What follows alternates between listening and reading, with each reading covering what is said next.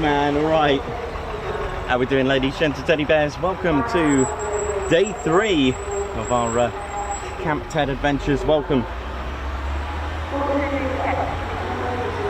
And, just starting a little bit earlier than planned. Oi, oi!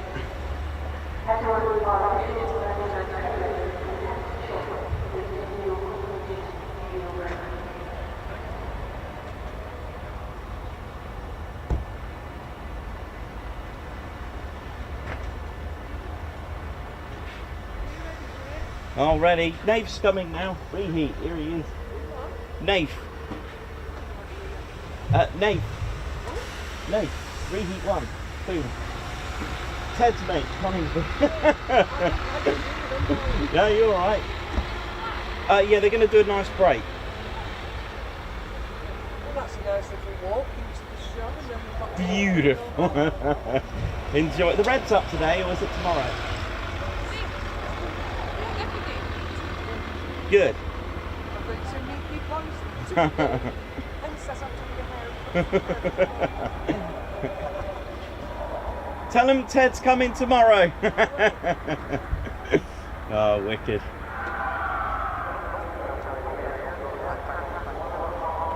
Welcome to the biggest military air show in the world. And we've got quite a few planes coming in now. I thought I'd start it early because Ted's friends are coming.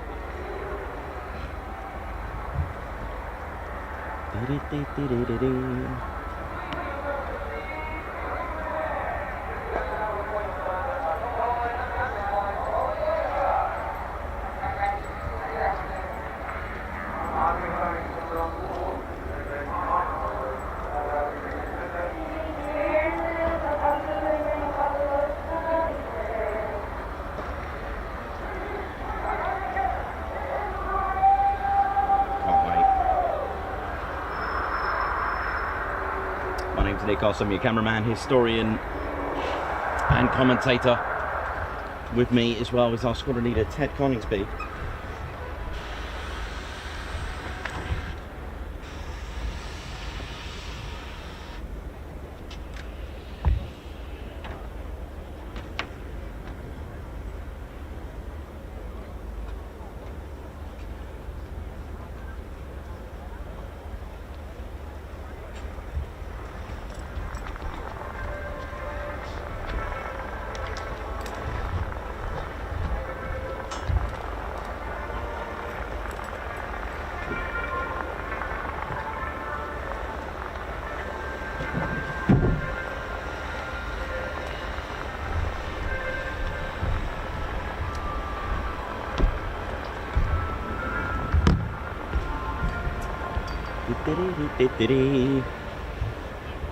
So we've got quite a few things going on today, with still plenty of arrivals to fill up the arena.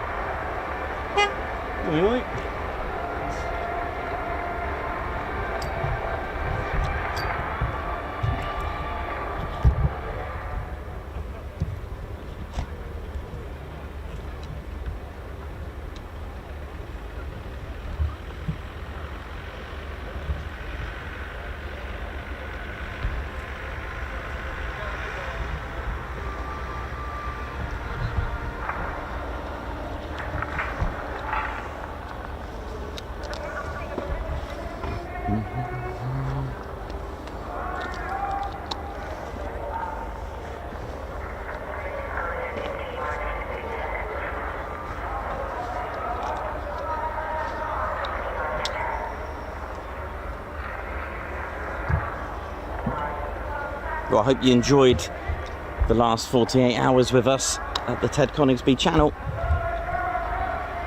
It's been a cracking 2 days with some lovely practice displays. I hope you enjoyed yesterday's cracking displays and everything else that went with it.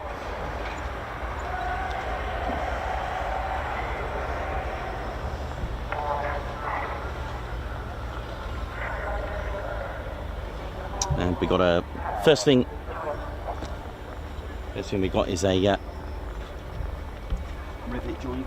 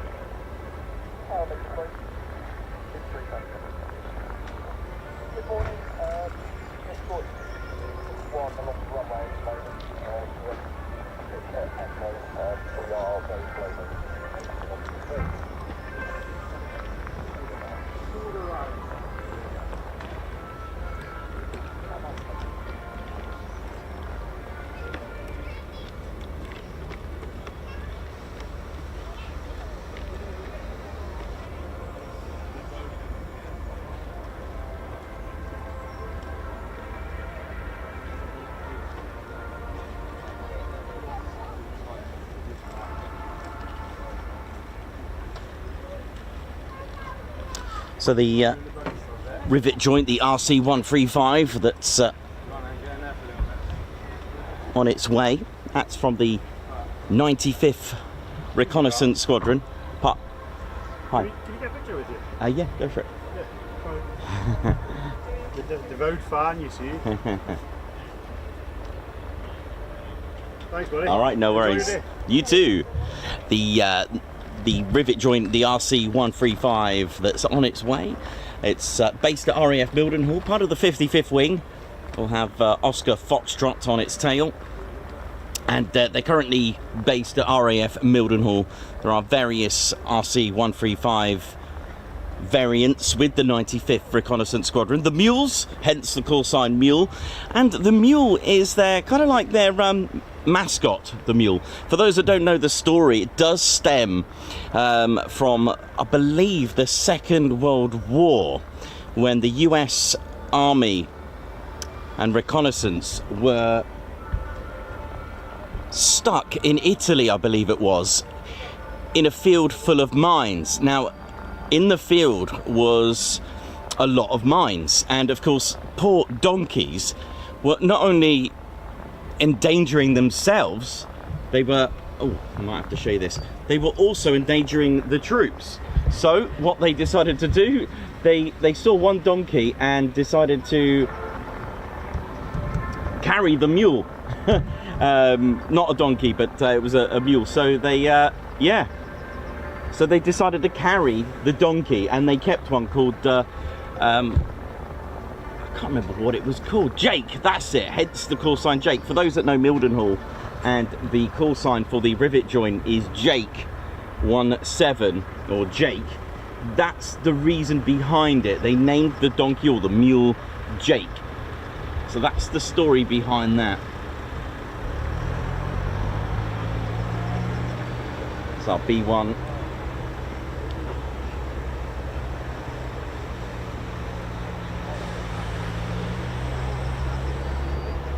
And if you are... Oi, oi, you alright? Morning, okay, have a good day, yeah?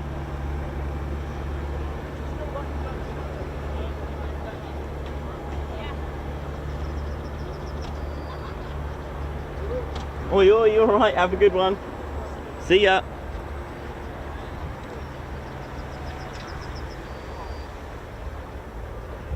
Might have to pass me that. And I can do a bit of both. Thank you. Who's waving? Thank you.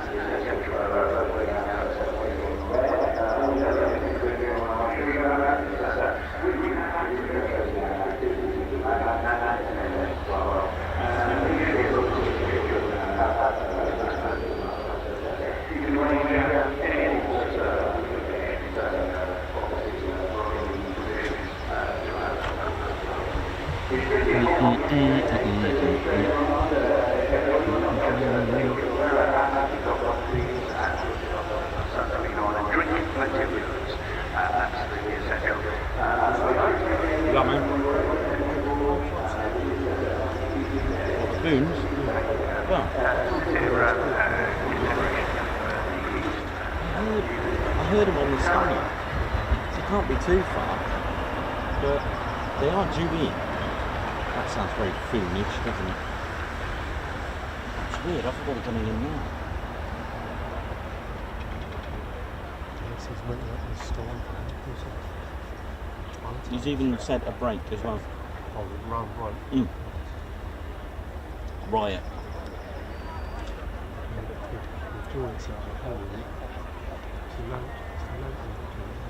Yeah, it's floating around, unless the runway's not open yet and they've told them to hold.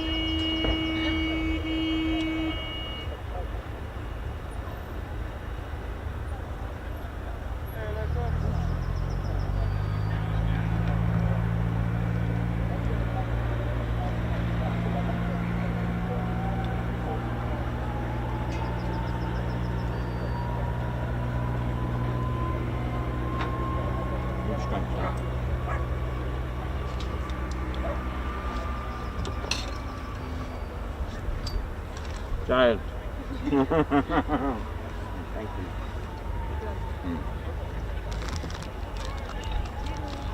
See you in a bit.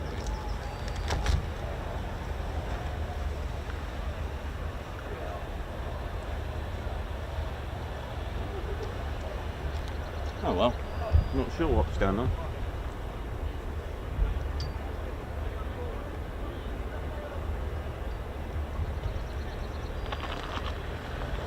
It was really weird because I couldn't see it on ADSB.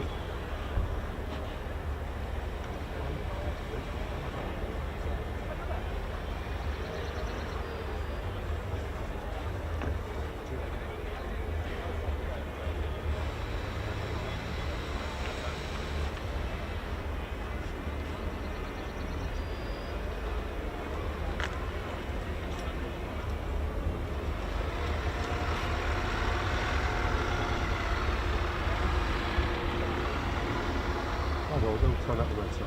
Yeah. Just don't miss it. No.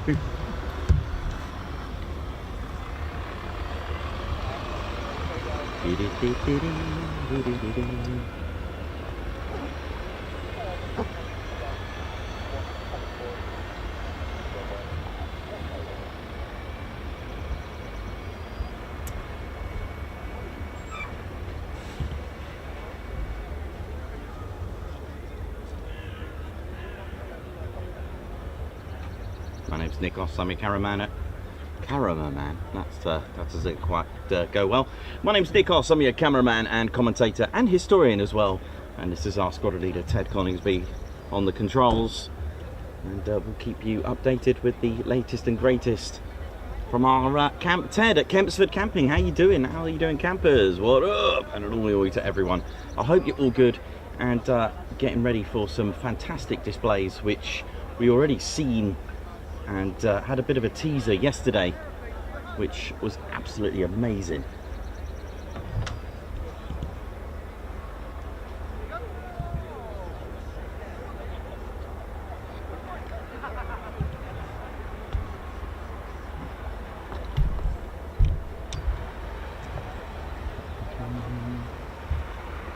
RAF Fairford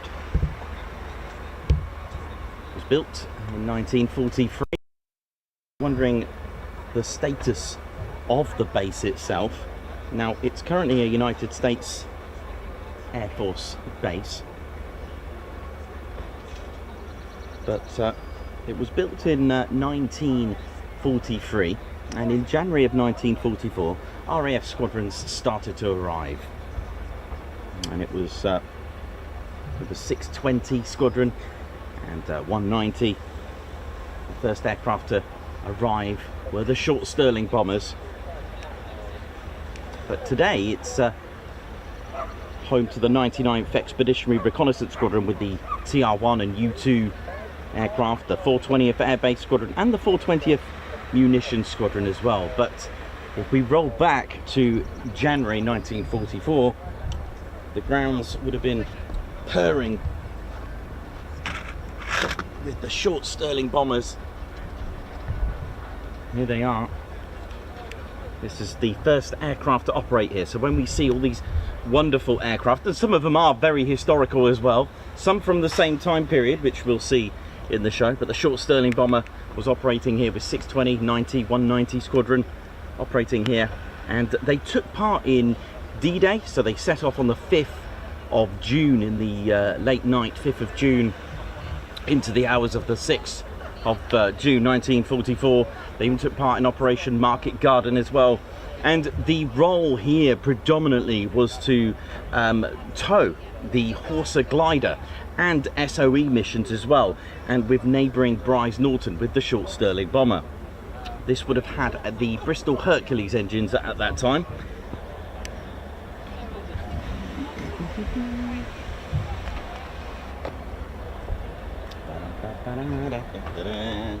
Everybody for a track needs to have open A on their personal pass, orange pass here.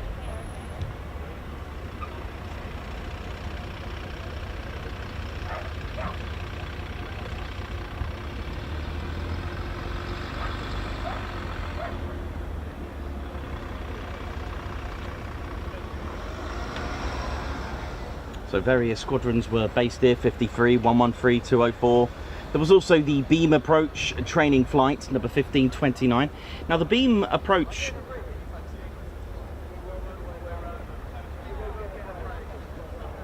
system, BABS as it was called, beam approach beacon system, was a bit like early ILS. It would send frequencies down the runway, beams of frequencies, and the pilot just had to line it up.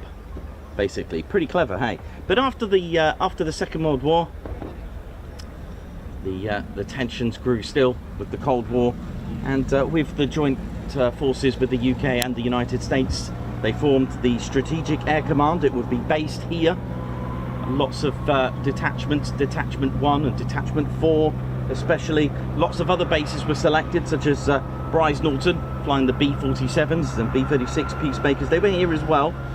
And it was in the 50s that the base transitioned to United States Air Force use, and it was predominantly the B-47s. RAF Mildenhall's 351st Squadron were based at Bryce Norton, so not too far. They were probably here as well. You do get a few rolling deployments, and due to the long runways that were built at Fairford, it was also in 1969 perfect place to become the British test centre for the Concorde aircraft. Previous to that, actually, 1965, it was also home to the Red Arrows as well.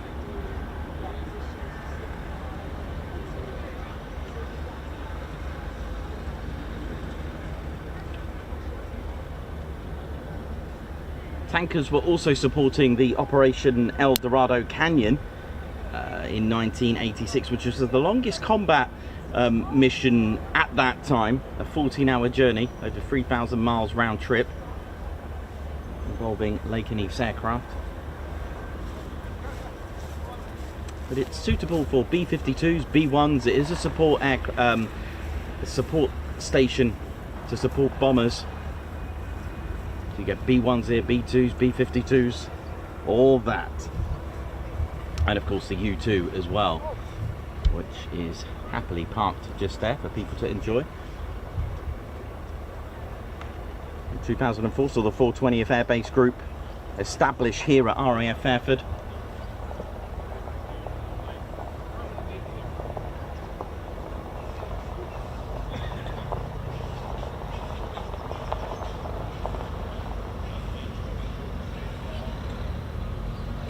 Also, on the 12th of May 2005, USAFE activated the 501st Combat Support Wing, at that time headquartered at Alconbury, but then eventually moved to RAF Mildenhall.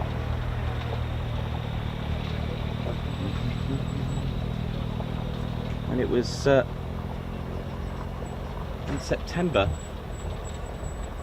2019 that the 95th. Hey, how you doing? All right? Yeah, good. Oh, have a great day, lads, yeah? Enjoy your day. Thanks, man. September 2019, the 99th Expeditionary Reconnaissance Squadron began a Lockheed U-2 Dragon Lady detachment. And they came actually from Beale Air Force Base. Our good friend Aspen, formerly White Wizard, was, or has, especially some amazing stories from his time serving. Now I did start a bit early thinking that the Typhoons were coming. I did hear them check in. Guess we'll have to wait.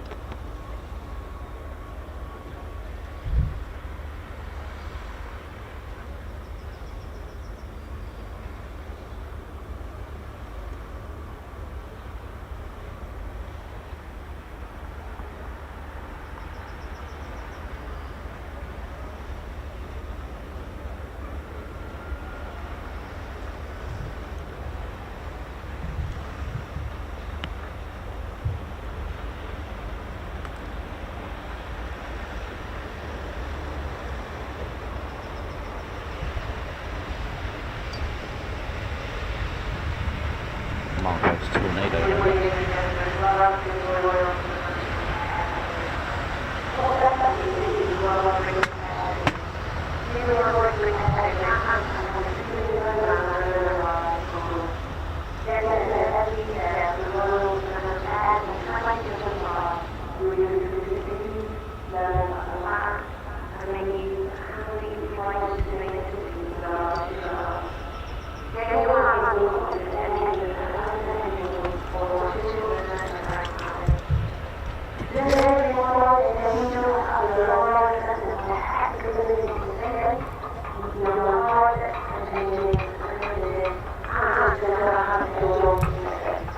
How we doing, ladies, gents and teddy bears? Welcome to the Ted Coningsby channel. My name's Nikos. I'm your cameraman, historian and commentator of the show. Welcome to our campsite, Camp Ted. I've got our flag there all set up.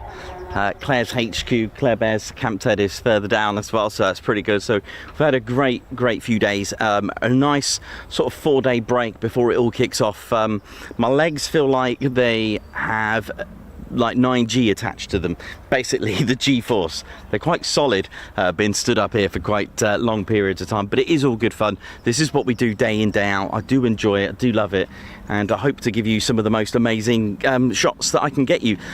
Did you all see the Spanish Typhoon? Look out for that one, the Spanish Typhoon of the Tiger Force with 14 wing of the Spanish Air Force, which is absolutely fantastic. For those that are new, welcome. I'll be, if I get a chance, not really when it comes to air shows, but if you tune in regularly, we do talk about how everything works with the planes or helicopters. We do talk about the avionics side of things and how it all gets put together, who makes it, how the engine works and that. So yeah, it's pretty good to get involved like that. So if you've got any questions related to aerodynamics and how things work, how the Typhoon can go up, why is the Typhoon called a C-16 in the Spanish Air Force, well, I can let you know.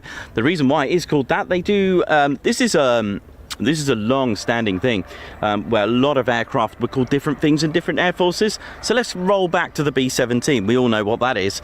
With the United States Army Air Force having the B-17, it was actually the Royal Air Force that were operating it first, 90 Squadron and 214 Squadron and various other squadrons. But the RAF called it the Boeing Fortress. They had Mark 1, Mark 2A and Mark 2, Mark 3. It was just called a Boeing Fortress 3 and so on. There was also the Havoc, which was the Boston in the Royal Air Force. We also had the Boeing Washington. What is that? It's a B-29 in the United States Air Force, but the Royal Air Force called it the Boeing Washington. And a lot, this is even in modern times. So the Eurofighter Typhoon as a project in the German Air Force, it's called the Eurofighter F-2000, EF-2000 Eurofighter. In the Italian Air Force, it's called the F-2000A Typhoon. In Spain, they call it the Eurofighter C-16 Typhoon. All right, so little variations there. And in the Royal Air Force, we call it the Typhoon FGR-4. For those wondering what FGR-4 stands for, well, that's related to the Typhoon's role because it can do all that. So fighter for the F, ground attack for the G, and reconnaissance for the role that it can do. So it is a swing role aircraft, and lots of countries do tweak it a little bit. So the Typhoon of the Royal Air Force has had a few engine adjustments to its Rolls-Royce EJ200 engines, for example. They've lowered the max speed. Now don't think, oh no, max speed, it's slow. When you alter max speed, it then affects the acceleration in a more positive way. Things like that, okay, they've tweaked it to their needs. Every Air Force has their own requirements, and so on. So we're hoping to see some 2 Typhoons. Call sign RIAT, not reheat. So RIAT is the Typhoon display call sign when it's not displaying. It's when they're in transit.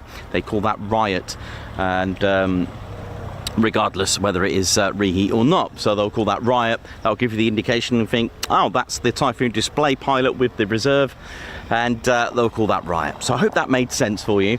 I'm just trying to think. There was others as well. The Havoc and the Invader. Oh no, we've done the Havoc. The Invader and the Marauder. I think they were the same, but one was the trainer and one was the actual operational combat version. See, there's lots of stuff like that. So yeah, hope you all enjoy it, because it's going to be a good day, I feel.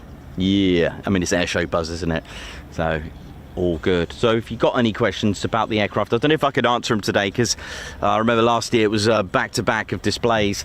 I don't think the B1, I know everyone's asking about the B1, I believe it's not very well, hence we've seen it taxi. I don't think it's going to be flying today, unfortunately, or even possibly tomorrow, but we can only hope. Sadly, I think it's a little bit poorly, but at least we can see one, which means one thing. At some point it's got to take off, so maybe it's another trip back to Fairford for us later on.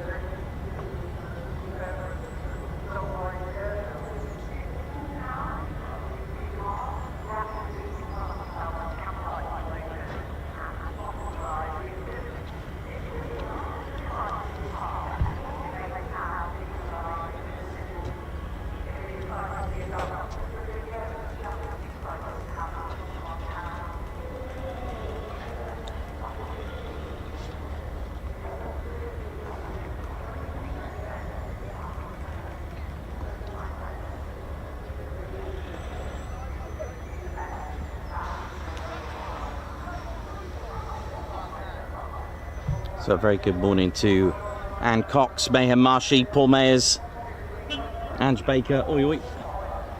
Laura Rogers, how you doing? Fritz, Paul C, Mr. Chicken 3010, how you doing? Alan Burden, Gucci Man, Blocks, Davey, Meth, Argan. A very good morning, good day, good afternoon, wherever you're watching from in the world. Breezy, Matt Clark, Lorraine. Hope we're all good. I'm just going to go and grab a quick water.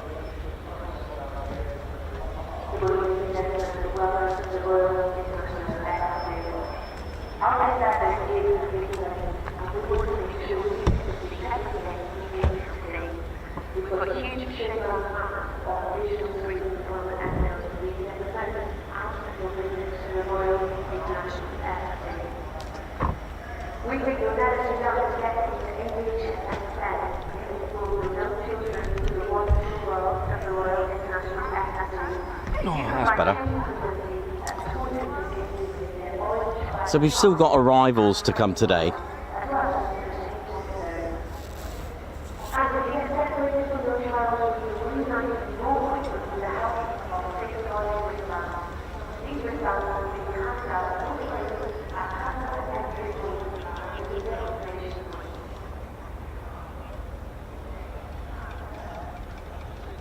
And there seems to be a few changes to the schedule. This can happen, sadly, but hopefully we get a lovely displays. Hopefully there's a lot of moisture in the air. Moisture in the air, creating spluffage. I mean, there was a lot of spluffage yesterday, and that was all assisted by the rain and drizzle that we had. So that really added to the atmospheric shots from the F-16 and F-18. And finally, the vapor cones created by the Spanish Air Force's Typhoon. Did you see that? It was amazing.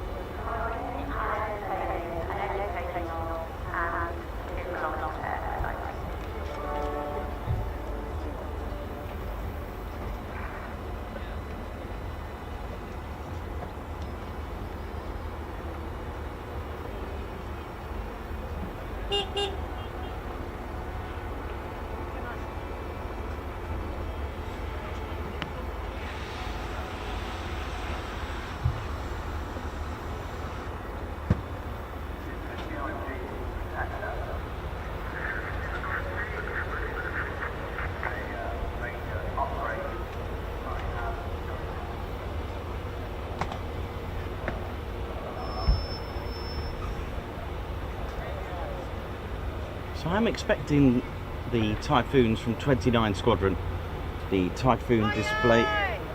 Oi, oi! They made it on the show. And if you are getting off the shuttle, then give us a oi oi. It was like this last year. Although I am missing the ice cream music of the one tornado.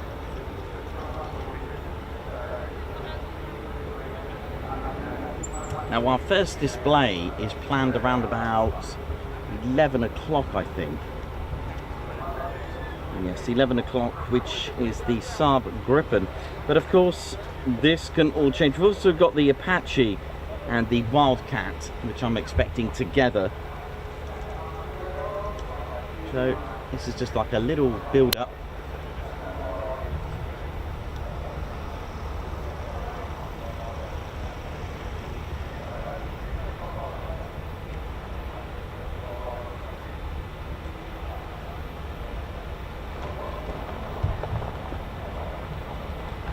And here come our Typhoons. Yes, here we go.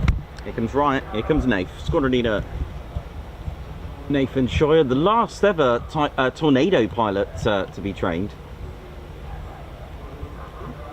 Looks like it's going to be a low break.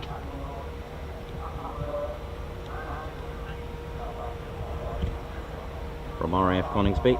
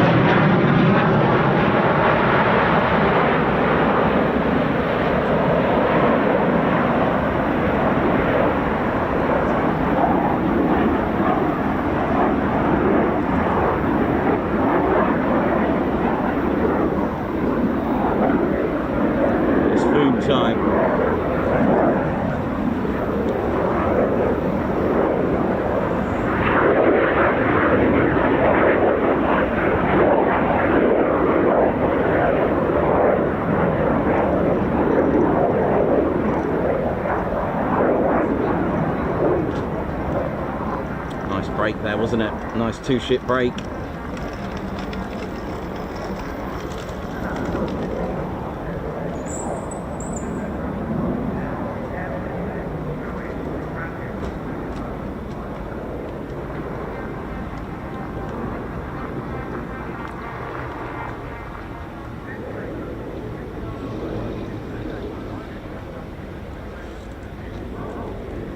Beautiful, huh?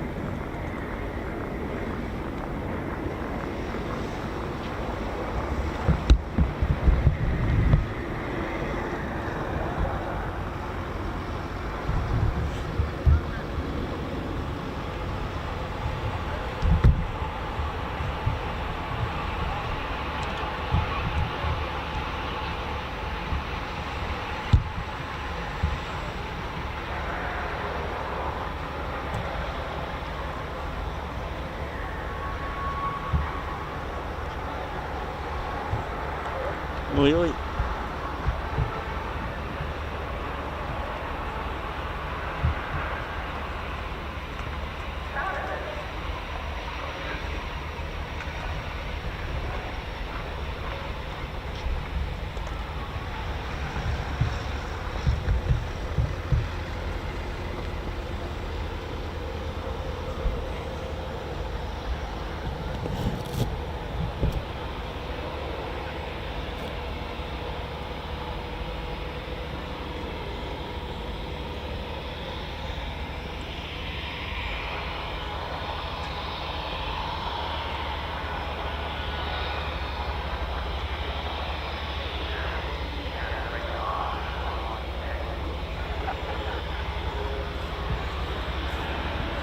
Hi, you alright? Yeah, I'm okay. Is this something you do for a living? Yes.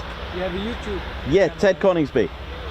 And then there you can follow, like, you Yeah, go yeah. all over Europe? I or- go all over the, well, not Europe yet, but all over Britain.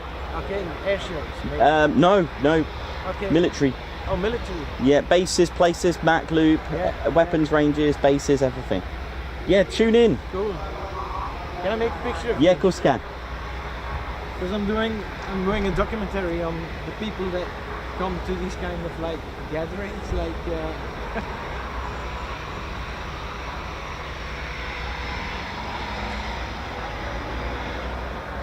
Do you have a card?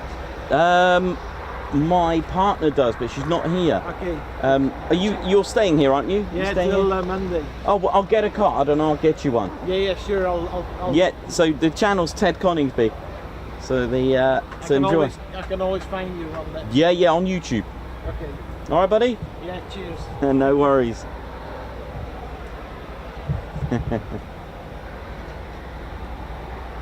Because I might contact you later on. Okay. Maybe you have some questions about the Yeah, sure. because it's a very different like audience in a way. Yeah, So- very. Okay. Cheers. Have a good one. See ya.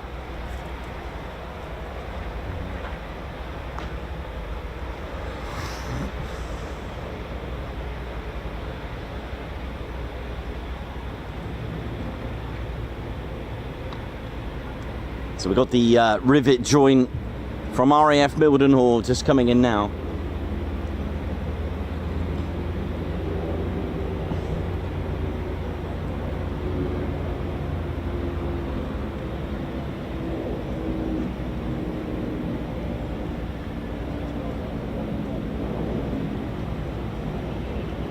Okay, here we go.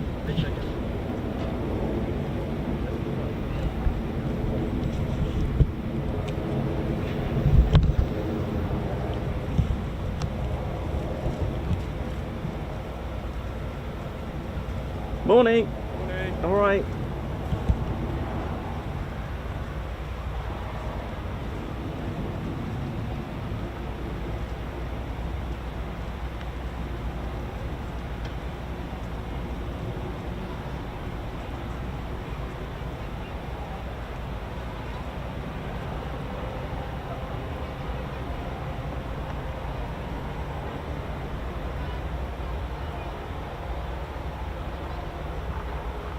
So the theme is eyes in the skies, and this is this plays true testament to that theme. The rivet joint, literally the eyes and ears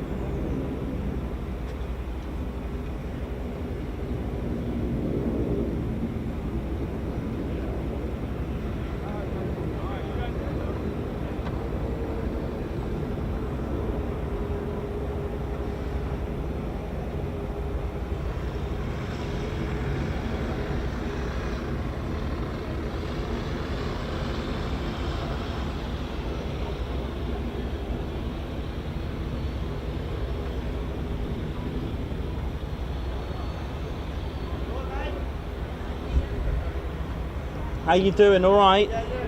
Good. Below your van. Thank you very much. Have a great day, yeah? And you. I know, below, yeah. I follow it.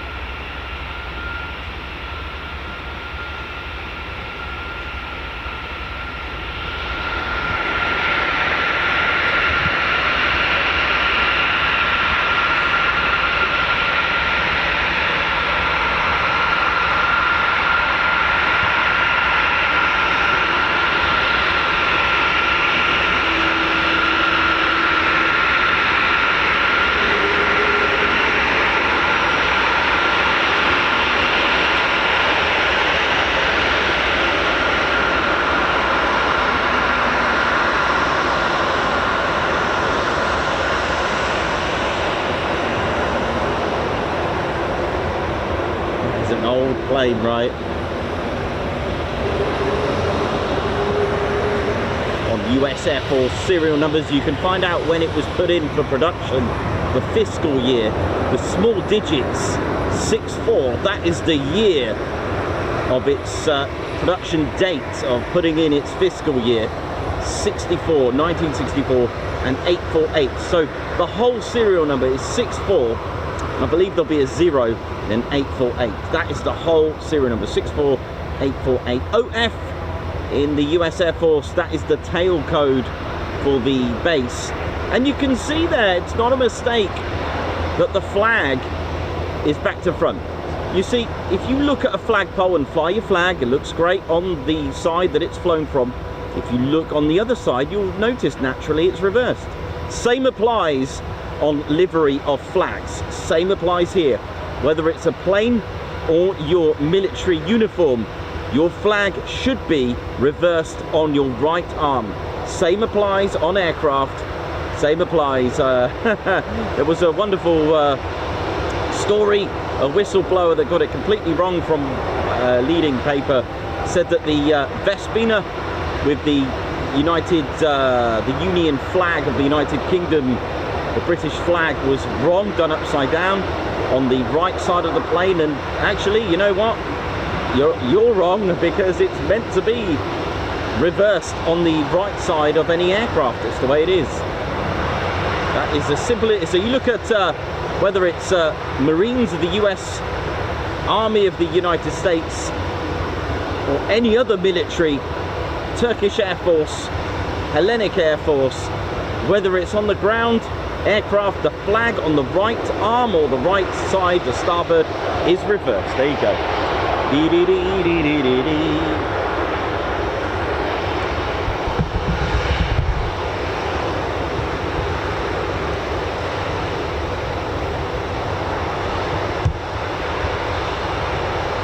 So Oscar Foxtrot, that's the 55th wing off at Air Force Base. Oscar Foxtrot in the Royal Air Force of World War II was 97 Squadron, based at Coningsby at one point. Oh, I miss our little Coningsby streams. Feels like we haven't been there for a long time.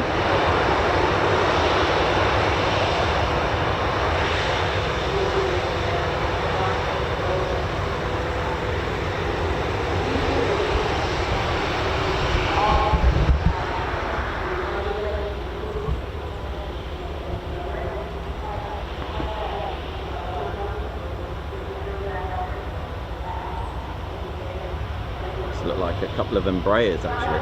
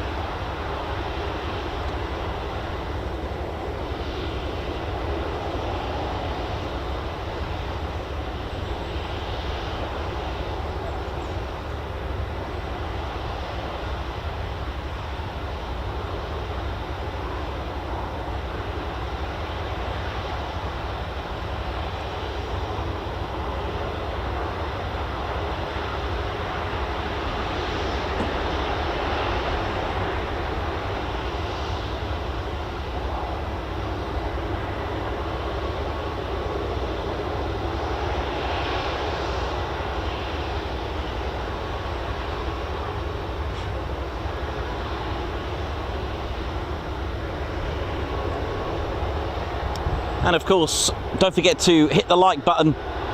Oh, speaking of Coningsby, is this, if I can get you a shot.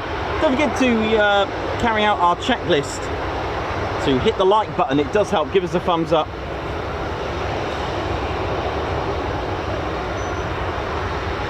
Oh, I just turned there, didn't it? What luck. Oh, we're going to park there. Don't forget to hit the like button, give us a thumbs up, give it a low approach. And yeah, exactly, low approach this subscribe button in case you haven't. Come join the Ted Coningsby channel. We are a fun but serious military aviation channel.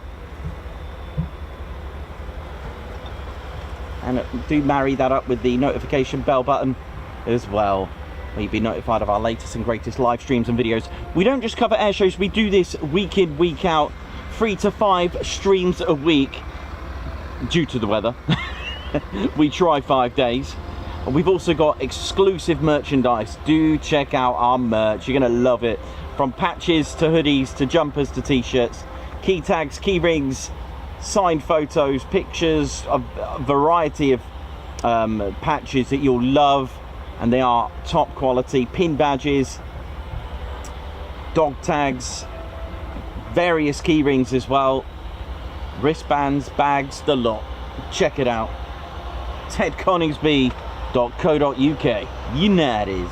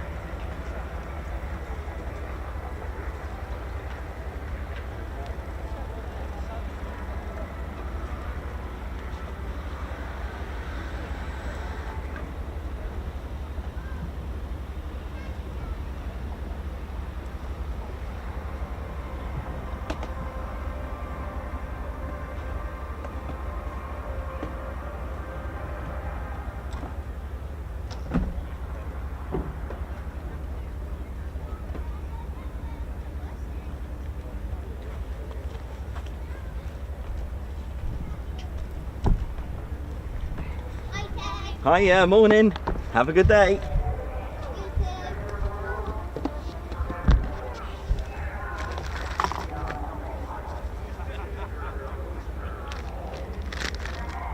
Now I'm going to see what we've got here. So available online from the Ted Coningsby channel. Let's have a look what we got here. Thanks a lot. Thanks a lot, Davey, for that. 1k likes. Right, I'm gonna see what we got. Right, we've got various t-shirts online. This is our new one. You can't see it very well because it is Special Ops. Various t-shirts, various key rings. Let's have a look at. I'll bring them out in no particular order. So from PVC patches, this one represents all the fighter stations that we cover. So you've got Lossiemouth and Coningsby, Lakenheath and Marham. Got a couple of key rings coming up now. These are available as well. Teddy. And of course, oi, you're right. Also got our beret recovery team patch as well. You know how it is with Ted's beret. With Velcro as well. Keeping the theme of Ted's beret, we've got remove beret before flight. We've all seen the key tags removed before flight. Ted's got to take his beret off. We had a wonderful story the other day. Ted flew in the R4D ready for duty. Took him a while to find Ted's beret, but they did fly it amazingly. Look at this, all our little catchphrases. If you want a beret recovery team keyring, we've got the keyring covered as well. Oh yes.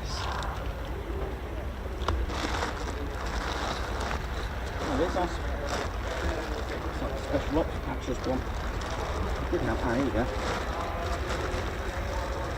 I mean, this is just what I'm showing you is just some of our stuff. Also got the Special Ops patch. Again, Velcro for convenience, so you can do your worst stitching. Right? You do your worst stitching and then just hide it. Look, so look, make yourself look. I'm not saying you can't stitch, but for those that struggle, you don't need to. Just a little bit of, you know.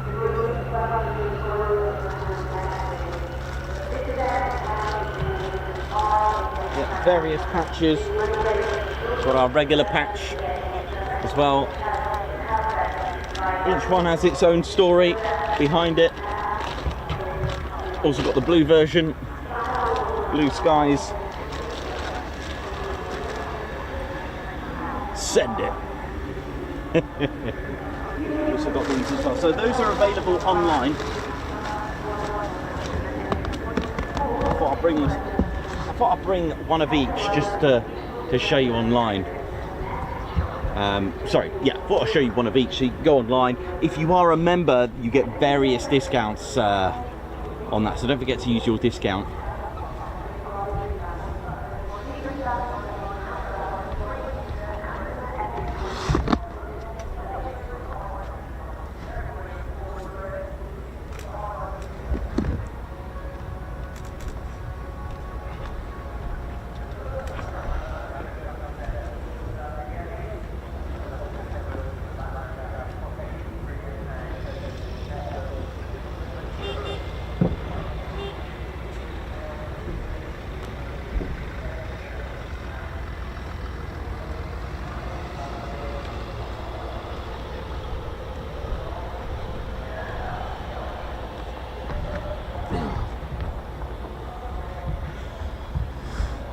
Ooh.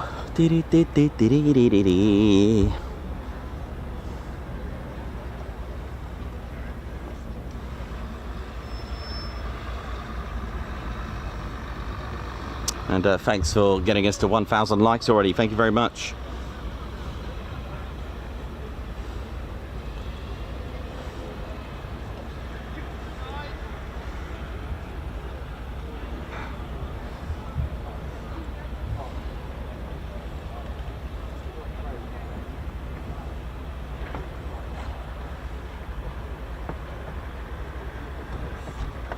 Just going to have a quick look at today's plan.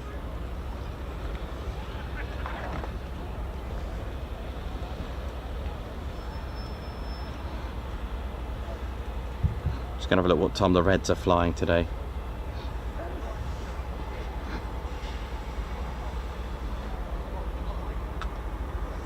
Just before 2, 13:56 is the Red Arrows. Oh, are the Red Arrows.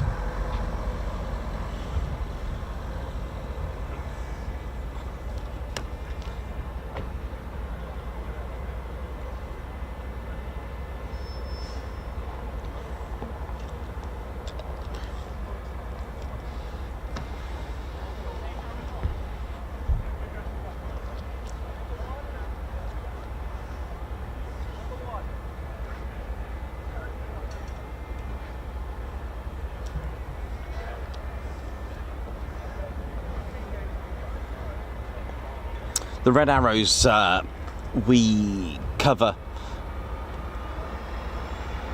out of season and watch them train and build up, and it's one of those things that I'm quite proud to have seen and witnessed their sort of work up to their stage of excellence. Oi oi! Lots of oi always going on. If you are getting off on the shuttle, on the bus, just give us an oi. We are right, literally opposite, directly opposite the bus stop. Let's have a look at how some of the things work. We're gonna have a little chat to you about formations, and let's get my Red Arrows aircraft if I've got one.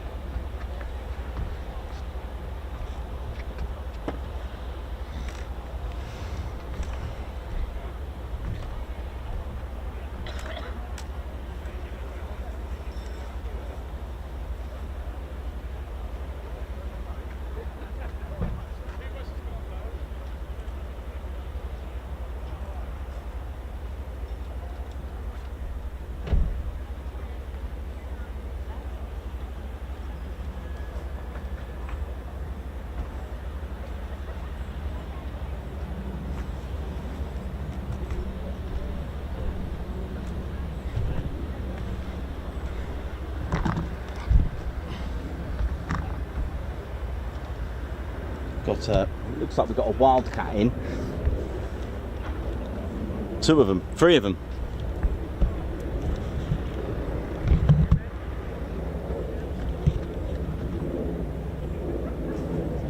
Oh, hang on, looks like we've got an Apache as well. Hang on, what have we got here? Looks like that. This looks a little scene out of that movie, doesn't it?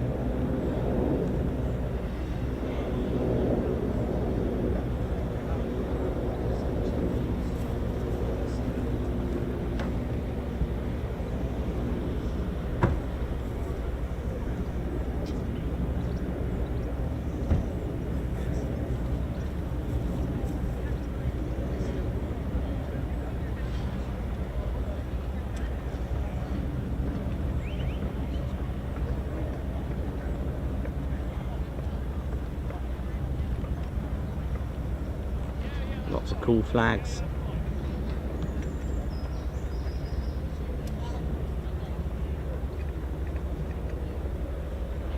Looks like an angry Squidward. Anyway, back to... Oh, this looks good, doesn't it? There's a Wildcat. And an Apache. So 2 Apaches and a Wildcat by the look of it.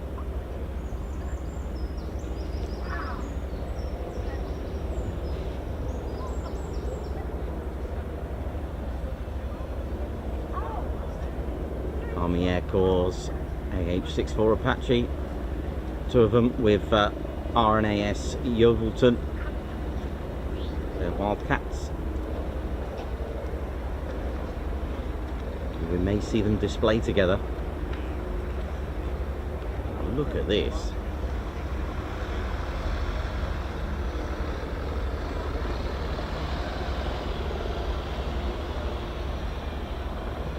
Thanks for joining us as well, ladies, gents, teddy bears. It's been great.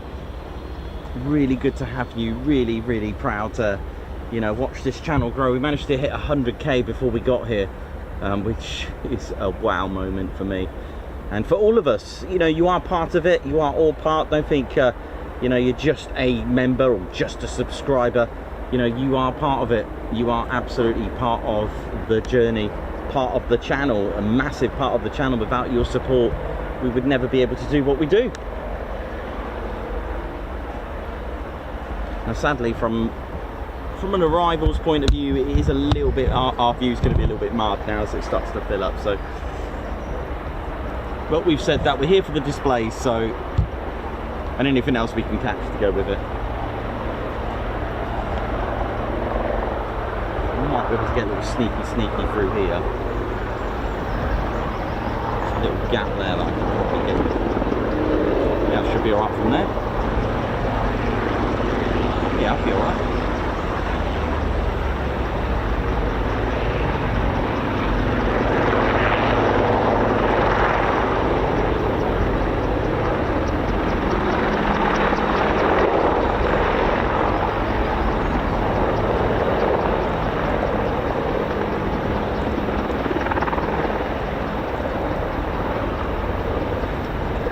I mean, these things are mean, aren't they? Like I said, it just, look at the Hydra rockets as well.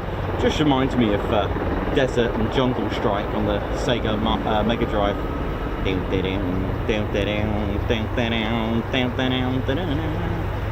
it, love it, love it. Keep things retro here on this channel.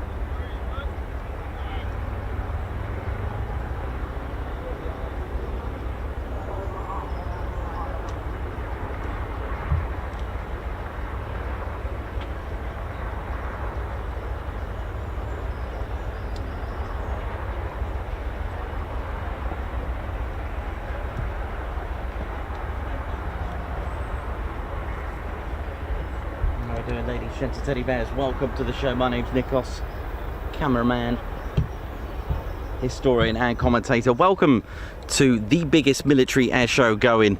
Oh yes, how's it going here? You can see there's no wind. I do this for wind direction and that, but welcome to the show. One of the things that I do see in comments when, I mean, we get air shows and displays, shall I say, with music, and we, you know, it's actually, It's not a modern thing. We're talking about decades old with biplanes. And the idea of, let's face it, the idea of and the importance of air shows, first of all, before I go into the history, is the fact that it's... Oh, I'm actually pressing the emergency button on my phone. I'm fine, everyone. Don't panic. Yeah, so with regards to air shows, it served to one fundamental thing. All right, and it literally to show off the aircraft, to show off trade, to boost employment, to boost economy. So basically what I'm saying is that to show off an aircraft, you need to display it. It's like going to a showroom, you know, Ferrari or BMW, I don't know, Vauxhall. There's another Vauxhall, Peugeot. Go to a dealership, Ford. I'm not gonna, I have no affiliation with these, but you go to see a car, you go for a test drive, right? So with aircraft, there isn't really a showroom. The best way to do it is to go to an air show and display the aircraft. Once you display the aircraft, you can then show it off to people who are interested.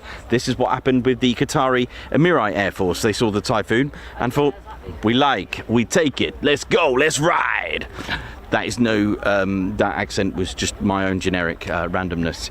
And it's just one of those things where you see the aircraft. And not only that, I'm going to talk about the sky, but I'm also going to talk about the ground, the importance of air shows. It really is important. And I've always said this as well. So you've got the trade side of it, right? So you can sell, you start to build BA systems with, selling the BA Hawk T2, all right? So again, BA Systems making the Hawks for the Qatari Emirate Air Force for their number 11 squadron to train in. Again, how much trade is involved in that? Brilliant. That's boosting it.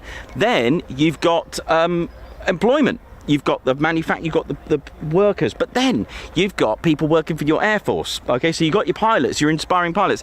How many Red Arrows pilots, as a child, seen the Red Arrows and become Red Arrows pilots themselves? And I bet you many of them, because that is the most important thing. Air shows are a way to not only show off the aircraft, but to inspire our next generation of Air Force and Army and Royal Navy, because they all have aspects of flying. Even not just fighter pilots. We have on one of our shows early last year, was it? We had a gentleman approach us and say his son was watching an air show and is now a pilot of the Voyager, air-to-air refueling. So it's not just about the fighter pilot side of things. But then let's go to a different level. Look at all the stuff on the ground. Armourers, engineering, you've got STEM, you've got the learning centres, you've got regiment, you've got RAF police, you've got security forces, you've got air and space. These are stuff on the ground, all the stands. So this also inspires jobs for the ground as well. So ground crew, technicians, mechanics, all this kind of thing is such an important thing. But that's that aspect, that's the inspirational side of things. But let's roll this back, because we need to go back quite a lot. I mean, what was it, 1906, Wright brothers, and then of course, the actual militarizing it, is that a word? Militarizing the whole subject matter, because tactics, formation is something that's developed and evolved, because you've got biplanes in World War One. All right, so let's just roll this back to the Wright brothers. They were making biplanes, really skeleton shaped ones pretty much, but you got to try somewhere. The propellers were at the back, and on accidents they found that sadly the fatalities were caused due to the pilot being crushed. Sorry, it might be a bit too early for that. So people like Handley Page were inspired by this and moved the engine to the front. And let's face it, there were various designs at the time. Even the German Air Force during World War One even developed a form of stealth. They were actually using a translucent material to try and make it stealth, but that didn't work out because it was actually catching the light and making it more visible. Oi, oi! So they were making it more visible. But then the early parts of World War One was really just a biplane and reconnaissance during World War One. They weren't armed, but then they realised to two biplanes of opposite sides would go past each other and wave, and it's like, hang on a minute, you're the enemy. So there's a story where they thought, okay, I'm going to bring my pistol next time, and that's exactly what happened. So you then have pistols on your biplanes, and then not pistols on them, but armed. And actually, they use that today for when you're going into combat. Should you have to bail, you have a pistol with you, or whichever. But then that developed into, hey, how about we have the gun or rifle or cannon mounted? So then you have, do you see where I'm going with this? It evolves, and evolves. I mean, there was even the early wing walking of air-to-air refueling, actually tying themselves on the biplane and walking on the wing and filling it up with a jerry can. I mean, these things evolve. But then how about tactics and formation flying? You see, you got to remember that the army of both sides on the ground probably never even seen an aircraft, anything flying. So they would shoot. And then this evolves into markings. The marking systems, how about them? So France developed a roundel. The Royal Flying Corps, before the Royal Air Force, they would have the British flag on them. But it's quite hard to see the British flag. Is it not? Is it not? And then suddenly you got a bomb just been dropped. Too late. So that was scrapped, that idea of having flags. And the reason why I have roundels is they're so easy to see. And eventually it was a fight of noughts and crosses, because of the Germany would use a cross, and then there was colours. If you spot a particular colour, then you think, oh, red, shoot it. Okay, so when you start to go into the the Pacific, the battles in the Pacific of Burma and all this is why the Royal Air Force got rid of or omitted the red on their roundel, because once you see red, you attack it. That is the enemy, and vice versa. It works both ways. Okay, so it's amazing how. And then obviously you've got tactics, you've got strategy, you've got formation flying.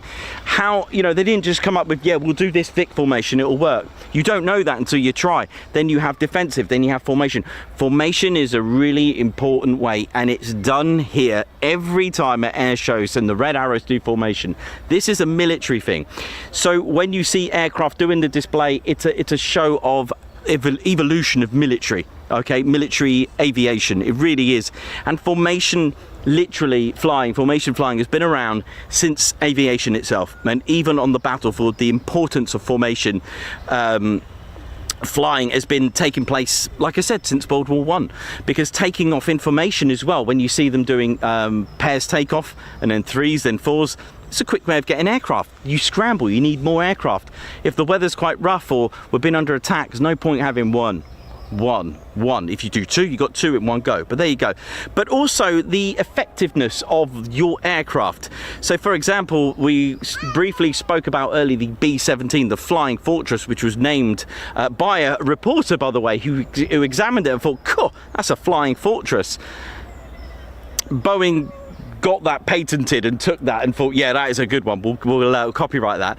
And then once airborne, imagine the B-17s.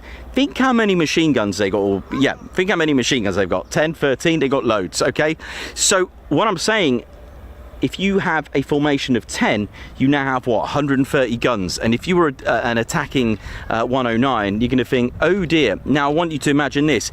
They flew in more than 10 formation. Imagine 21. Okay. Now multiply that by the amount of guns facing you.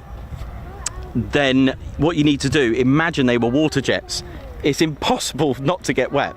But then this led on to an attacking method as well.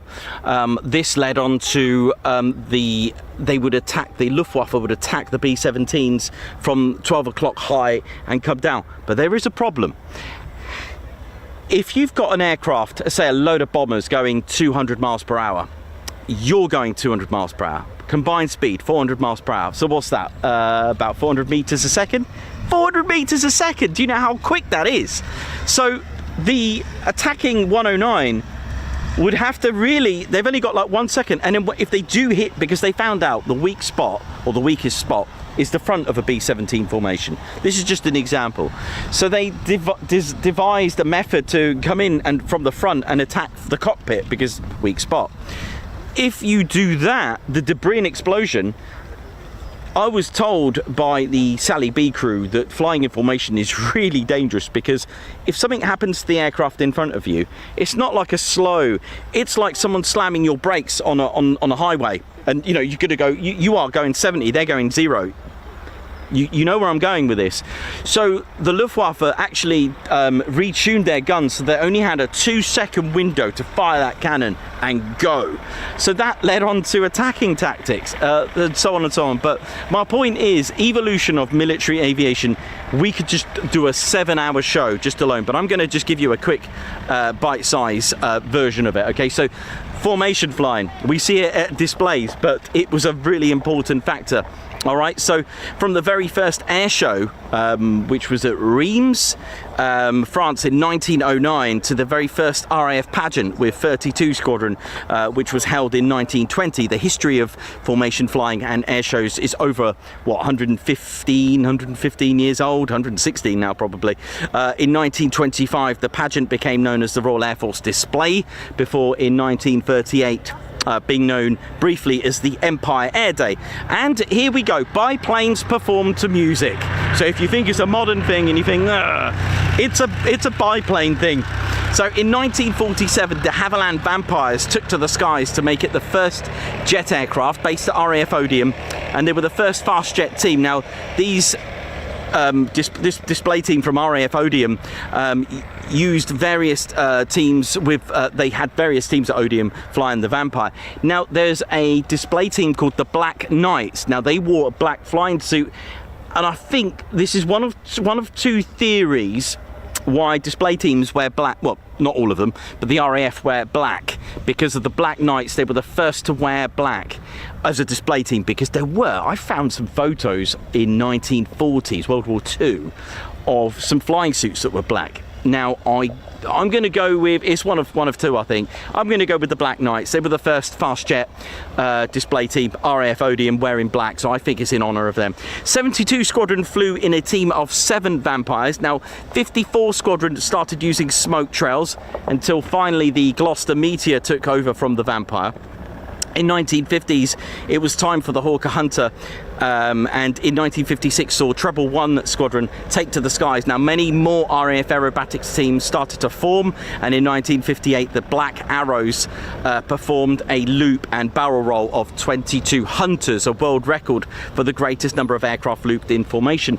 Now around that time, I think in 1953 to 54, the Sky Blazer team formed at Chaumont Air Base in France, which you can see an example here in this country using the F-86 Sabre, the Sky Blazers with the stars and stripes, something we see on the Thunderbirds, which were kind of like, they kind of not took over, but I'll tell you about that in a sec. You can find out more on our Lake and Eve streams. I'm just trying to give you a bite-sized on formation flying.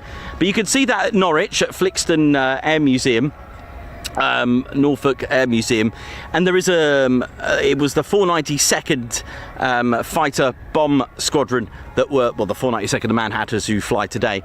So formation flight, but the problem there, they couldn't air-to-air refuel, but the Sky Blazers could, which formed in 56 or was it 1960? Could have been 1960.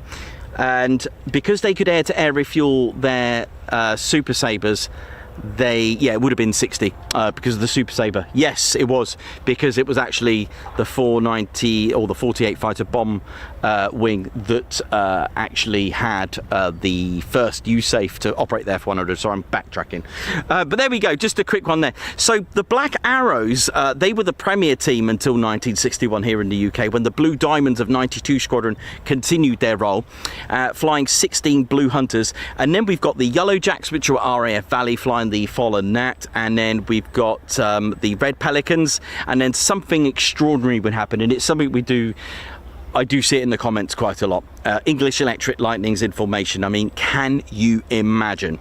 Now, in 1960, the Tigers of 74 Squadron were re-equipped with the legendary, unique, vertically aligned English Electric Lightnings, and literally, probably wowed the crowd the way they moved. And it was with 9 Lightnings and a tight formation, and then a break. And 56 Squadron, the Firebirds, with 9 red and silver Lightnings, were taken over. But I've mentioned this before, and you'll get it.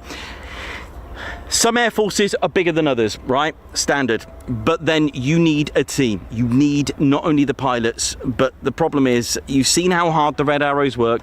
I've told you there's like 150 odd just engineers, yet alone the PR, the die team, and everything else that goes with it. You are then taking frontline pilots away from their role. You're then, if you are going to do fast jets, you're then taking the fast jet away from its original role. The skill involved, the discipline, tight formations with no room for error, the time is commitment, and it is demanding, but this could not be justified, which is why they had to abandon using fighter jets. I know we love them, but it does have an impact on, I mean, I hadn't even spoken about the, you know, the cost side, because fighter jets cost a bit more money to run because of the demands of them, but I hadn't even mentioned that, and it's still demanding. It's the demand and the, you know, the suction of using your frontline pilots, crew, and everything else that goes with it. So sadly, and to be honest, I've said this on our Red Arrow streams, that I love the fact that they use training aircraft. Why? Because it's an inspiration to the next gen.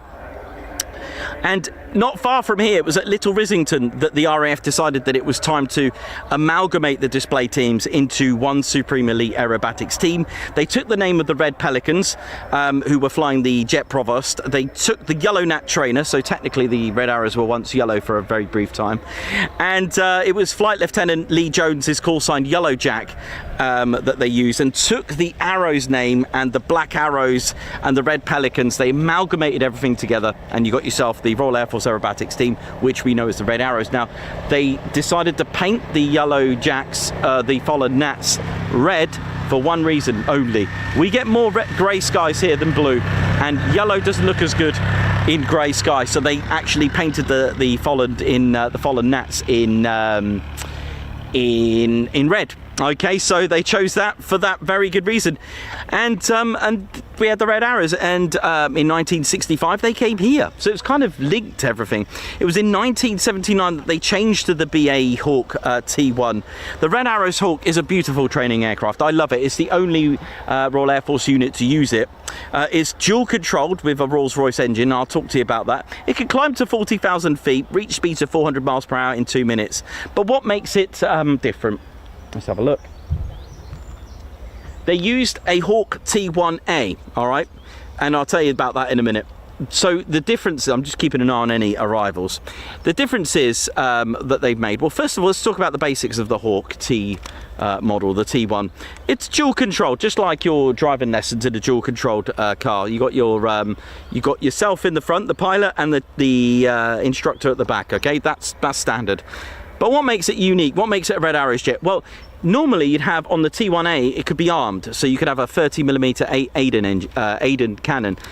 This they modified to have a die pod. All right, now I'm going to work my way back, so I'm going to start with the pod.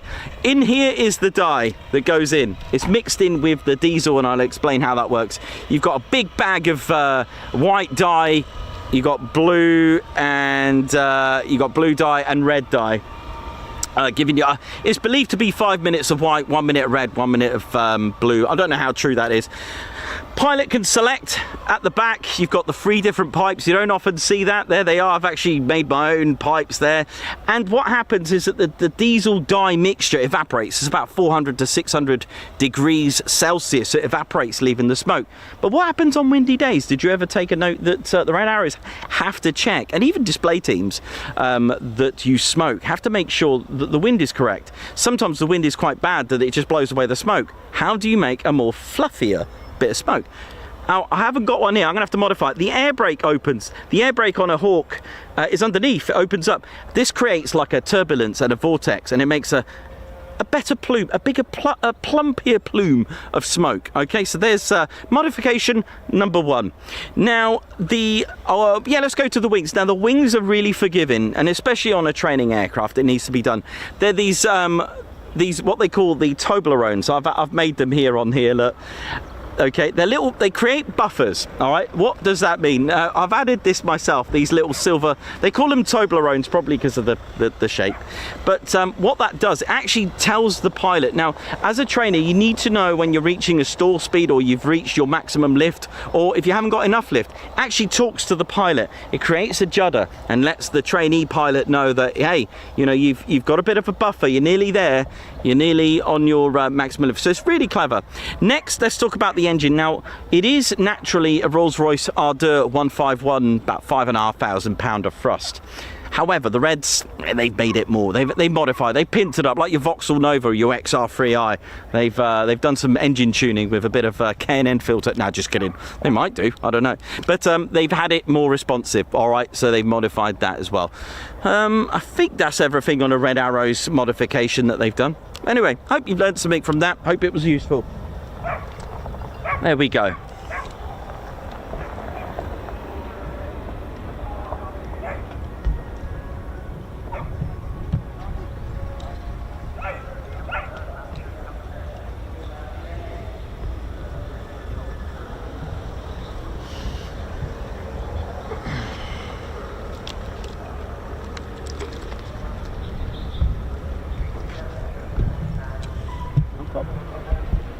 An aircraft over there.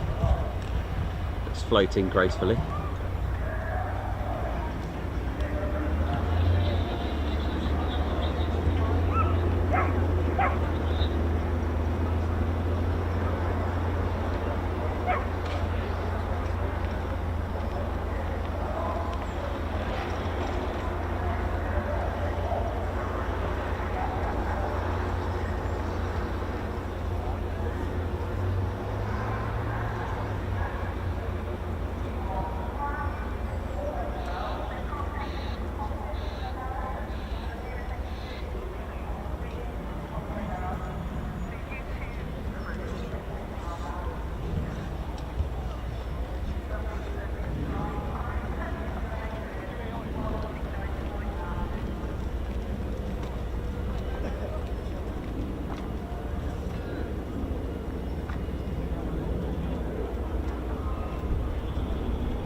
Love the channel, Ted. Thank you very much.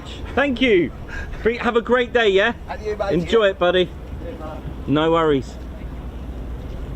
Oh, look, my flag. Somerset, that's where I was born. One was born in Somerset.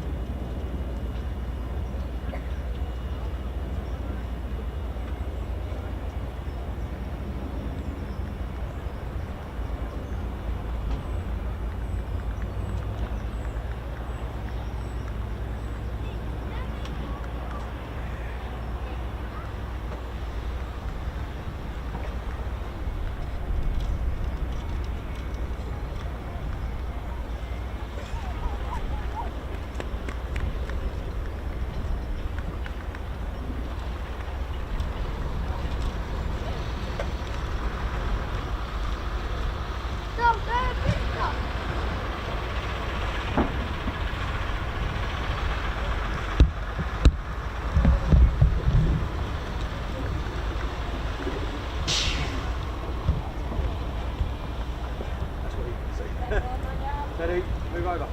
Hiya. Morning. Morning. Dee-dee-dee-dee-dee-dee.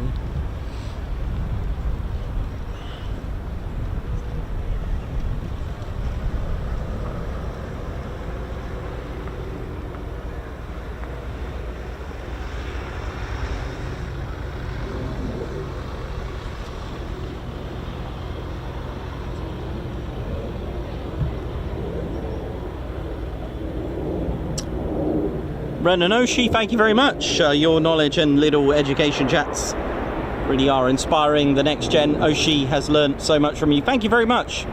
Adam Jameson, a top lecturer as always, thank you.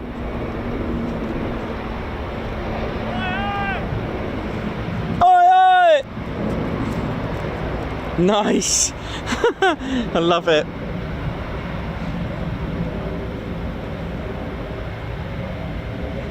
Captain A. Nikos, I love the education you do. Wish you were my teacher when I was at school. I may have taken more notice. Oh, bless your heart. Thank you.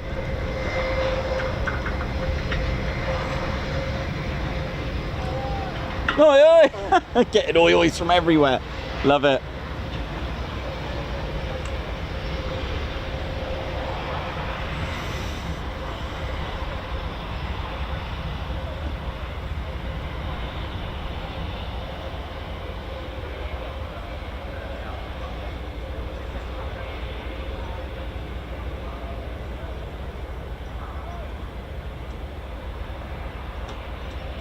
How are we all doing? Hope we're all good. Thanks for joining us, ladies, gents and teddy bears.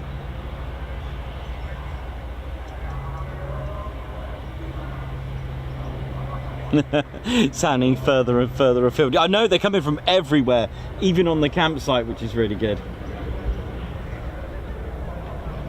Do you know, I didn't realise that the... while I was talking, when the bus goes, the rivet joint is right in front of me. Oh, yes.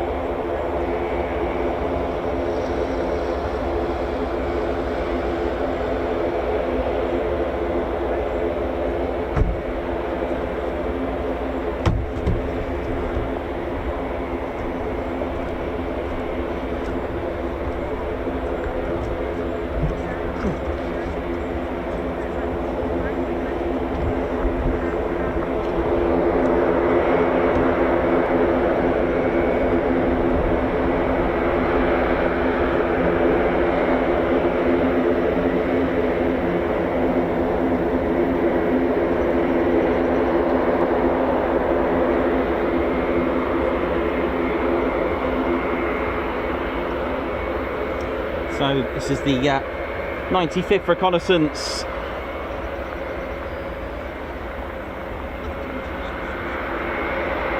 RC-135.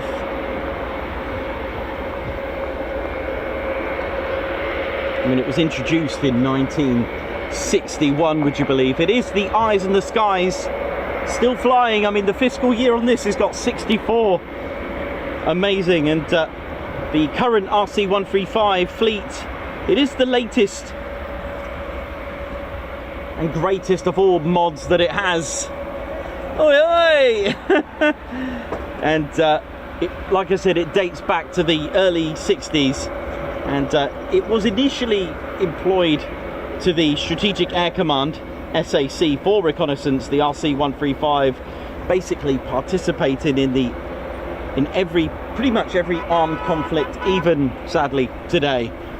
You take it anywhere, and originally they were operated by Strategic Air Command itself. I do have a patch, a genuine patch to show you Strategic Air Command. I've even got a pin badge. I've even got an insignia dating back World War II / early Cold War era.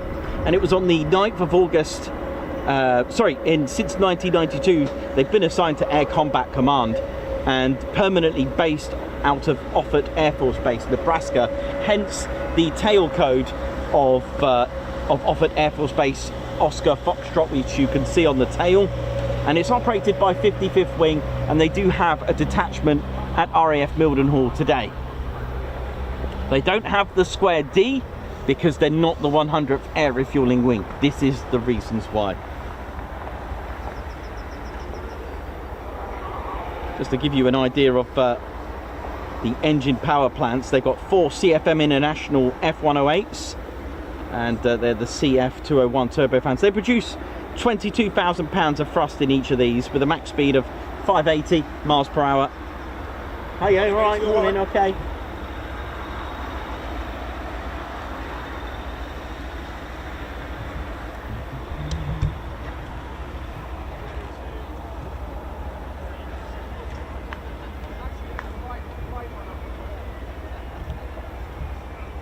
Lovely star and bar there. The U2 as well, which is based here. For those wondering, I didn't see it land yesterday, it's because it is already based here. So you could say it landed in September 2019. And this beautiful C-17 of Qatar, amazing.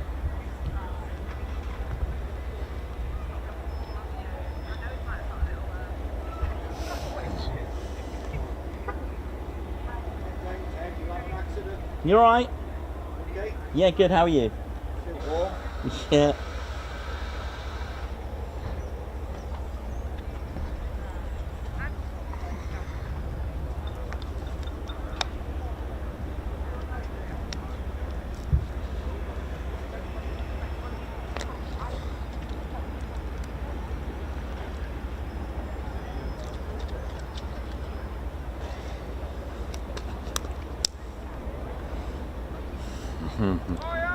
Oi, oi!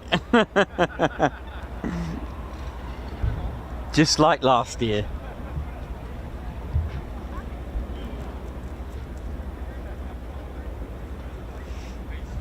Welcome once again for those who just joined us, and I hope you've had a comfortable and easy journey in. Just letting you know the way it's very hot, 60 later, trees are all very cool, provisions, stop drinks, look after children, again, perhaps something on that. So, of course, you can look at that as well. There is that unique area that you can use for the drilling area or long-term drones that are located in the central business information. Now, if you have separated your body, and the central business information as well, that's on the orange line 31, and you can be reunited there every hour. Morning, how are you? Alright? Yes. Good. See you later. See ya.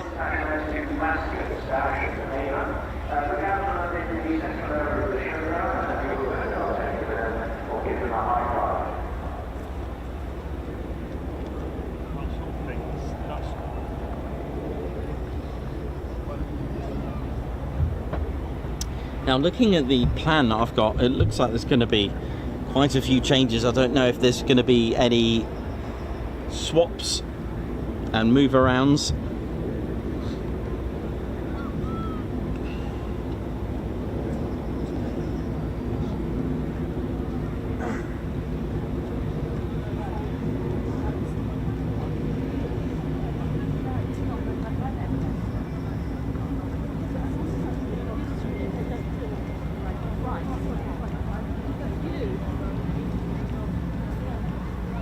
Got a few more arrivals yet before our display.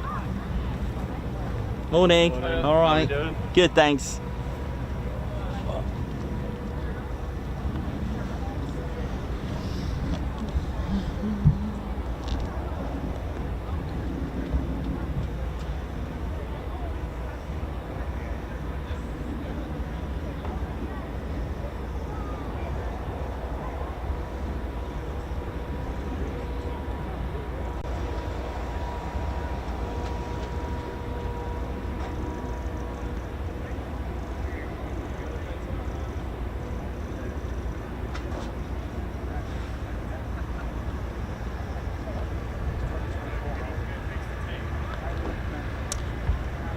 So displays that I've got here for you for today, there is the Gripen, that's meant to be first, then followed by the Apache and the Wildcat.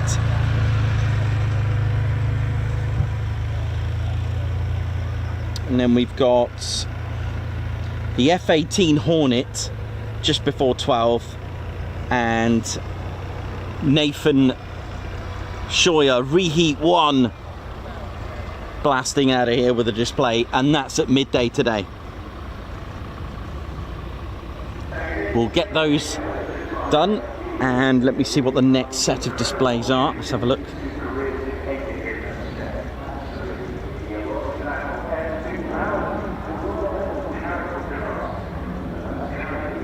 Then we've got the NH90, and then we've got the Polish F-16, which completely obliterated this place, followed by the Blackhawk of the Swedish Air Force, the PC-9, the Blackcats display, then the two Spitfires together, then the AW101 Merlin, the C-27 Spartan. So we've got quite a bit for you today. And with a few more as well. The red arrows later on today. But what we're going to do, I'm not going to give you the whole schedule because things do change, unfortunately. So I'll just keep it up to sort of midday for now.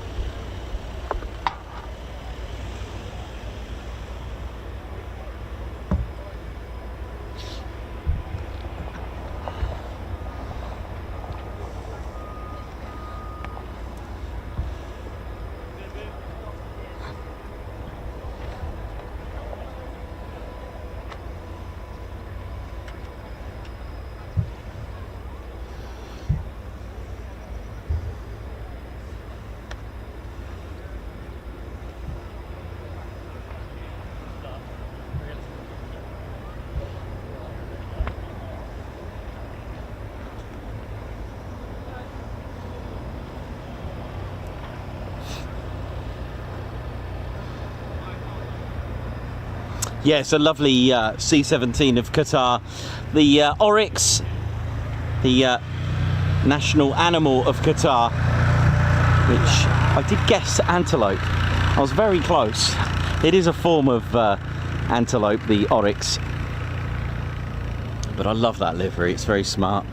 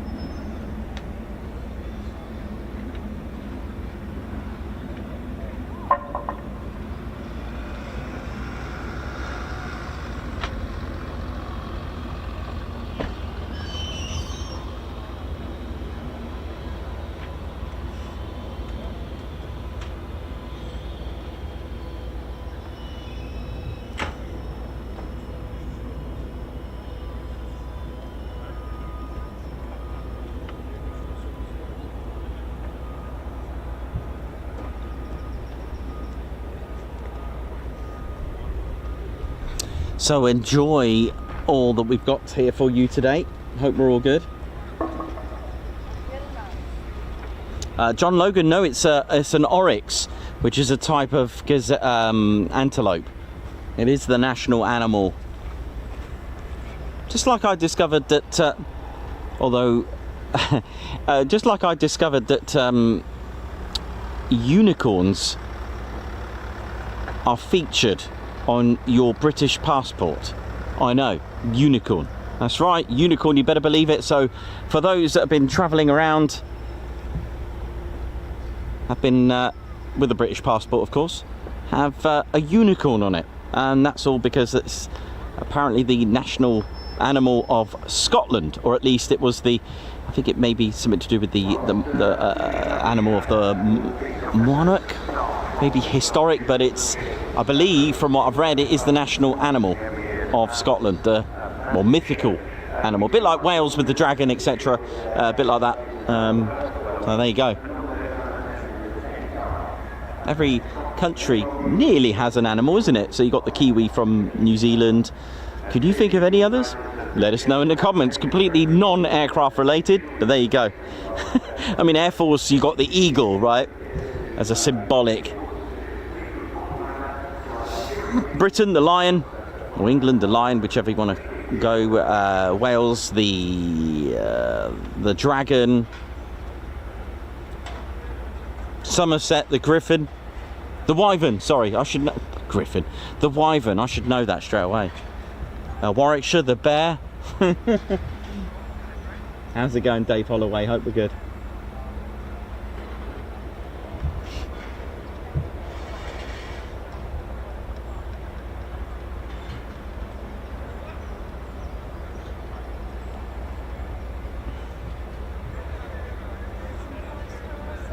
Oh, hello. Hello.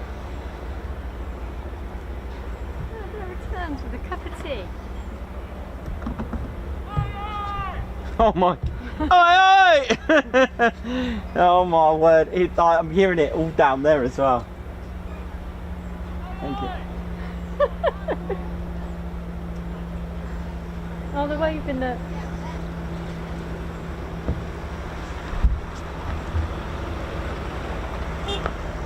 Oh, it's Margot. Is it? Oh yeah, it's Margot.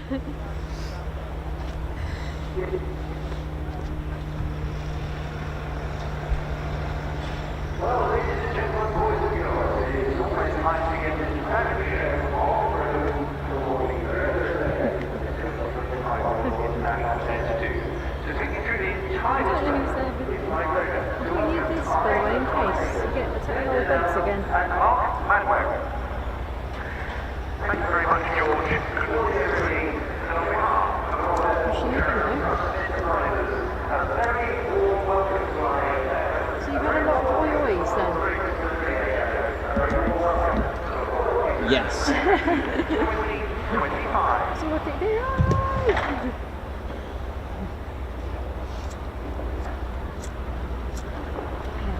Yeah, a little bit more windy there.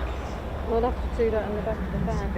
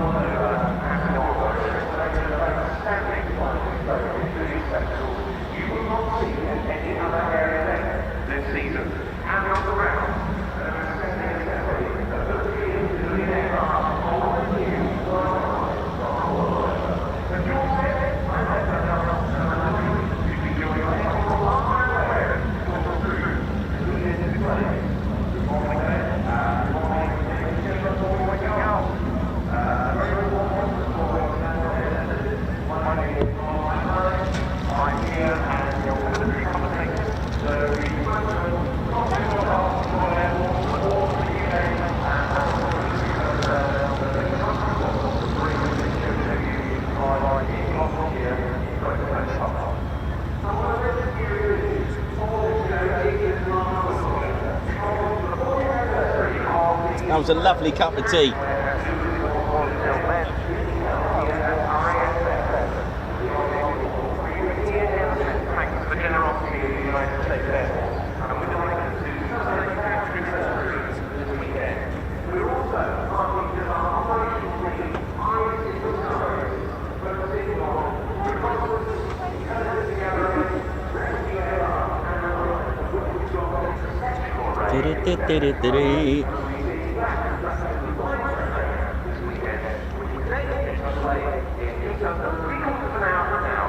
Huh?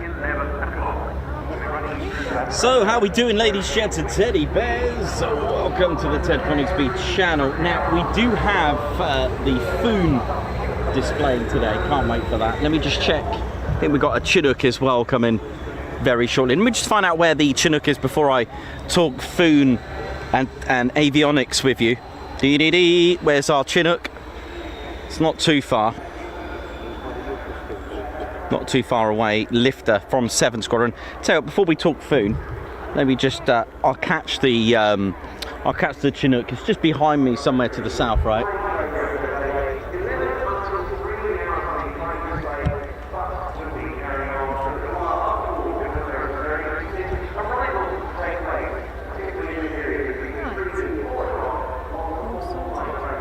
I think we've got a Learjet as well.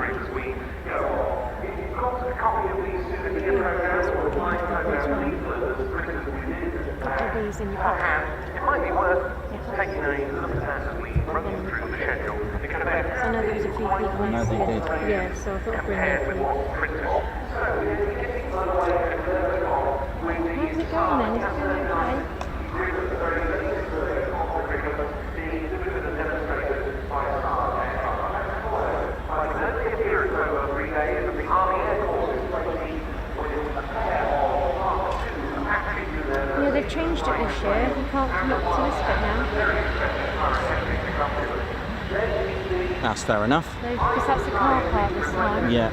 Oh, yeah. Oh. Didn't realise it was there.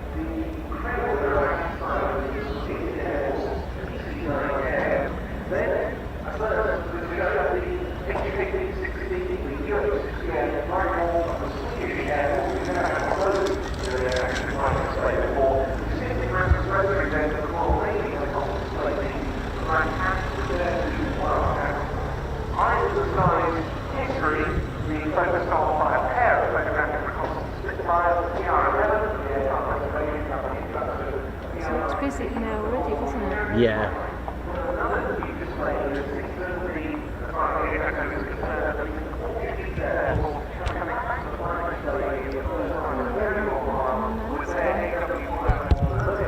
You all right? Yeah. Good.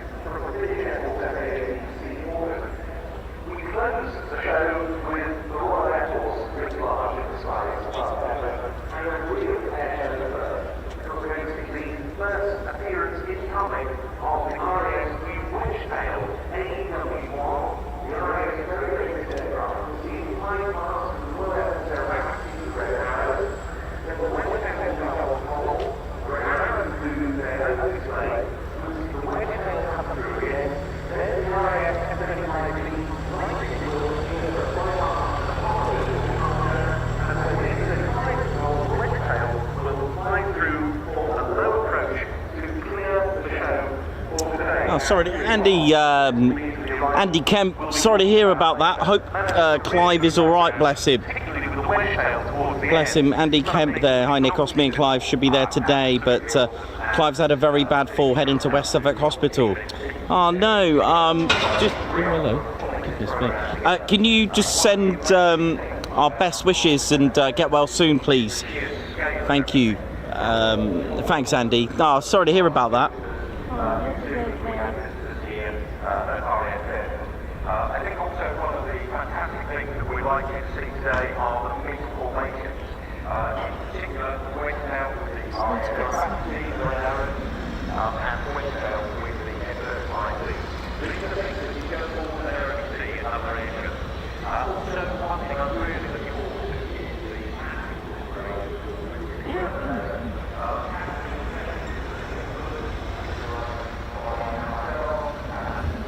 Right, the buses have gone now from the rivet joint. It is a bus stop here, so I've only got a few seconds to get some more. It's a really good service though for them to have the buses here. I think it's really good. Very, you know, a convenient method there. So I mean, and you're going to get free buses just. We'll just enjoy the C-17 for now before it all begins.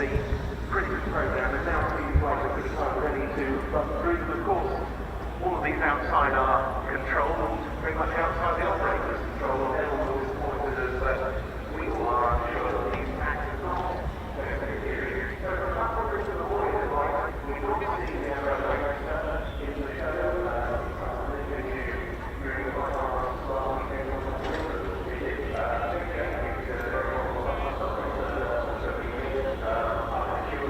And of course, before the action begins, don't forget to give us a thumbs up, do your stream checklist, give the like button a touch and go, give us a thumbs up, low approach on the subscribe button, make sure you are subscribed and hit that notification bell button as well so you can be notified of our latest and greatest live streams and videos as well. Do share, do care, share the stream on your socials if you can. That'll be great. Thank you very much. Sure, you know, it always makes me proud when I see you all share it. Right, where's my Chinook? It's not mine, but did it just land at the other side? Maybe. Oh well. Can't see it there. So we haven't got long to go. And you may have heard the news that I posted just now that sadly the Lancaster won't be flying today. It'll be 2 Spitfires. It'll be of course it's eyes in the sky, so it'll be a lot of photo reconnaissance Spitfires.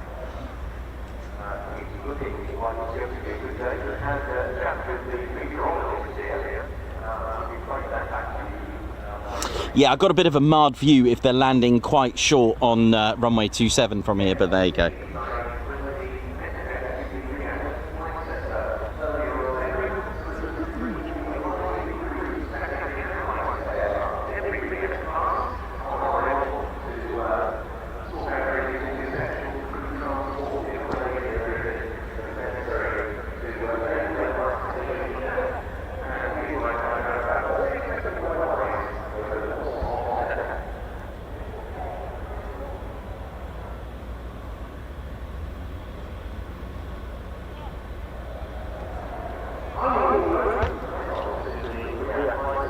Yeah, do enjoy it. Now, just quickly before we just quickly before we have the Foons for later, let me just for those that don't know about the Typhoons, and of course we have 2 bases here in the UK that operate the Eurofighter Typhoon, RAF Lossiemouth and RAF Coningsby. Now both are QRA stations. RAF Coningsby has 5 Typhoon squadrons and we're there regularly, usually about once a week.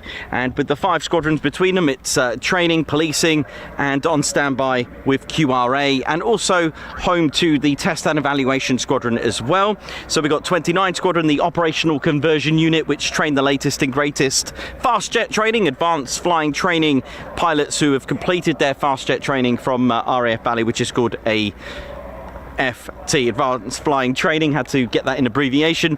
So if it's the Typhoon that their career path is going to lead them on, they will go to RAF Coningsby with 29 Squadron. If it is the F-35B, then they'll go to RAF Marham with the 207 Squadron. That's the operational conversion unit for the F-35B. So we've got various squadrons up in Scotland. What we got? We got 1 fighter. We got 2 AC Squadron. 6 Squadron, 9 Squadron, the Green Bats. Have I missed one? Is that 4 Typhoon squadrons up there? I think, yeah, I'm going to go with that. Final answer? Yeah, final answer. So Coningsby is a 29 squadron. They have 2 combat-ready fighters, squadrons 3 and 11, 12 squadron, which is a joint Qatari and Emirati Air Force, and 41 squadron, the test and evaluation squadron, who test the latest and greatest software, equipment, armament, everything. They just literally give it a little test ride and evaluate the new software or ordnance, paveway force, whatever they got on there to test it out. But what makes this Typhoon unique, and we've got 3 countries displaying it this year. I think we've got Italy, Spain and our Royal Air Force here of the UK. The Typhoon is special. It is a 4th gen, but it is by no means a light sort of, you know, not to be reckoned with. It is aggressive. It's you know, beautifully made, and it's really the thrust to weight ratio makes this a completely agile and aggressive aircraft. It is a delta wing configuration with 4 planes. It doesn't have elevators. Has the 4 planes here, and I've got some pictures of the aerodynamics, the way it works. So you can move to create like a speed brake, and also it can adjust the angle of attack. On landing, it can really work hard to create a bit of aero braking as well. Now the Typhoon is made predominantly of well, a posh way of saying plastic. It's carbon composite. It's about 85% carbon composite. It's made in 4 different countries, and it's all that acrylic canopy, so it doesn't have a lot of metal, which radar, they love metal really. Let's start at the front and work our way back. Okay, so the front made by the UK. Okay, so Britain making the front canopy, the front section, the front part of the cockpit. In here you got the ECR. Now there is a Hensoldt Mark II that they're working on with, you know, BAE Systems Leonardo making the first sort of marks in there. Marconi, oi oi, Marconi making the first ECR radar in there. That's your battlefield zone, but the new ones give a much wider range for the battlefield. We're talking about, I think it's something like I think it had a 270-degree scope, I think it was, on the new one. Now some of the Typhoons have been already upgraded, and what that means is that it can detect and lock onto targets 160 kilometers away. So those movies where they're quite close together, 160 kilometers away, you can't really make a movie. It wouldn't be that exciting. It's but there you go. So for larger aircraft such as a tanker or something, it can lock onto the larger targets 300 kilometers away using all the latest and greatest technology inside, whether it's the special helmet, which is about £250,000 with all those bubbles on it. You may have seen it. You can select 20 to 30 targets and prioritize on 6, but the new one is going to be even more advanced than that. So as we work our way, let's just give you a quick rundown as well. Left wing made in Italy, right wing in Spain. The middle fuselage, this center bit, just the center part, is made in Germany. The components at the back, so you got Britain again, a little bit of Leonardo at the back, and of course Britain, Rolls-Royce inside those EJ200 engines. Let's have a little look. Now this main fuselage has about 30 kilometers of cable. It's not your standard cable, and if you thought your cable and wires at the back of your TV, home system or your PC was bad, try working with 30 kilometers. Each wing is held on by about, I think they're about sort of 10-inch, 9-inch bolts, 6 on each side. Let's have a little look. So we've spoken about that bit there. Let's have a look at the intakes. Cowlings to adjust the amount of air inside here on the intakes. The intakes are a letter S shape. They're like swiggled like an S. So what I'm saying is, if you were to look straight inside there, you can't see the compression blades because of the S shape. It's up the top. The engines sit up here, so all that scoop of all that air has to go all the way back. Now, bearing in mind, the small Typhoon engine sits all the way back at the last 20% of that fuselage. It's not a lot to it, but it's very powerful. So you've also got here this splitter bridge, a boundary layer diverter. It's a little scoop. I don't know if you can see that. There's a good reason for that. F-16s have it. In fact, all fighter jets have it, but some designed differently, especially the F-35. They have a bulge instead of this little splitter. If you were, into your racing cars have splitters as well. It's to do with drag. Air is fluid. Now, I'm going to show you an example. I'm going to try it on here. Air is fluid. I'm going to show you a little experiment. I'll try not to get wet. Right, air is fluid. I've just spilled tea on me. There was tea in there. Oh no. Never mind. Hey, air is fluid. What that means is, if I was to pour water on here, okay, oh my goodness me, I'll try and do it this way. I love doing this. This is going to go wrong, isn't it? If I was to pour water on here, it will stick to it. That's what air does. It sticks, and it comes down here. It doesn't actually go off the sides. How am I going to do this without getting anything wet? I'll try it over here, very briefly. Don't know if that's even working. Can you see that I'm getting wet? I don't care. Can you see it? It's going down the bottom. That's how air works. So have I got everything electrical wet? Probably.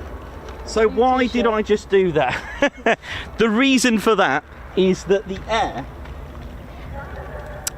aircraft are waterproof. The reason for that is that air would stick. Now that creates a different pressure, and by the time it gets to here, you're going to have a high and low pressure hitting your engine, your fan, all right, and then the compressors. That will damage your engine. That will damage the compressor stage. That will damage your aircraft. So what you do, you split it. You put a diverter or a splitter bridge. Now on the real Typhoon, it's actually got grills on it. They've actually drilled holes, lightweight probably, but I don't know how that affects it. But there you go. So there you go. There's our. I'm just going to show you a few more basics on the Typhoon. Let's go to this pod here. That's your antenna pylon. It's a decoy pylon which releases via like a lanyard, shall I call it, or a cable. And it's got this little metal device. I actually thought it was an inflatable Typhoon, but it's not. It's actually like an antenna which gives off a radar signature to fool the enemy, to make them think the Typhoon's over there when it's actually here. Great defense. On this side, you've got, on this pylon, you've got like a little scoop here. That's a intake to cool down the instruments. This here, this scoop here, that's your RAM heat exchanger intake. When the Typhoon, especially when it's displaying, it's got, you know, using the reheats quite a lot. This cools down the engines when there's been a lot of reheat use. Now, the Typhoon weighs about 24,000 pounds empty. Yeah, you can't fly an aircraft without any fuel. However, each EJ200 engine produces 20,000 pounds of thrust each. That's impressive. Do the maths, add the fuel, fill it up, you're still below 40,000 pounds, to a point where the thrust to weight ratio fully loaded is a 1:1. So any lighter, you are literally going to be as light as a feather. So what does that mean? From brakes release to 8 seconds, depends on the pilot. The Typhoon can reach speeds of 185 miles an hour to rotate, so way before the arrest of the cable. It can pull into a 50, 60 or even a vertical climb, but wait, you're thinking 185 miles per hour? Yes, because of the thrust to weight, it's able to accelerate. All the physics, it can't pull it down as much, there's not enough force because of the lightweight aircraft that it is with the powerful engines. 22 seconds later from that, it can go supersonic. There we go. Hope you enjoyed it. A little bit of chat there. In the design process, the fuselage was bulged out. Delta wings tend to create a lot of drag on Delta wings, which is why even conformal fuel tanks, if you look at the F-16, the F-15, they bulge out to combat that, which is what they've done here. It's a superb aircraft, and I cannot wait to see all three. It'd be interesting to see all three in one after the other. That would be pretty cool. But I'll tell you what, I was very impressed. No disrespect to the others. I was very impressed with the Spanish Eurofighter display. It was really good. They were all good, but there was just something, even the inverted wing wave, something as simple as that makes us all smile. Impressive.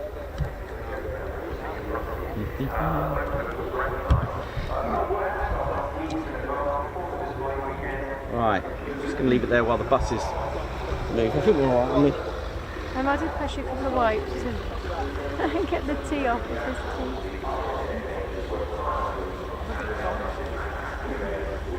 Yeah, it's always a fail that when I do it, even at Lakenheath.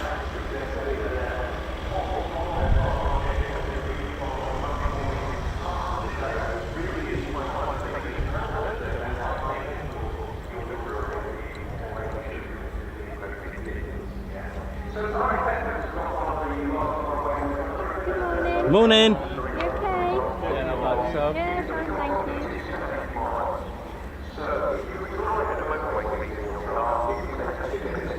Got that nice hats on there. Mm.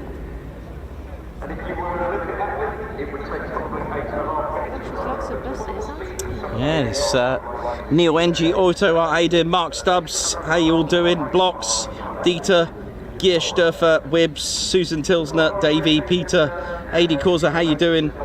James Mail, Andrew Heatley, how you doing? So the Gripen is first to go up.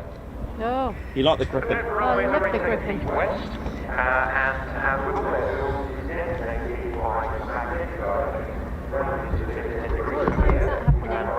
11 o'clock, it's our first one.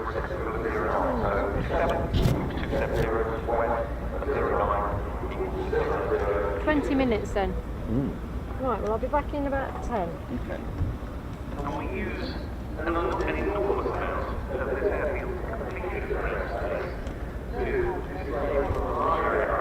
I'll take that with me. Oh yeah. It's just one. Yeah, just put them in, I'll get rid of them.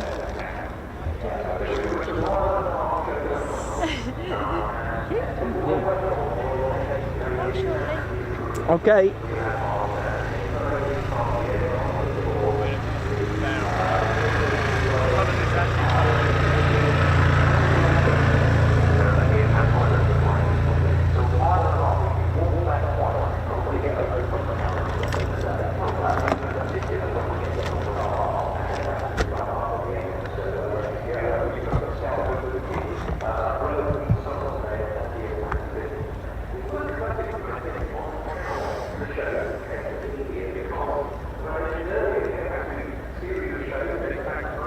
Thanks a lot to all of those who have tuned in. Welcome to the Ted Coningsby channel. Yeah. We are taking a day off tomorrow. I can't wait to be in there to see you all. I'll be just walking around having a good time.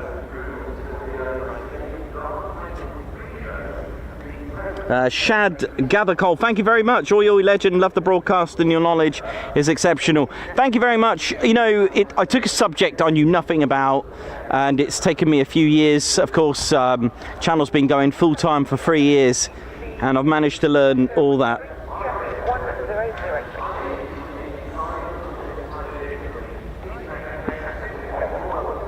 I've managed to learn from runway numbers to why runway numbers are made, why aircraft take off on a particular runway.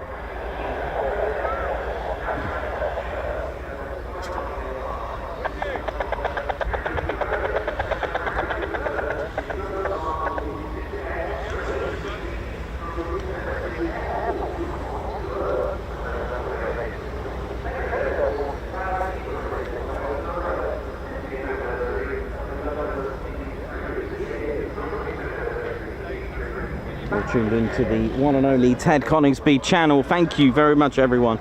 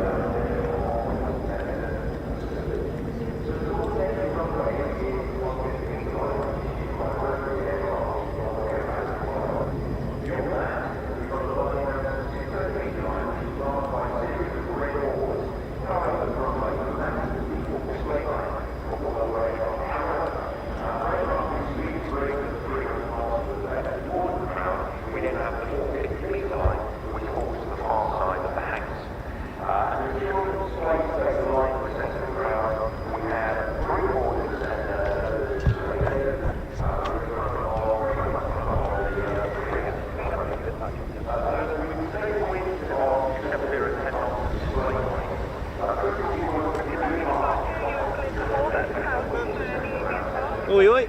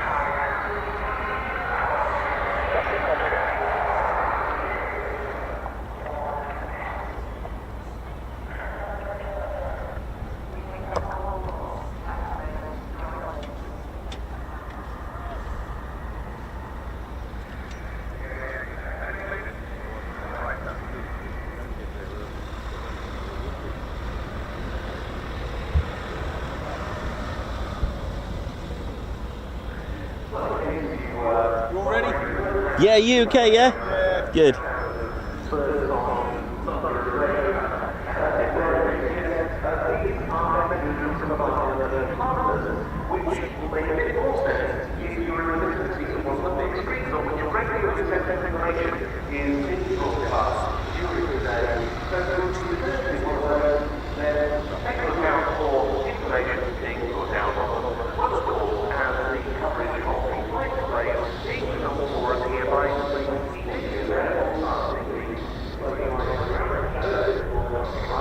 So, ladies, gents, teddy bears, welcome to the Royal International Air Tattoo. So, Ted and I and Claire Bear, we're set up at Camp Ted, and enjoy with us, as though you're with us. Enjoy what we see and what we can get for you.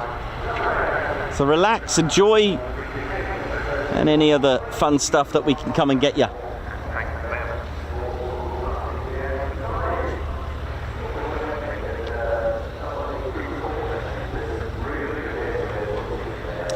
So the Wildcat and the Apache will depart and hold somewhere before running in for their display later on.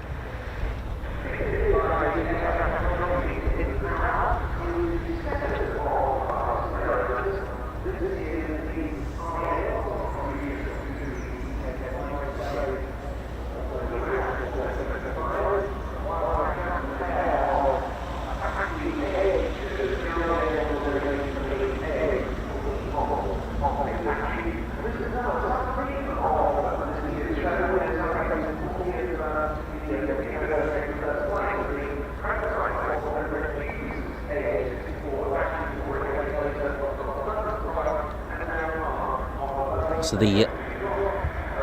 they are about to depart very shortly. They will be holding off until they're being cleared to run in for their display.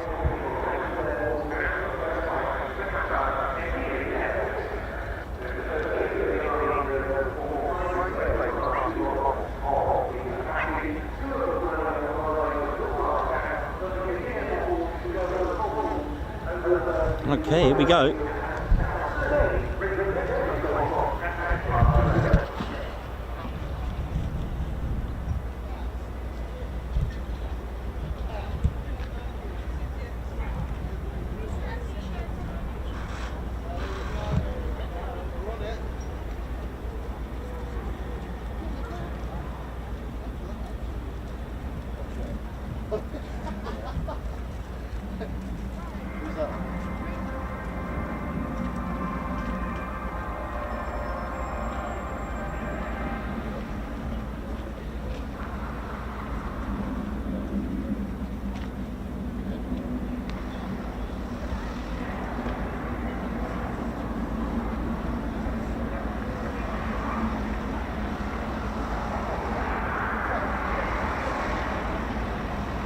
We'll enjoy the show. Ladies, gents, and teddy bears. We'll see how long we can go on for today. We're looking to finish around 1500, or if the weather beats us. Let's have a look.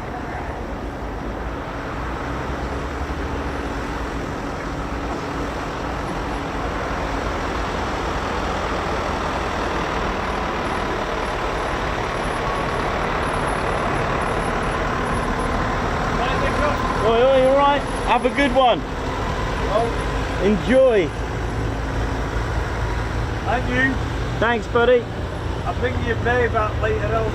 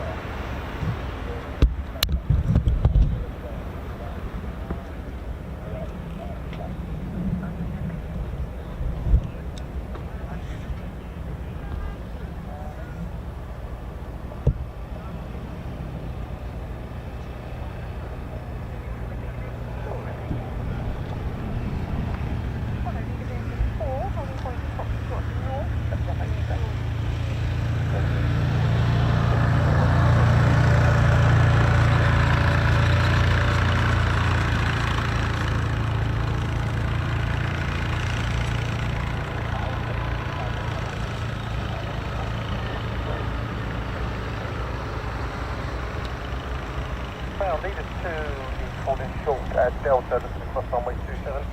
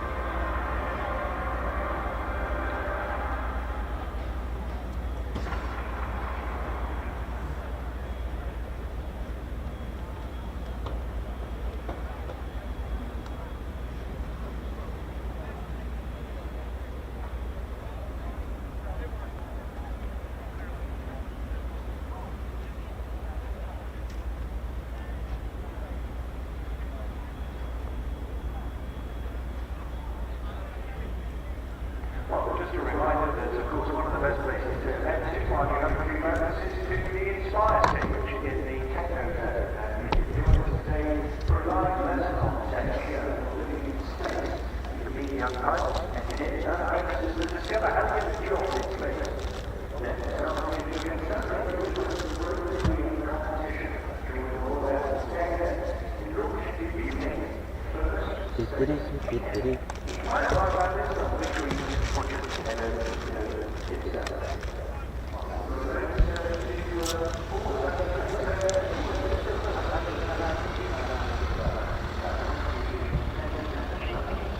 Right, should be the South Gripen. Now we'll kick things off.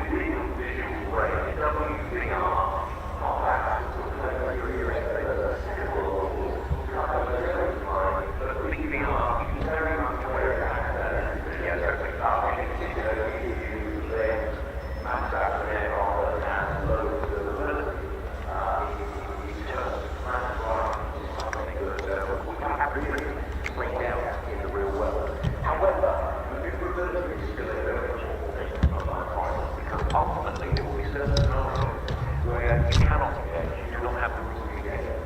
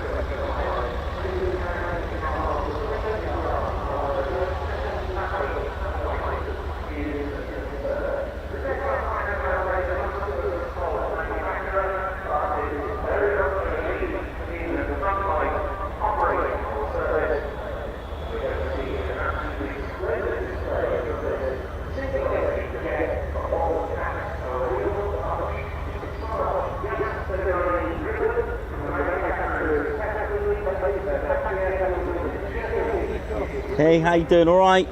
Thanks, man. You too.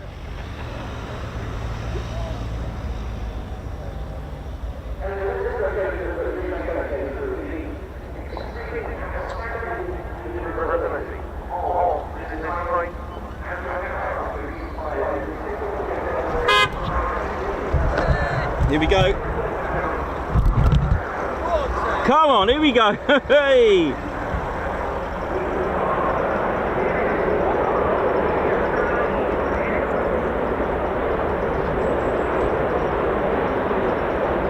Side gripping, here we go, here we go.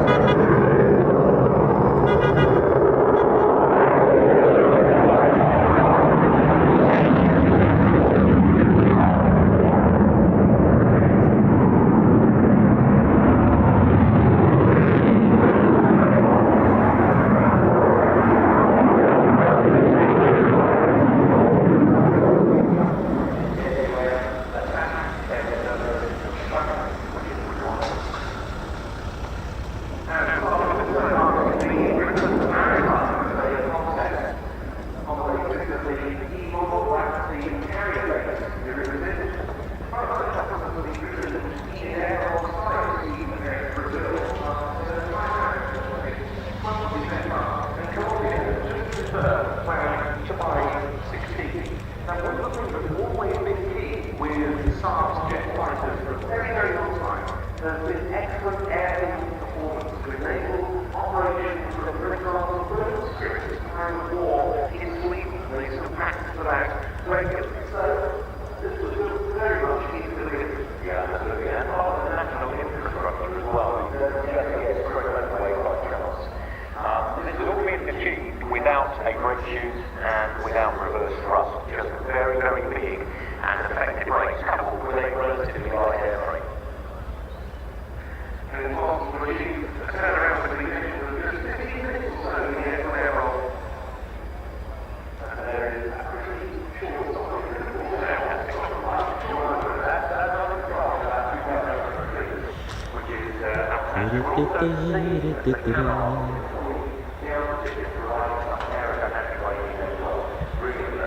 Just powering up again, I think. Is it doing a touch and go?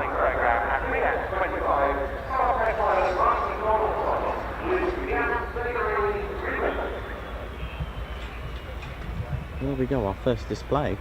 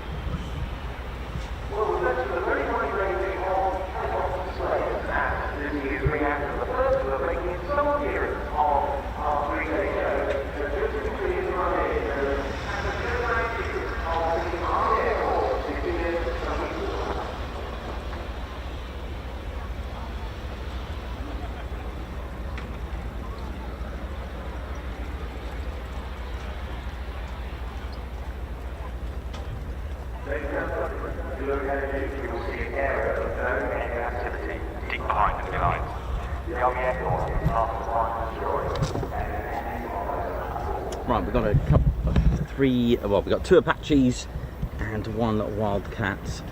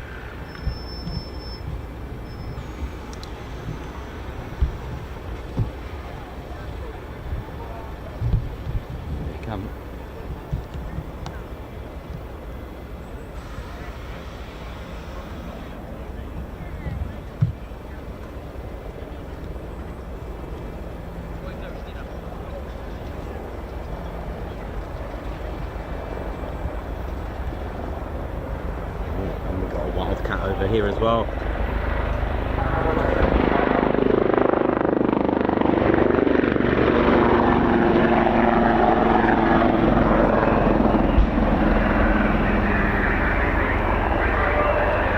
We've got pyrotechnics going on here.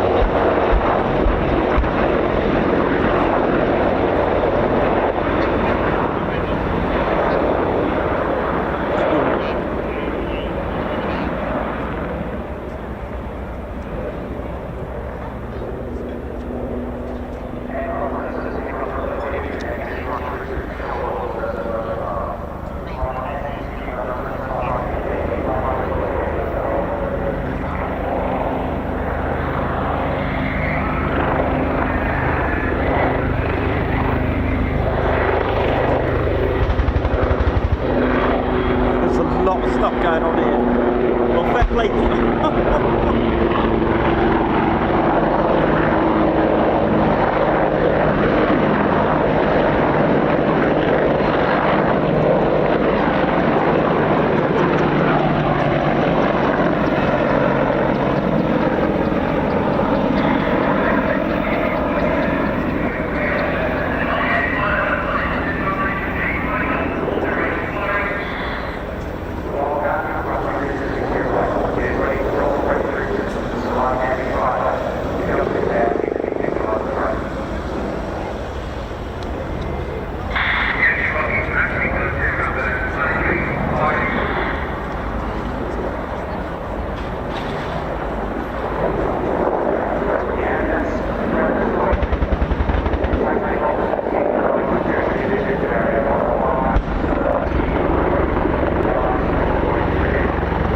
Blowing up stuff here. Not a whole beach at the moment.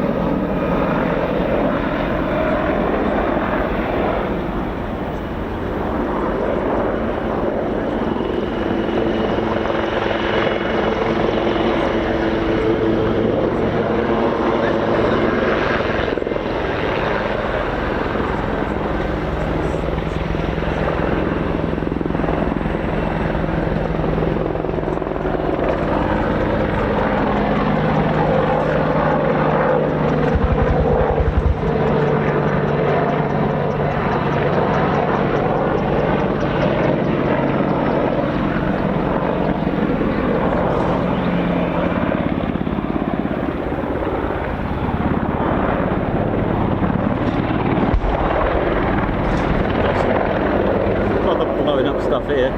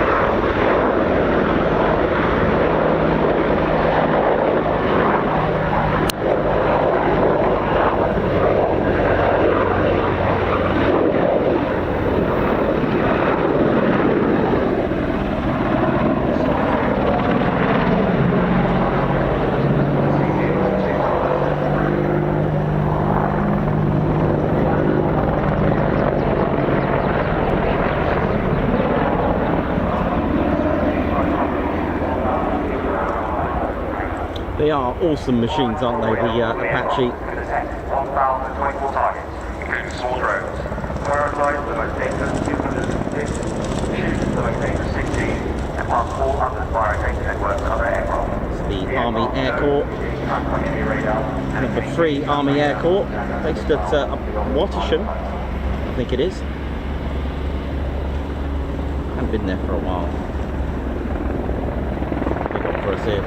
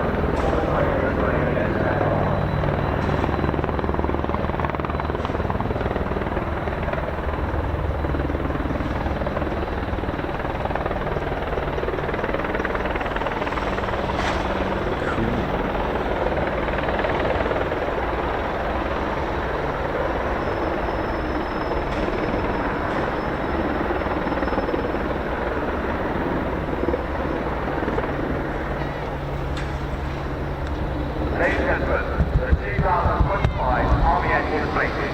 Nice one. There we go, our second display of the day. Oh.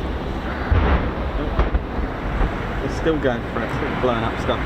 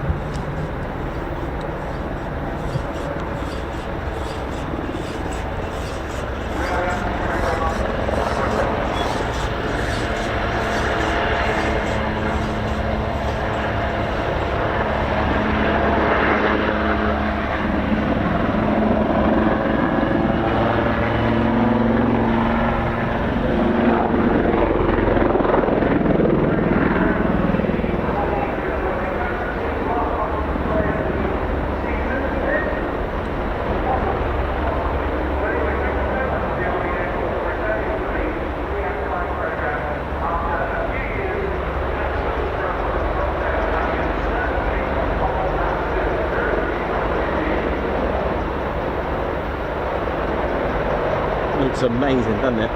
Fair play.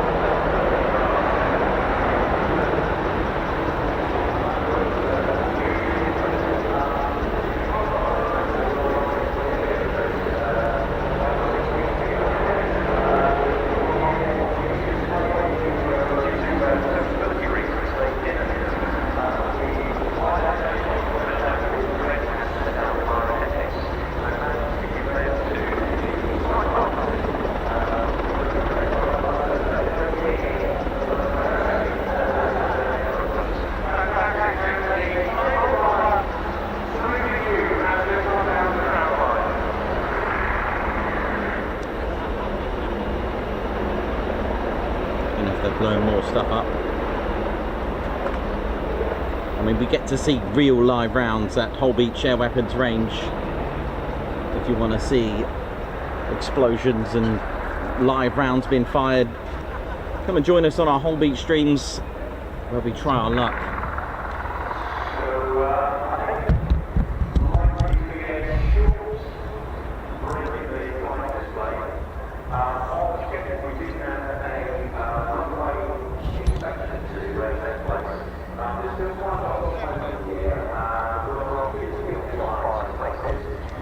Break now, as we're missing some of the displays today.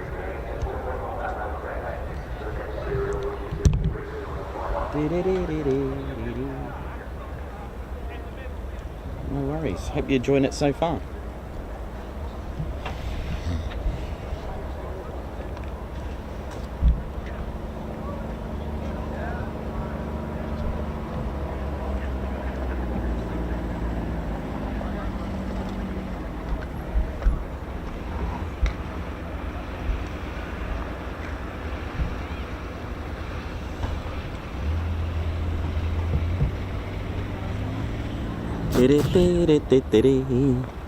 Well, that was quite nice, wasn't it? Bit of blowing up stuff.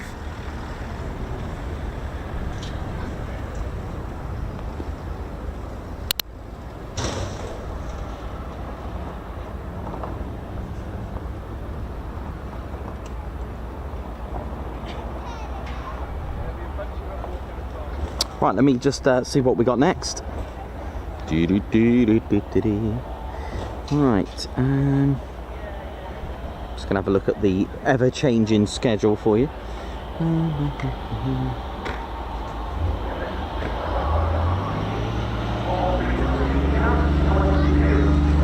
Bye. Hi. Yeah, we've got a just under 20, let's say a 19-minute break for our next display, which is the Finnish Air Force's F-18 Hornet. Oh yeah, get ready for this. It's one of two, I believe, two displays of the F-18 Hornet. And we've also got NAF will go after that. That's reheat 1 of RAF Coningsby. So just grab some nibbles and some drinks for we've got about a 15 to 19 minute break.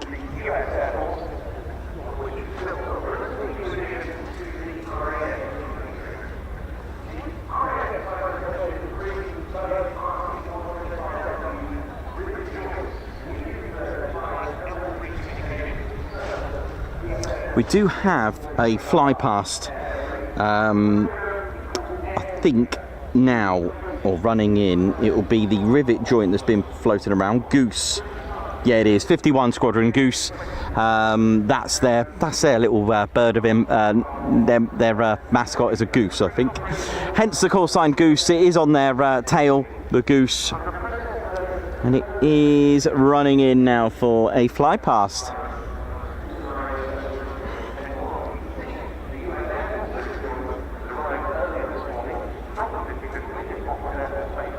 And they're based at RAF Waddington.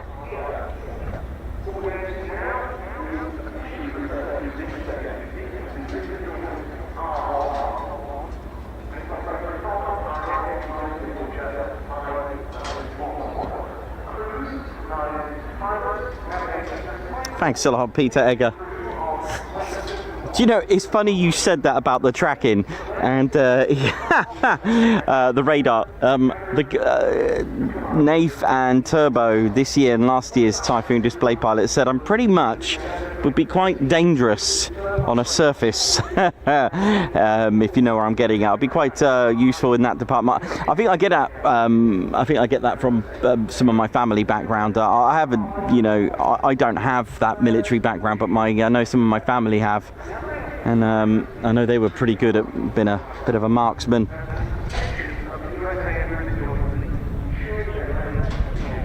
Okay, here we go.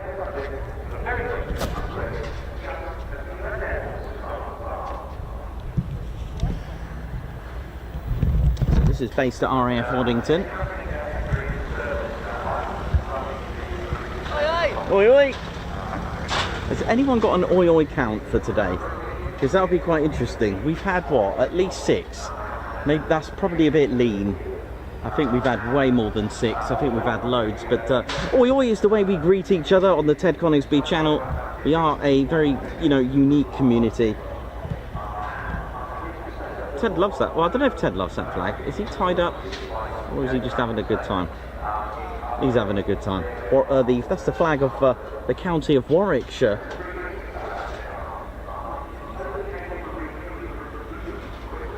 And here's my home county, where I was born, the Wyvern.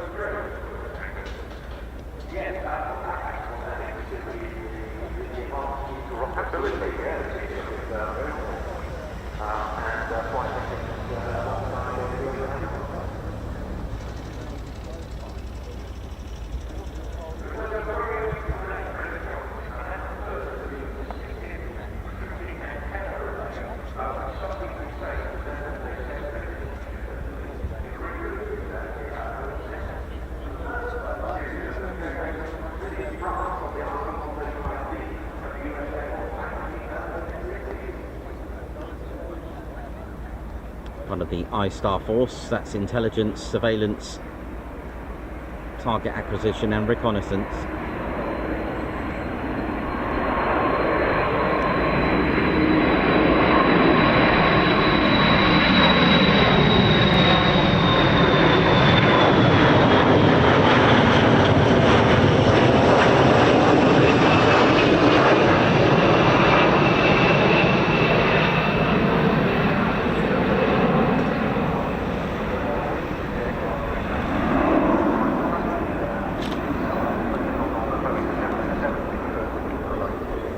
See those sort of like the last quarter of the wings flapping there? Pretty cool, aren't they? I know they do it. I know they're meant to, but goodness me, never actually noticed that before, apart from today, with the exception of landing.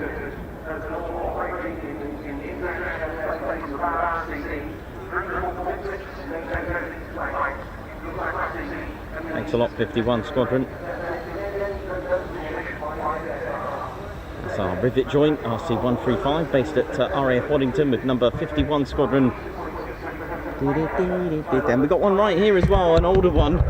Wow, look at this, a very retro.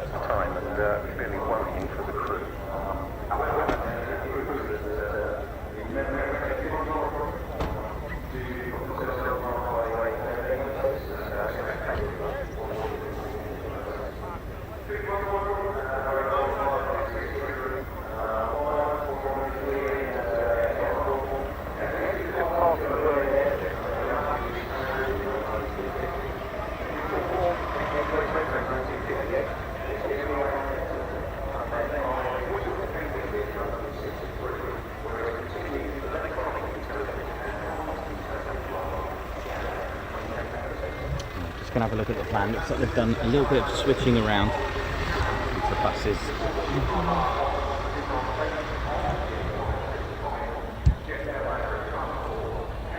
Might have the BBMF now. Let me just check for you.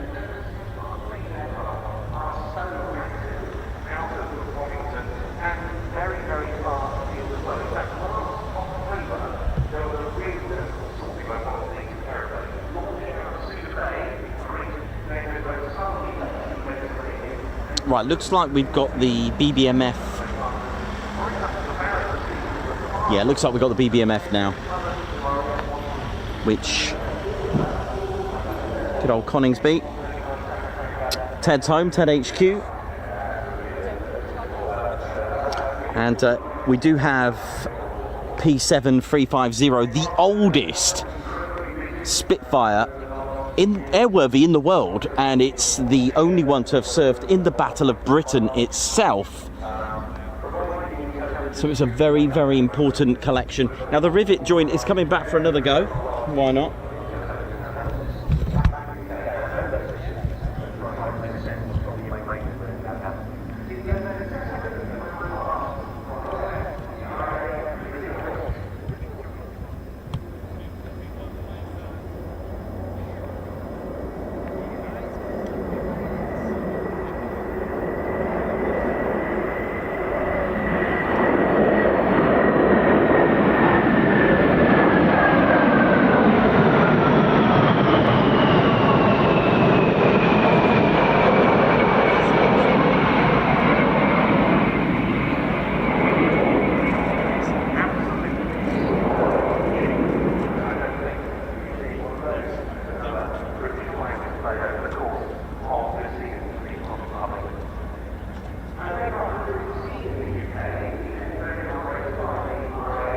Battle of Britain Memorial Flight made Coningsby its home in 1976. Just about here, the wonderful engines of the Spitfire. Just let me have a little loop.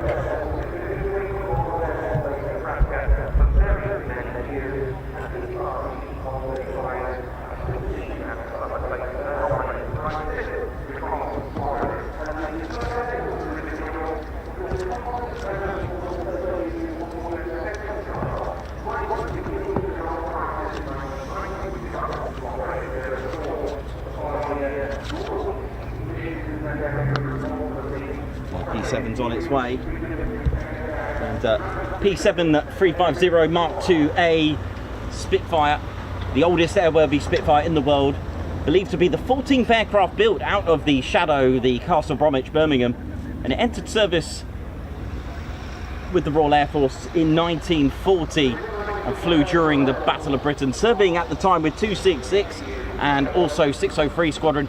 During this period on or around the 25th of October 1940, she was involved in combat, in aerial combat with BF-109s, and she was forced to crash land, and the repaired bullet holes can actually still be seen. So if you get a hangar tour, do ask to have a look at those.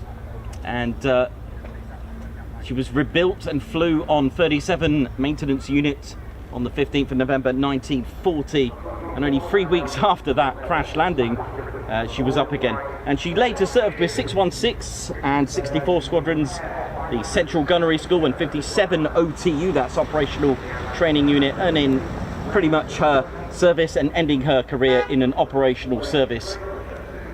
She was then sold to John Dale for a massive £25, I think it was. But they realised the importance as well and restored it to airworthiness. She did feature in the film Battle of Britain, and after filming was complete, she was presented to the BBMF. And here they come now. Here they come.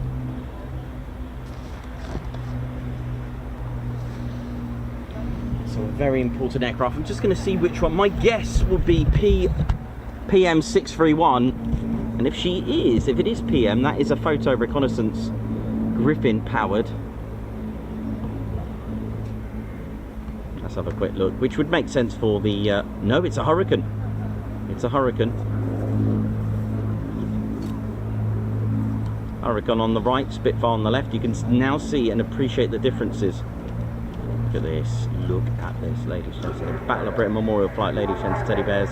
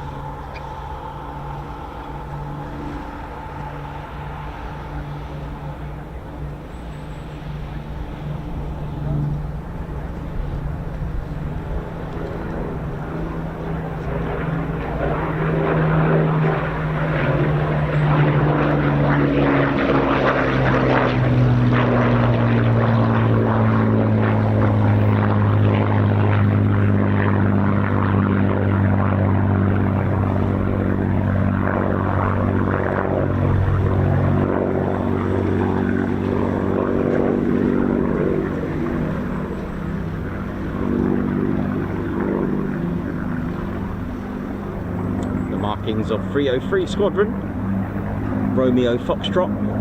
The BBMF do change it every 5 years to represent a particular squadron during the Second World War.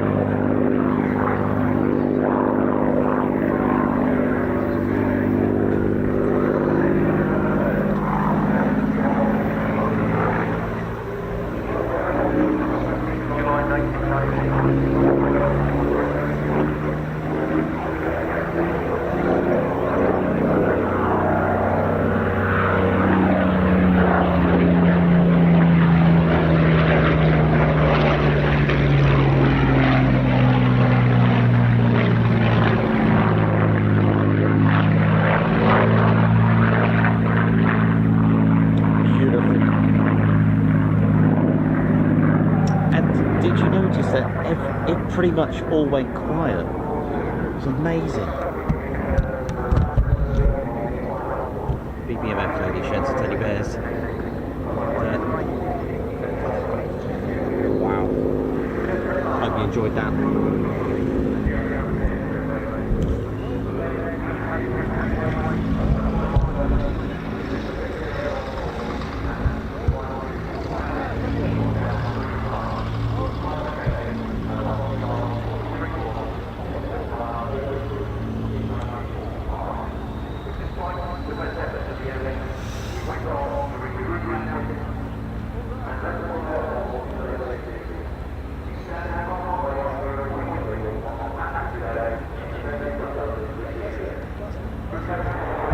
Here we go.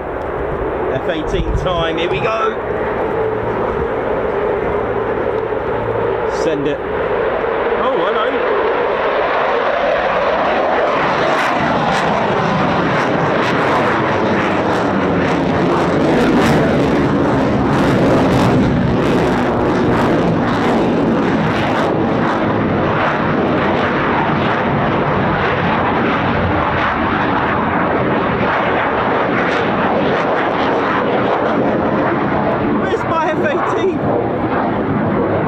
Is that RIAT? It could have been, hang on a minute, let me just check my plan, because I know we got a departing F-18, Typhoon. I'm wondering if they,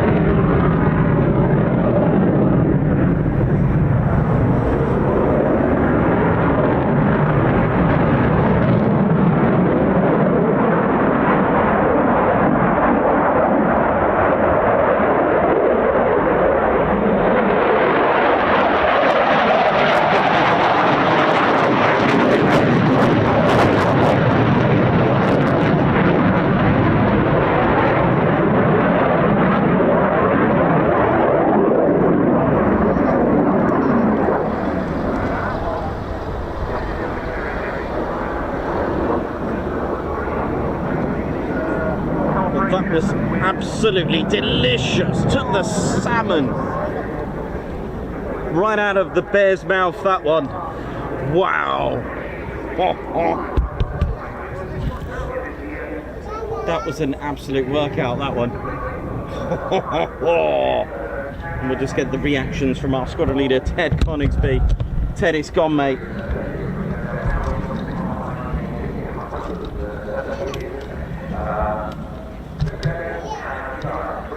We'll see what Ted thought about that. Ted, what did you think of that, mate? I mean, you know I love the F-18s.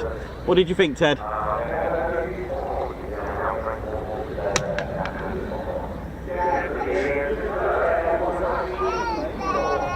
Yeah, we'll take that as he liked it. Beret down, beret down, beret down. And I've just been informed we've just smashed 104k as well.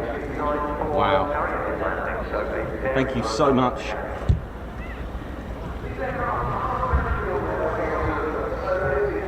Oh, that really totaled my arm, that one.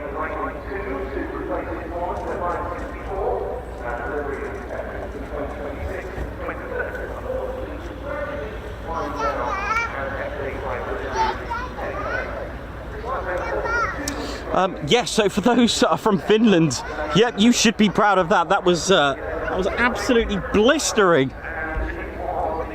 I'm just going to have a quick look at the schedule, what I've got next. Oh, it is reheat. It's squadron leader. Oh, goodness me. Oh, hang on. So this year, around February time, was once then Flight Lieutenant Nathan Scheuer, got promoted to squadron leader, and Nathan Scheuer is this year's. I wonder if he's running in the display actually from the reverse. Hang on, is this what's going on? I wonder if that was reheat, which means he normally runs in from the back. I've never seen him at an air show. Actually, I have seen him at an air show. Cosford. So yeah, he's the very experienced Tornado pilot.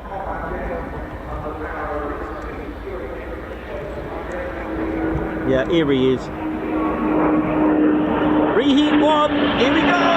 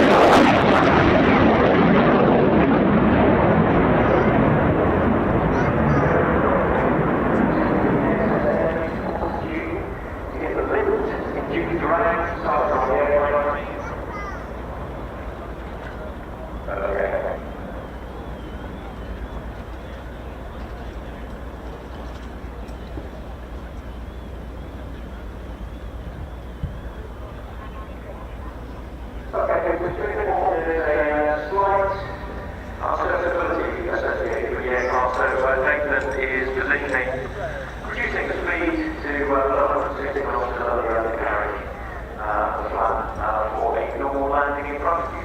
Unfortunately, that's the end of the Typhoon display for today. I knew there was something up with it. That's a shame. Absolutely.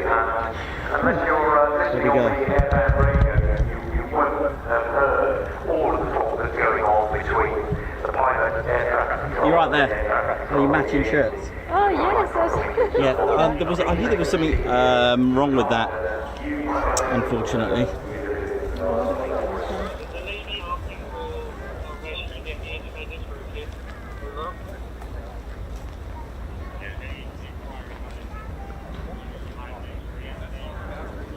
Yeah, sadly, this can happen. There was obviously an issue with the aircraft, so NAF, safety first, lands the aircraft. I think we get... Oh, yeah! Isn't he from Coningsby? Over there, cadet.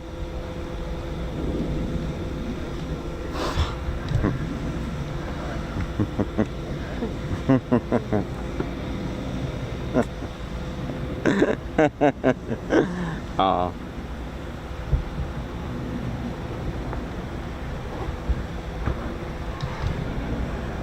that's nice.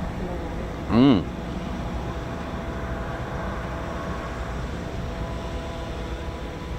Hopefully it's not too bad this time.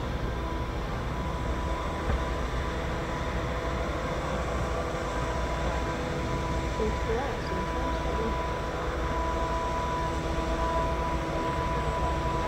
Well done, Nathan. Yeah, well done, Nathan. That was pretty awesome, actually.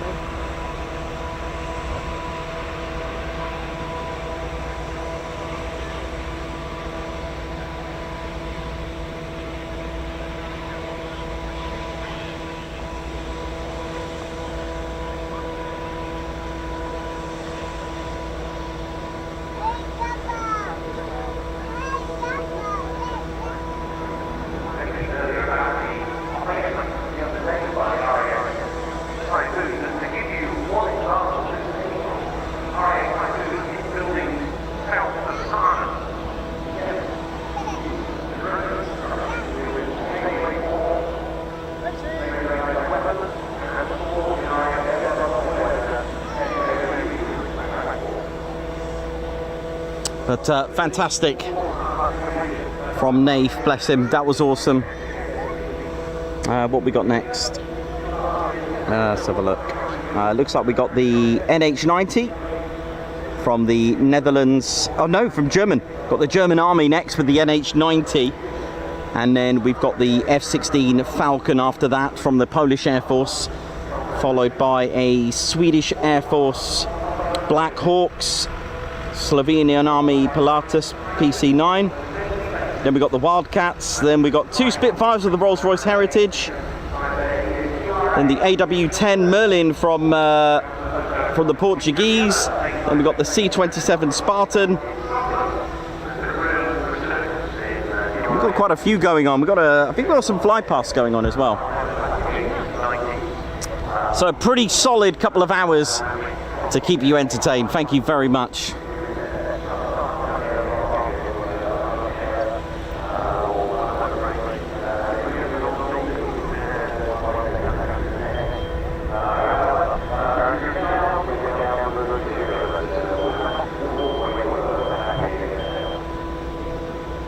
The PC-9 is amazing, by the way, and I believe the pilot is award-winning. Here we go, German Army, I think it is. Here we go.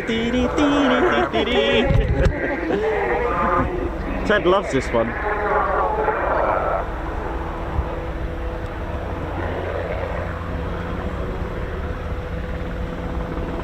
This is good. This is the German Army's NH90, and it is excellent as usual.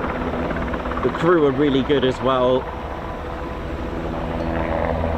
They do like their techno music as well, and I'm sure Jens will be proud. I think Jens is in there. Might have to give him Jens, you know, to fly him. Oh, that'd be good.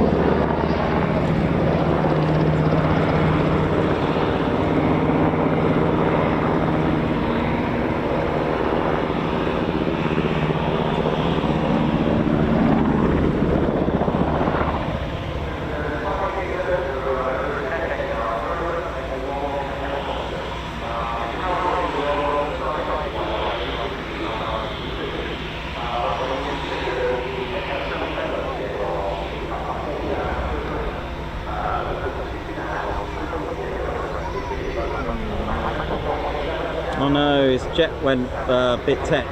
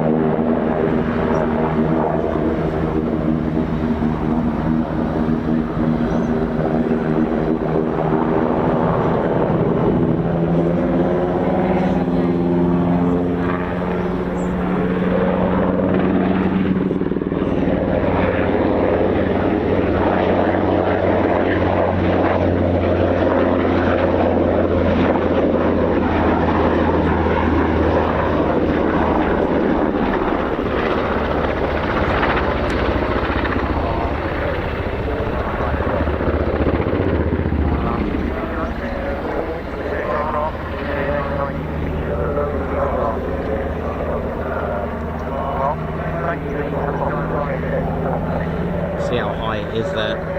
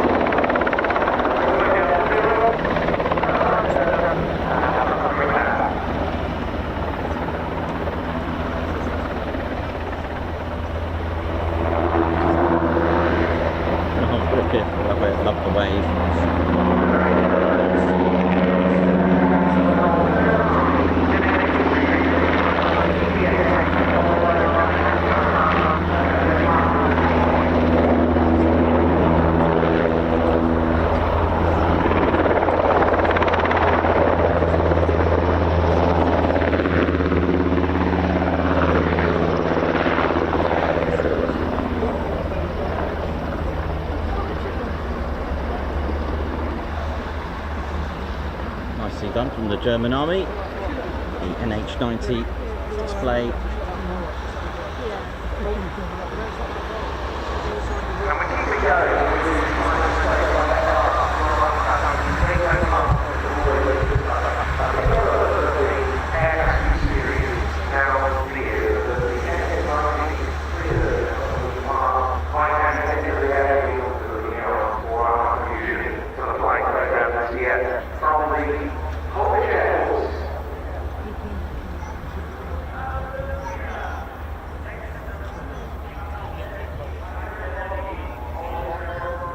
You're right, yeah, how's it going? How's the drive? All right. Whereabouts are you? Further down? Okay. You going in today? Or?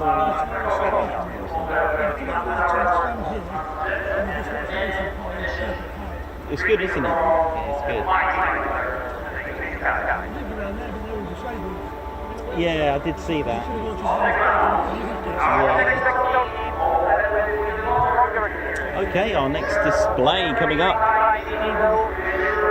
And we've got a bit of a helicopter theme just coming up now.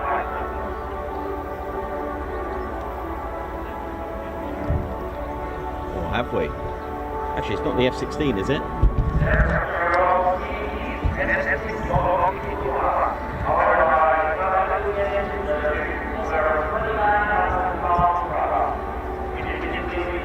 Actually, I can't remember if it's the F-16. Hang on there.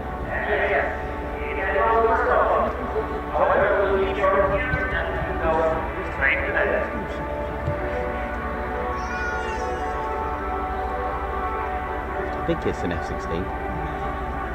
We'll know in a minute.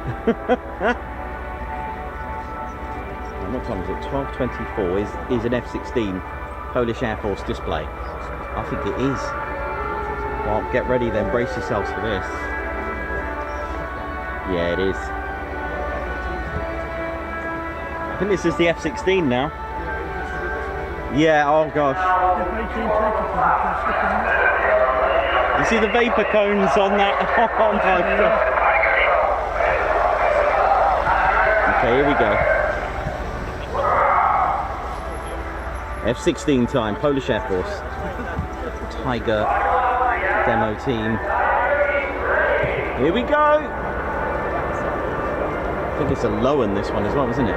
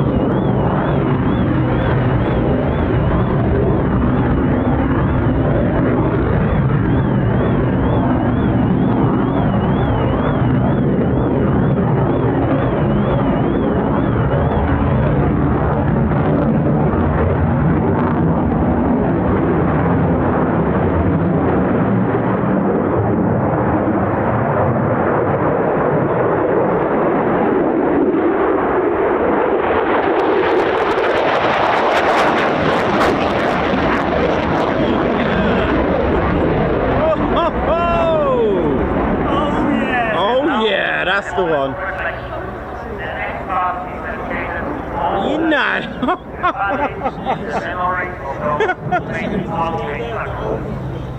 That is what it's all about. Yeah, that's why it's called Eyes in the Skies, because it's gone. Goodness me, that was... You know when you buy the... Oh, what's he going to do? This is just absolute... I hope you're all enjoying it, ladies, gents, teddy bears. It was delightful. Something to make it a noise. Oh God, look at this!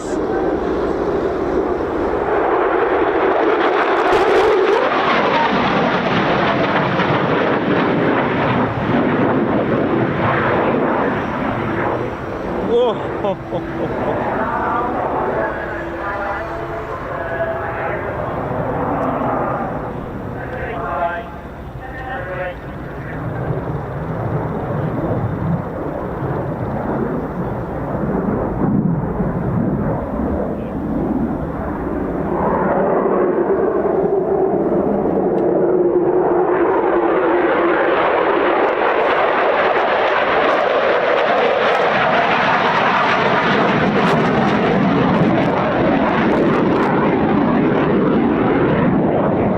Wow, oh yeah, Orkney salmon right there, with a little bit of gold dusting and some dill.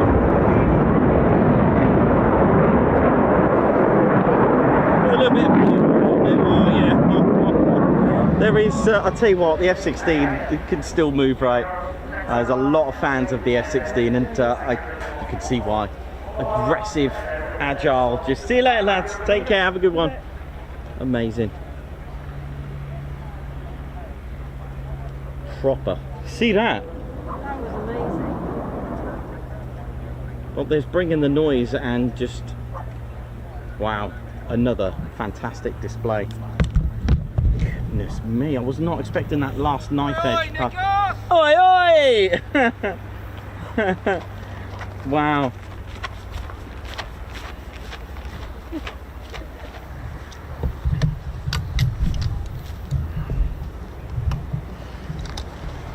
Don't forget, you can, during RIAT, you can vote for your favourite display. We usually finish it with a highlights of RIAT when we get back. And then we can all join in and vote for our favourite. And we're just going to get Ted's reaction now. Ted, did you like that one, mate?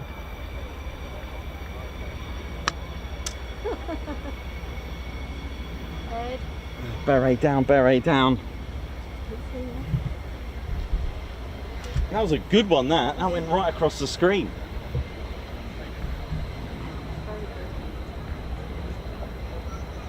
Right, what we got next?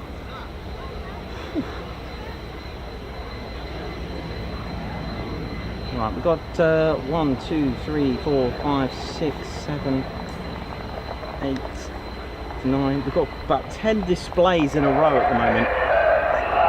Next up, we've got the Blackhawks of the Swedish Air Force.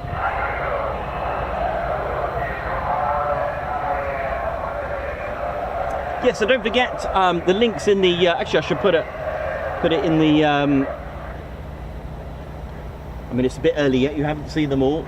You can vote for your favourite display at RIAT. We're the only fan crowd-based display award system where it's a point system. Don't panic if you have a second favourite, because you can. Basically, you vote for your favourite, that gets 3 points. You vote for your second favourite, that gets 1 point. The winner's the one with the most points, right? You can't duplicate your votes, or if you do, we'll take your latest one. Okay, so it becomes invalid. And we do ask for your details only just to, you know, clarify that you are real.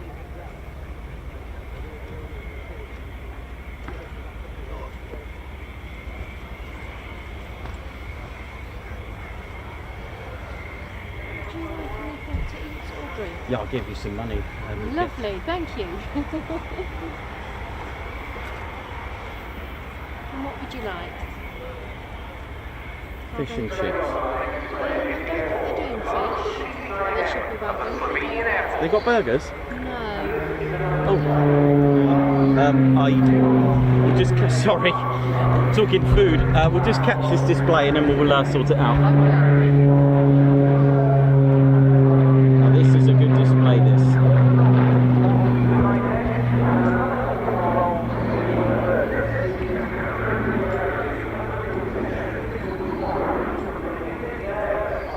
Now this pilot seems to indulge in a lot of negative G.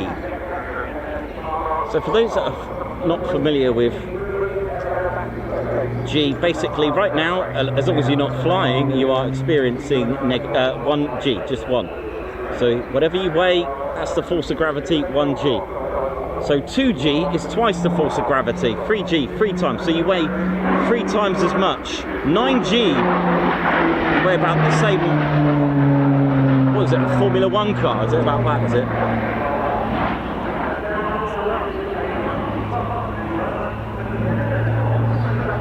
But negative G is the other way around, where the gravity's going to your head. Okay, so it's reverse. So normally we feel the gravity being pulled from top to bottom, while negative G is really horrible, and it can create the blood to go to your head. You can start seeing a lot of red. It is painful. You just have to ride it out.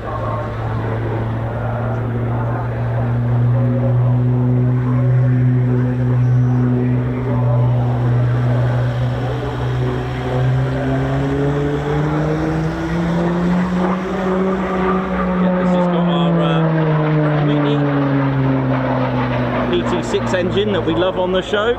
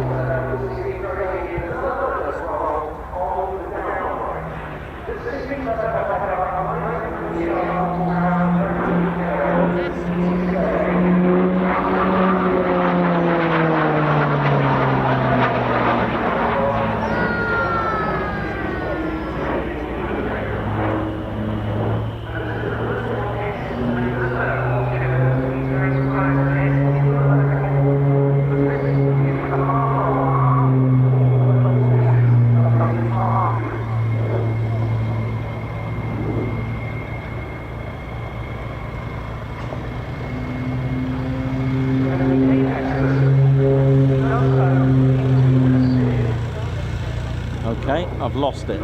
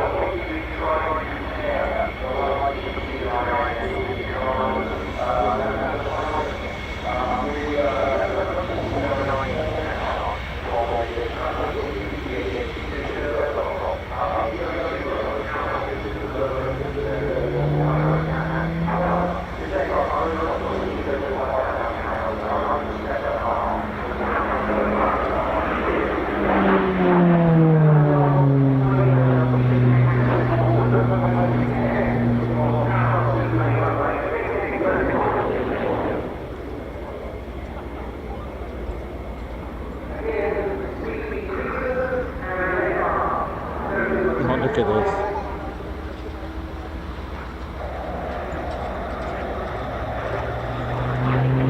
Oh, that's nasty. Look at this. I don't know how many negative G's that is.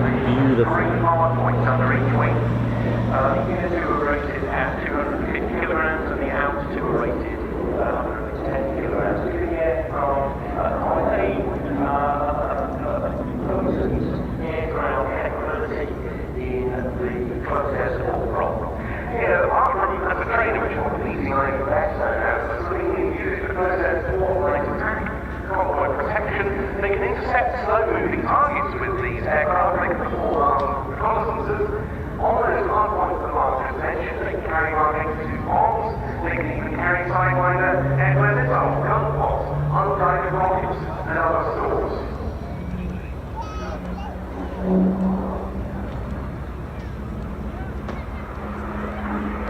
1.5 knots speed inverted.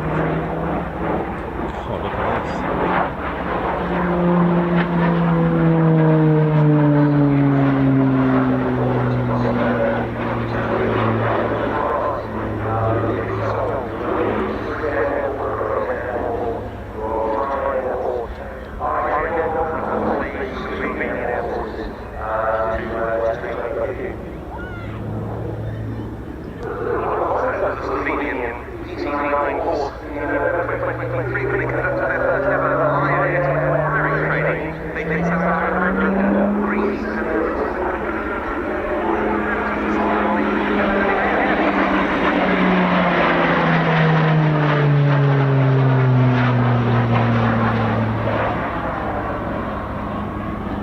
Nicely done there.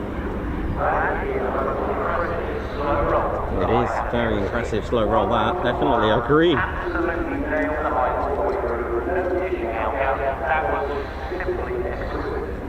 Exquisite. Here comes the landing, I think. Wow. And it's time to give Claire Bear some money. Just get me, if they got burgers, I'll have a burger. Okay, if they don't have a burger. I'll give it a card, because, you know. In case I get carried away. Should I just choose you something? Yeah, burgers, fish and chips, you know, pizza. Oh, pizza. I'll see what they've got.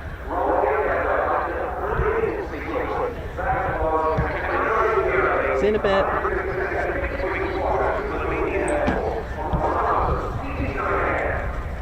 That was beautiful.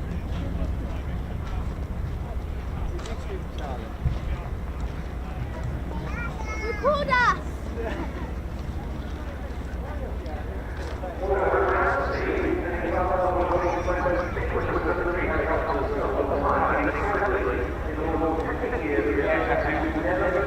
So for those, I won't go into detail because I won't have time, but that PT6, Pratt & Whitney PT6 engine, that's what it looks like. The start is at the back. All the air goes at the back and it works its way that way, but what's clever, it's not connected, but we'll talk about that. I'll take a screenshot of that if you want to have a look at it. It's not connected, this first section is not connected to this, and it's the power of the gases pushing the turbines, but it produces 35,000 RPM. And it needs to have a planetary gearbox gear system to slow it down all the way down to 1700 to 2200 RPM. It is all that, but we'll talk about that in another show because we won't get time today. One of my many diagrams, I'd like to show you how it all works. But it's very clever. So the front is at the back, hence the big bore exhaust system. Here we go. Blackhawks, I think it is, Swedish Air Force. Oh yeah, look at this. Oh yeah.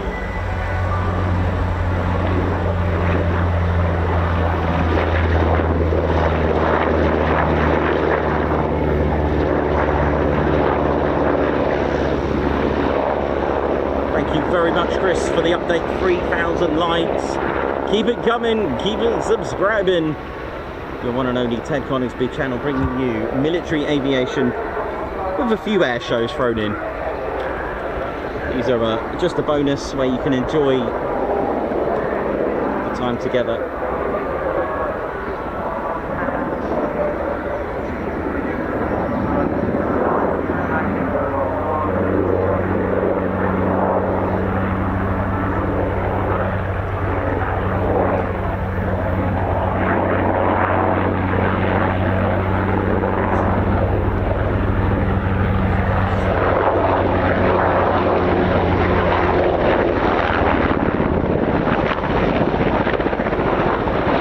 time I've ever seen one, to be honest.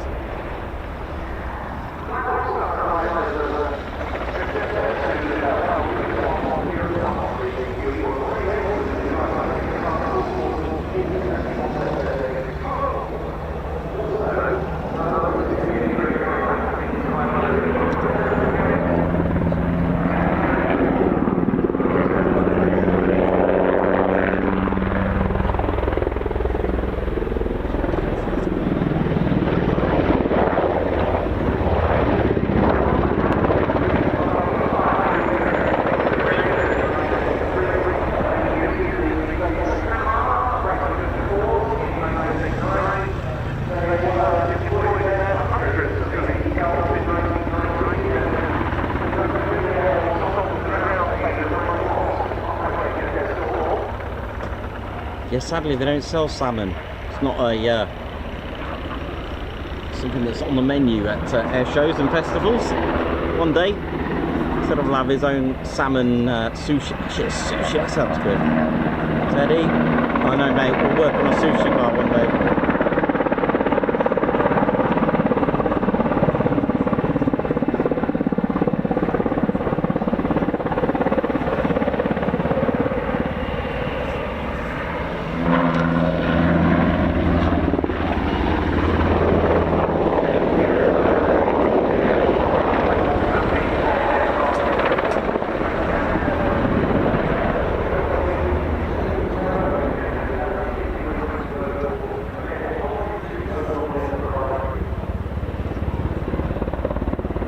Reminds me of the Cobra. Has anyone ever seen, remember the Cobra helicopter?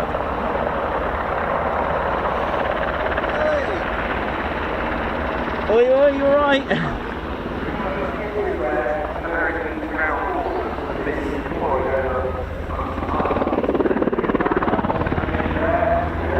It's got a little bit of Cobra to it.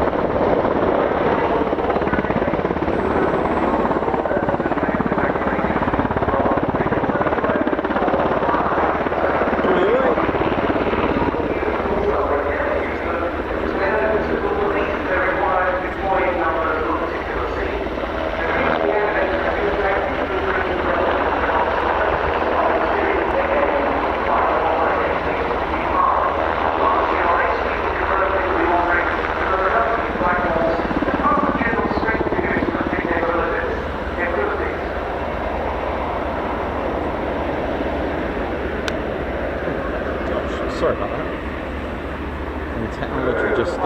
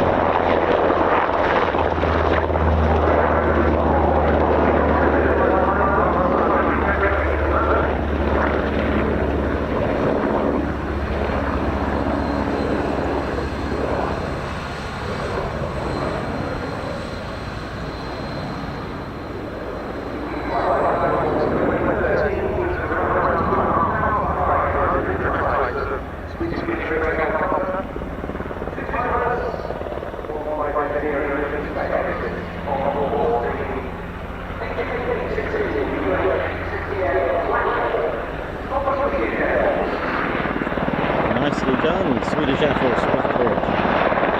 Special ops. Nicely done. Cool.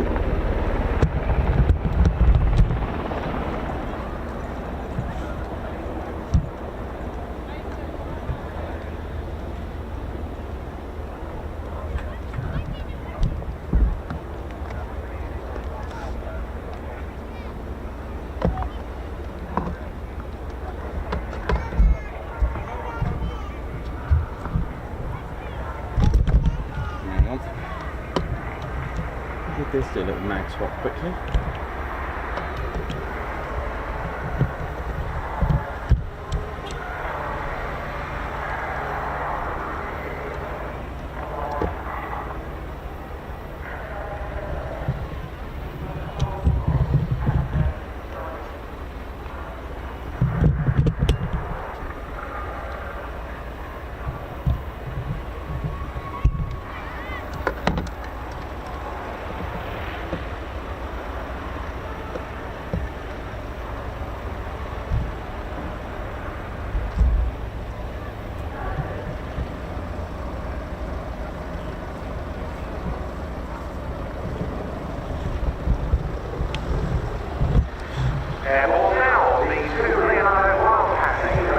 Blackcats now.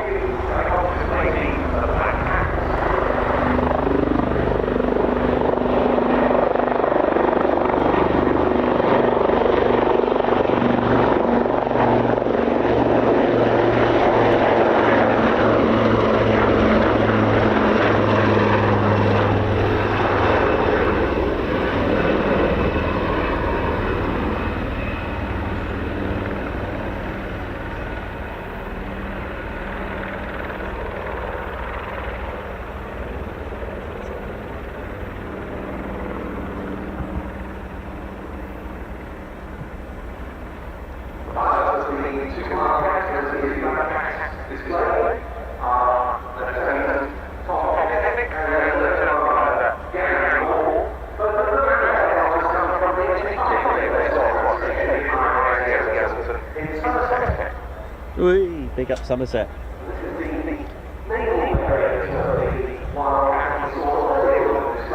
Yeah, the Royal Navy's Merlin, sorry, the Wildcat has something different than the Army's one that we've seen.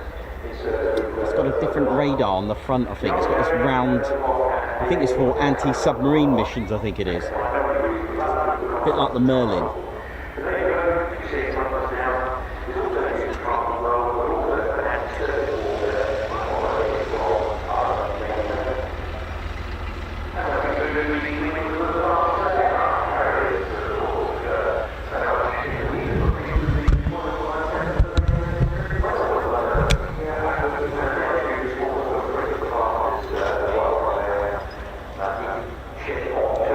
How we doing, ladies, gents, teddy bears? Thanks for tuning in. Hope you're well. So the two running inspecting waters on the BBMF at 90 degrees in the AAC, and they'll be coming straight in at around 100 feet, speed of 120 knots in a line of surf formation. Watch out for Here they comes. Which is an opposing 180 degree window. So they are just positioning precisely onto the line towards the display. Data point, getting ready for opposing window.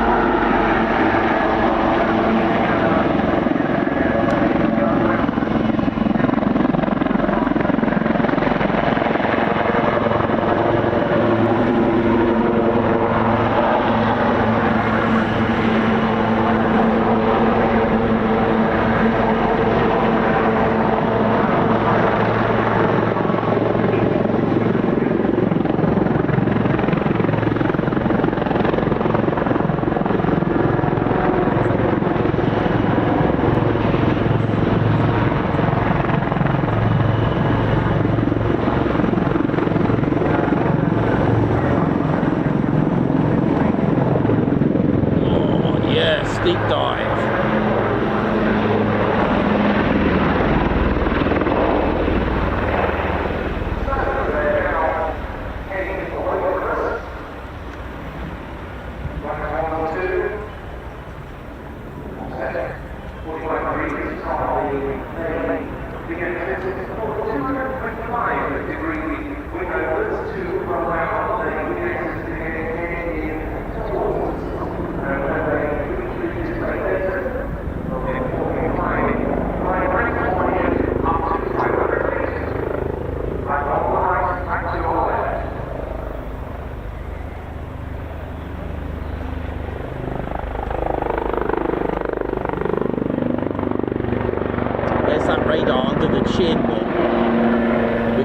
On the Army Air Corps, I don't think. I'm pretty sure that's the case.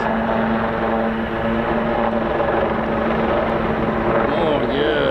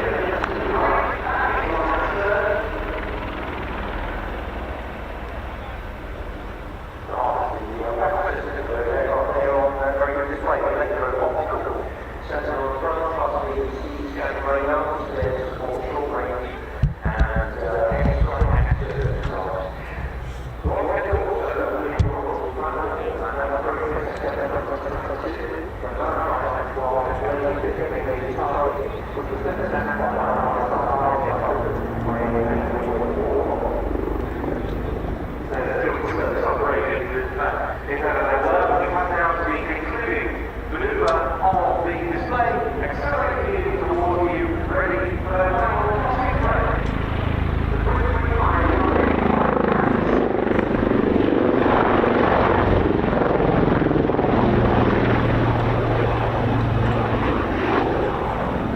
Nicely done, the Blackcats.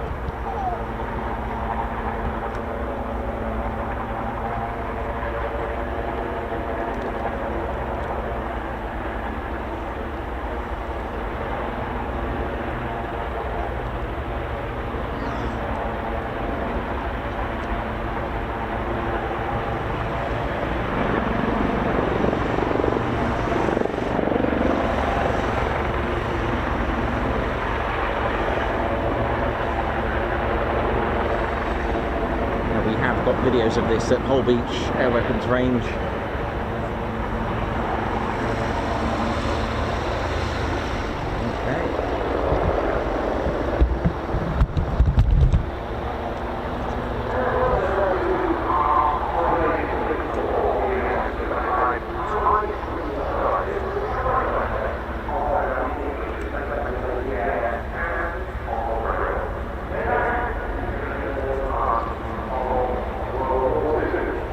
So we've got a couple of Spitfires now from the Rolls-Royce Heritage.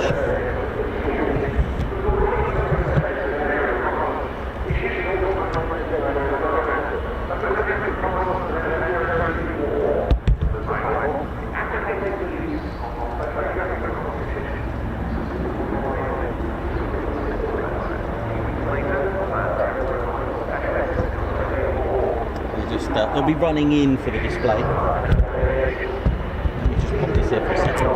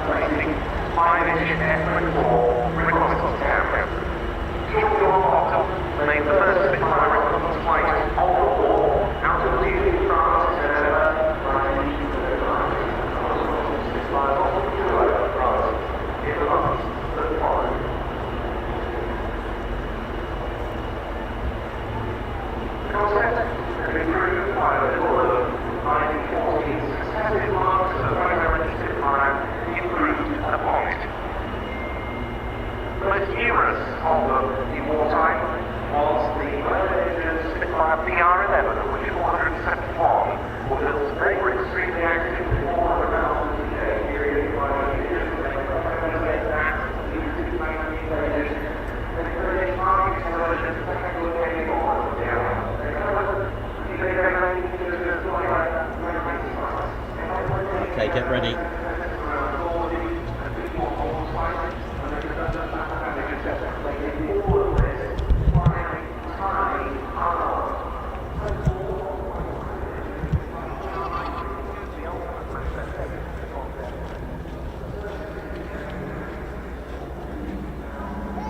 Hello. Hello. Is that for me? A New York City burger. Oh, just pop it. Just. Yeah, you might need to jump up a little. Hang on. There you you got it. Okay, thank you. Enjoy. Thank you. See if I can take a bite out of that.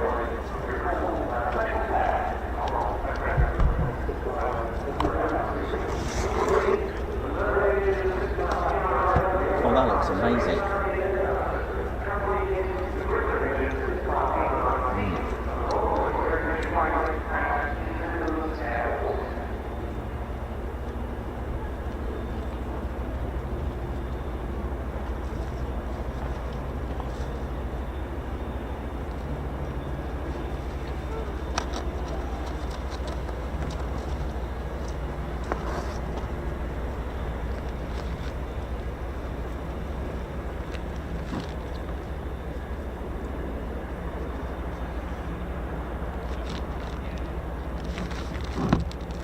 Right. Just had a couple of bites of that delicious burger, by the way. That was amazing. Right, here we go. And here we come. Into the right, Swiss RIAT.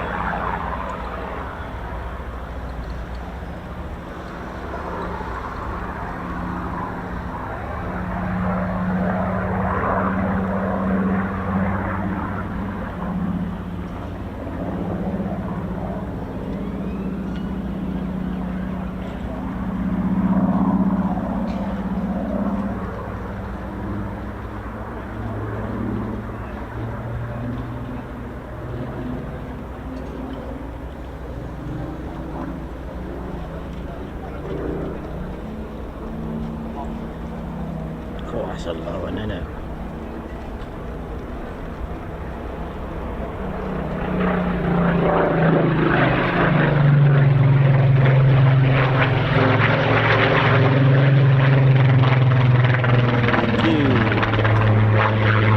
Beautiful lady city bears. I'm just going to take a quick bite of this burger.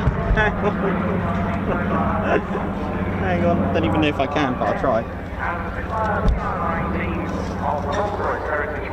In the hands of another splendid exponent of historic aircraft.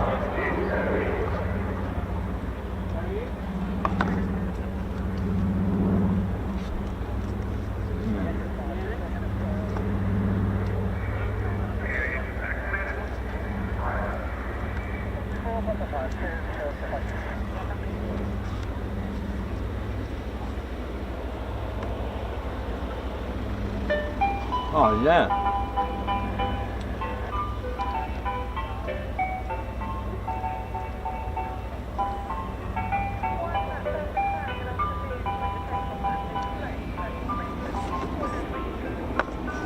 Here we go.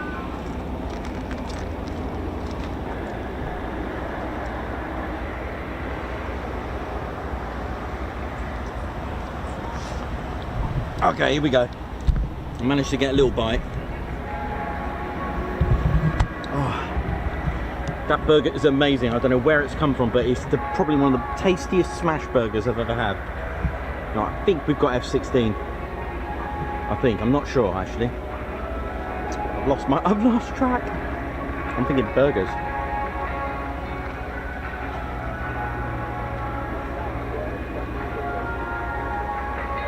Oh, actually, no, it's not. Actually, I don't know what I've got. No, it'd be the Merlin, sorry. Portuguese Merlin, my bad. Merlin and then the Spartan.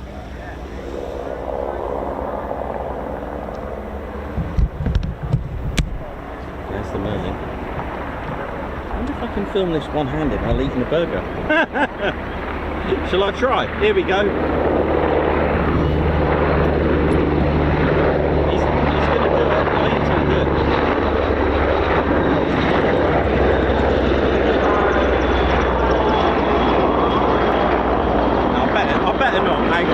I better not. I better not. I better not.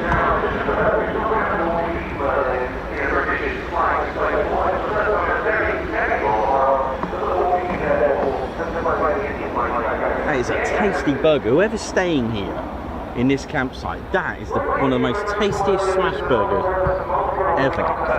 Right, here we go. Now this is a really impressive display from the AW101 Merlin.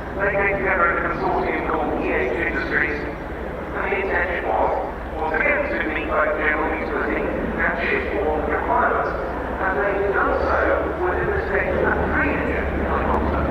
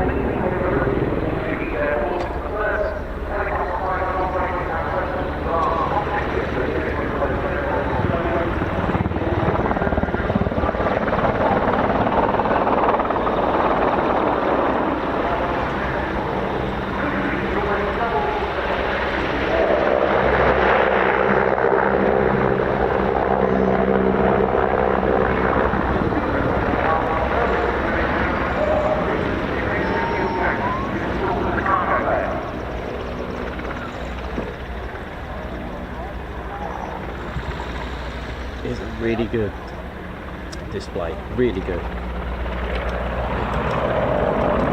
Yeah, look at this.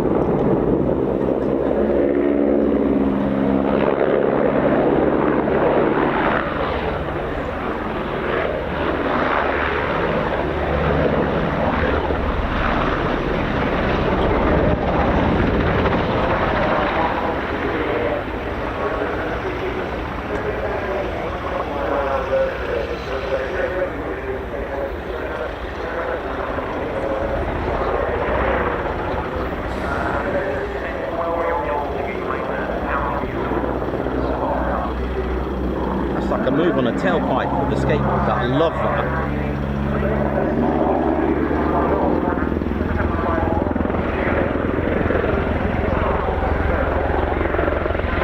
Oh yeah.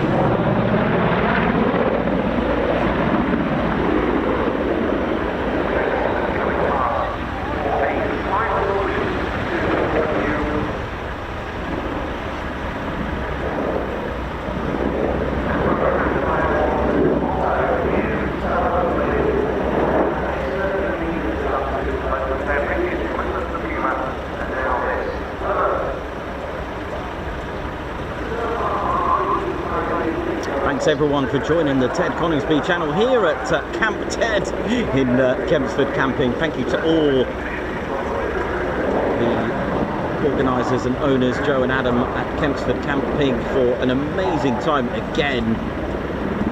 Your supplies are on it, they're really good food, good choices. The whole layout, the organisation, absolutely fantastic. Everyone is buzzing.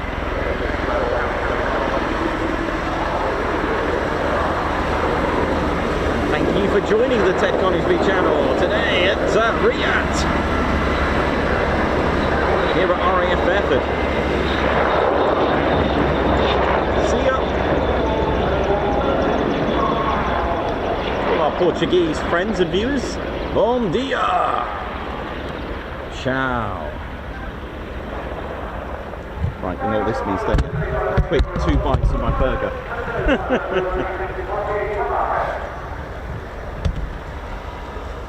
You alright? Want to talk? You okay? Yeah, fine. Good. I can't find out why there's no parachute display team up here. I this don't year. know. I've been through on every site. I don't know. They'll do 2024, 2026 applications, but nothing for 2025. I don't know. Ah, it's just a surprise not to see it on the programme. I thought you might have had some insight. No. Oh well. No, good question, but I don't, I'm afraid. Oh, that's a shame. So, fantastic display. All the best anyway. Take care, thank you.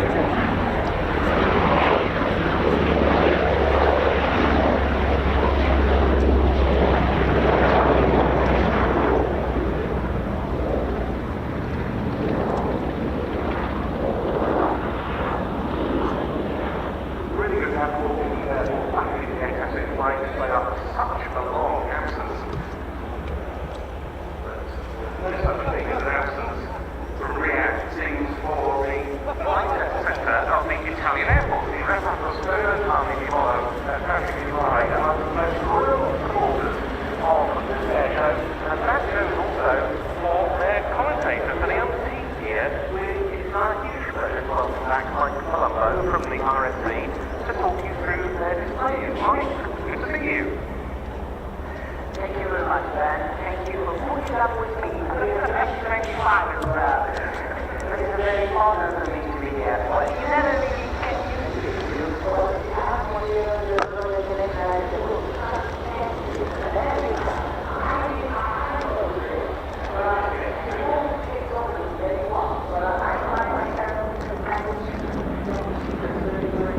Right, I think we've got the, we may have the C-27 Spartan now.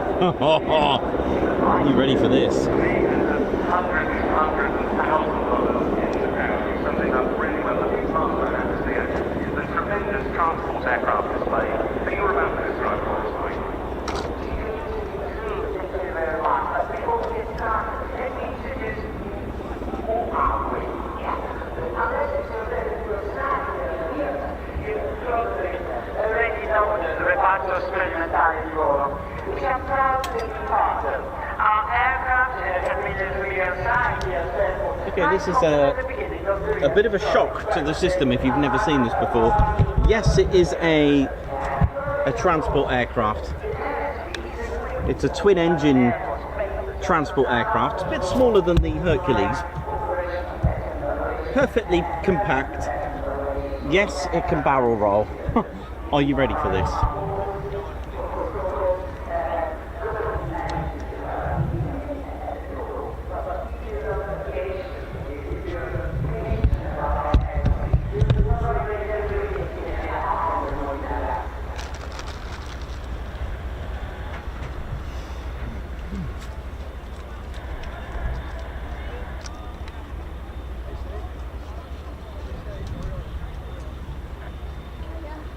No, you're right.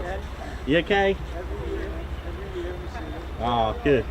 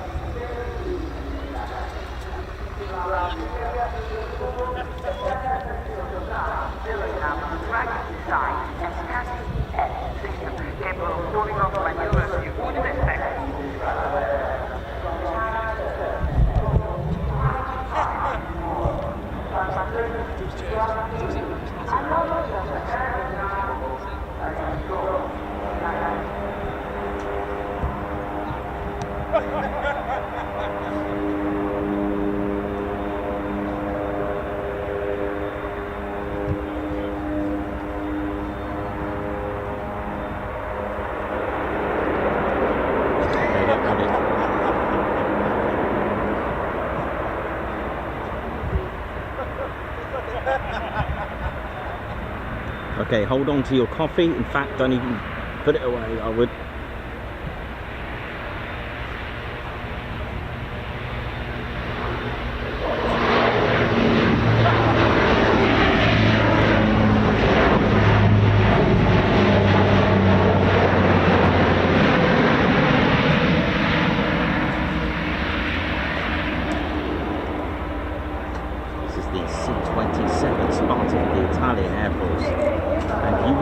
Believe the maneuvers on this.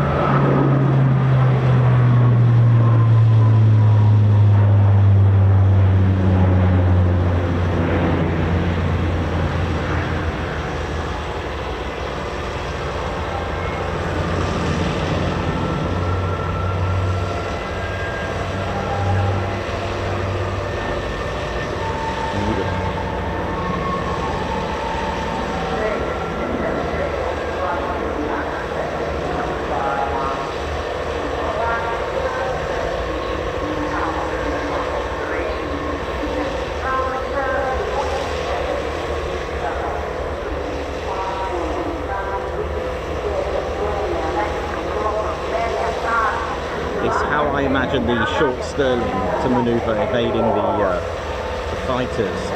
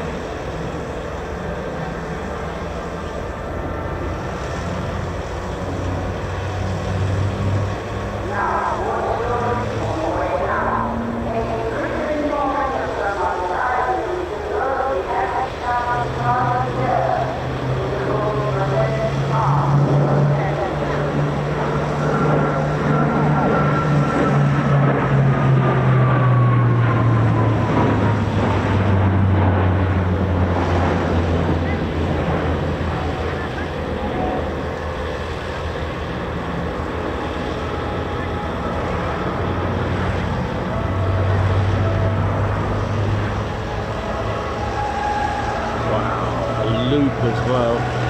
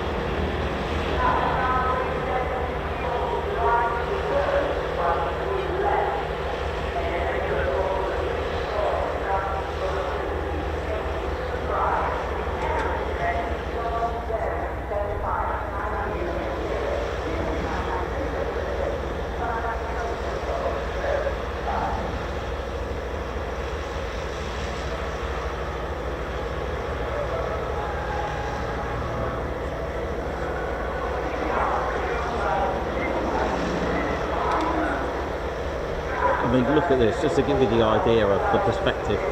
Landing like this is amazing.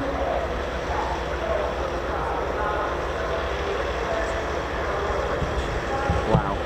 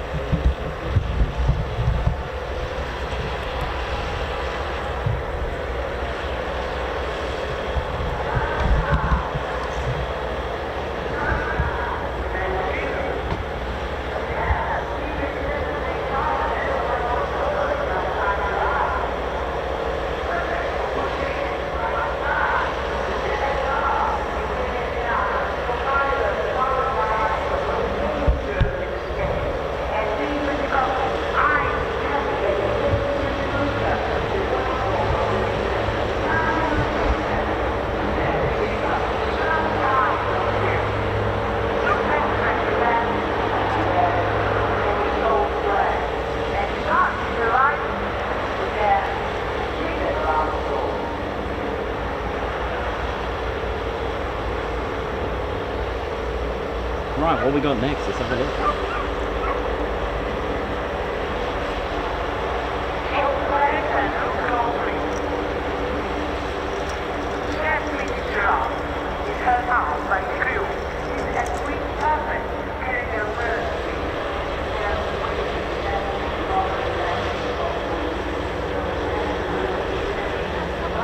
So it looks like we've got the Reds departing very shortly.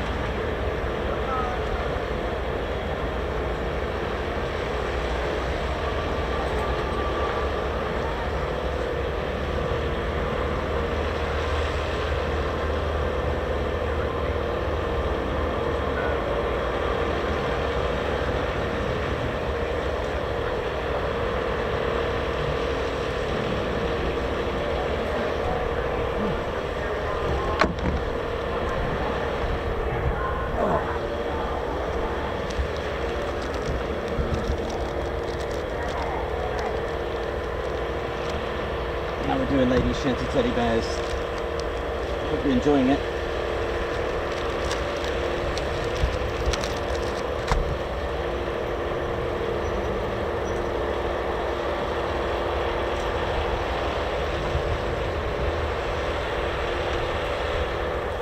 Hiya. I'll give your wife a message. She should tell you. Sorry? That book, I'll give your wife a message. Oh, what's this? It's Azara, not Hazara. It's Azara, Mark Azara. Oh, who's this? He wrote a book about tankers. Oh, okay, thank you. American tankers. It's a very good book. Oh, I'll have to have a look. Thank you for that. Cheers, buddy. You're welcome.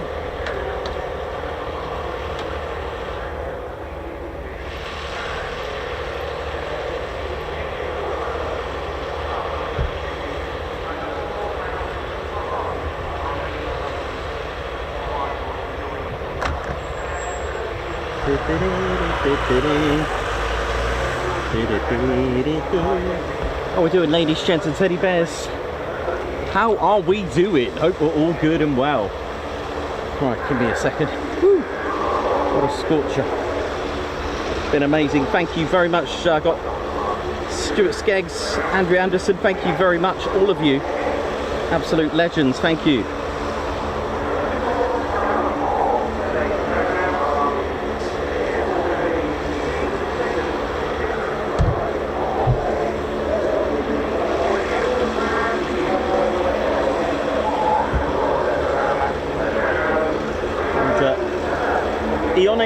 High five, Guards March.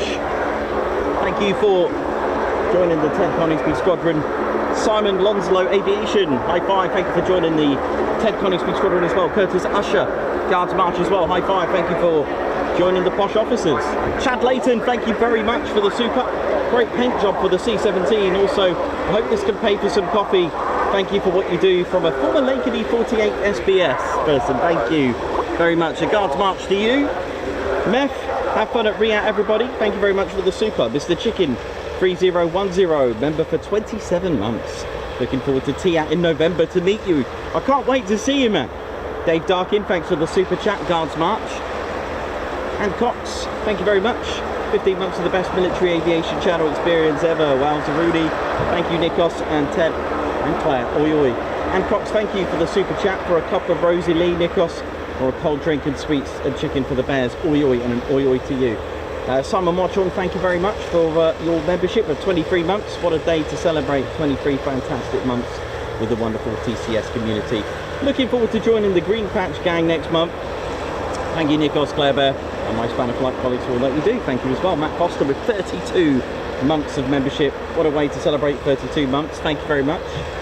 And SE Aviation member for 13 months. Great show.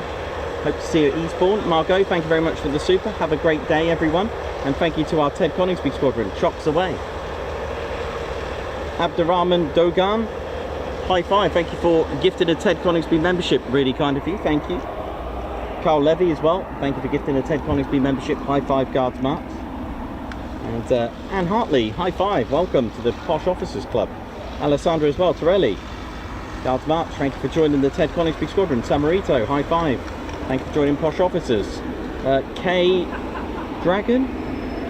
Don't know. It's got K and some. I don't understand that one, but welcome to the Ted Coningsby Squadron. It's K and a symbol. Looks like Chinese. But Keith Smith, thank you very much. All you Nikos, Ted, Claire Bear, Spanner Crew, and all the TCS. Samarito, thanks for being with us for 22 months. Congrats on 100k. Thank you very much. Patch, thanks for 11 months. And Patch, thanks for gifting a Ted Coningsby membership. Andrew Farley, wow, 14 months. What a way to celebrate 14 months. Thanks, Ted and Nikos. Darren Harwood with 29 months membership. Fantastic couple of days. Nice one, Nikos. Marcus H, thank you for the super. Mark Garwood as well, living the dream and watching the stream. Keith Smith, thank you very much as well. Guards March. Oh, here we go.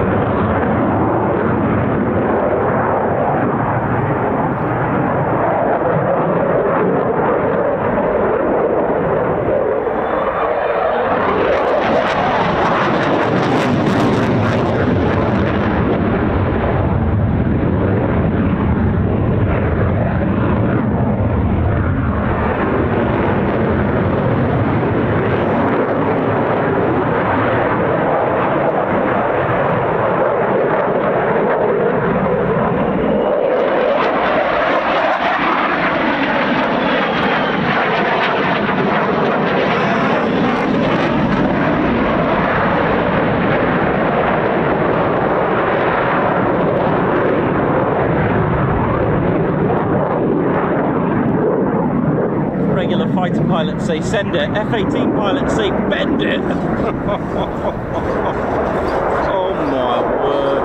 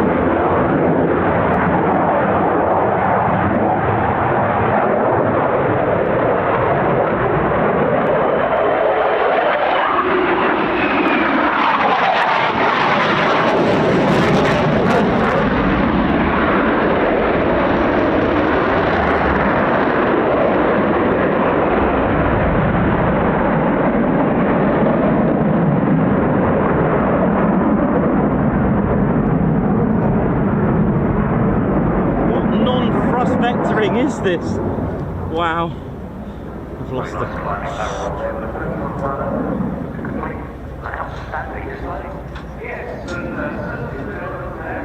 Absolutely incredible, and we're here from our squadron leader Ted Coningsby, and I've got a feeling his beret, there hasn't been many beret recovery teams today. Oh,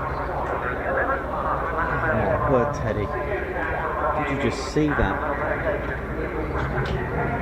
Oi oi!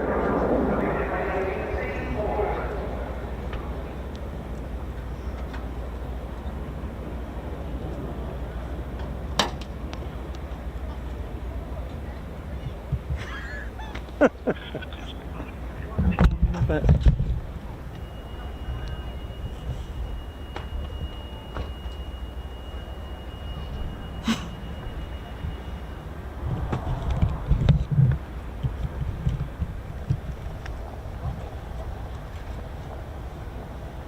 oh dear. Ted's beret. It's beret down, beret down. Look at it. Oh no. Oh yes. Well Teddy.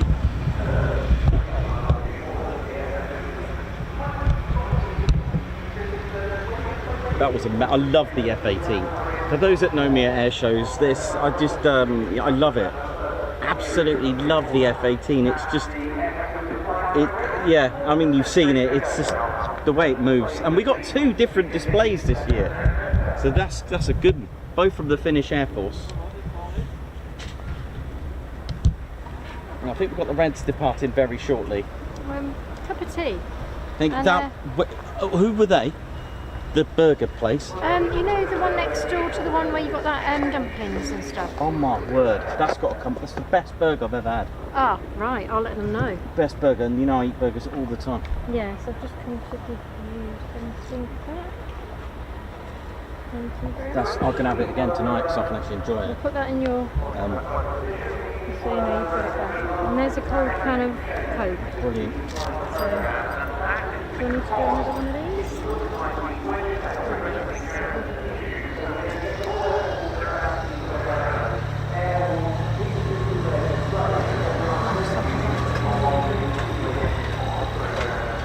How's it going? All right? Brilliant, yeah, really good. My dad's tuned in. Oh, bless him. Ken Ferguson, how you doing? Hope you're good. Watching from Chesterfield.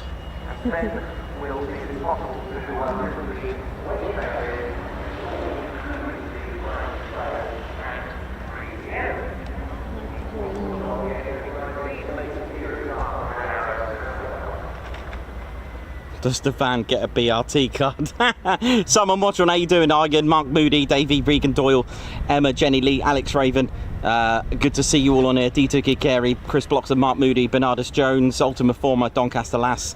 How is it all going? Anonymous. Who else we got? Got loads. Got loads here. Stuart Skeggs. Red Arrows will be up very shortly. Where's that come from? Surely that's not from my jacket, all that.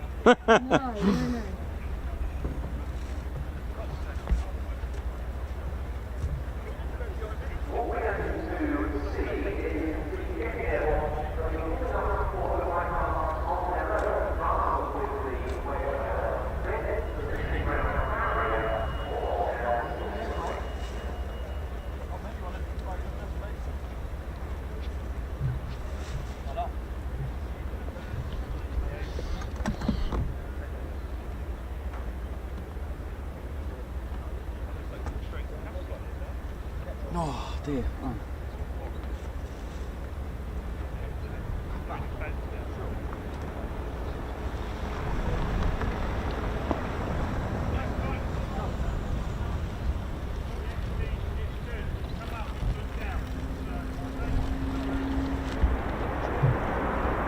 Okay, here we go. Sounds like Hawks, doesn't it? Sounds like Hawk T1s. Should I really guess the aircraft? Because I'm really terrible. Especially being Hawks. Where's that done? Now they are due to depart at 14:08 local. Oh, look at the time, 14:08. That's precise.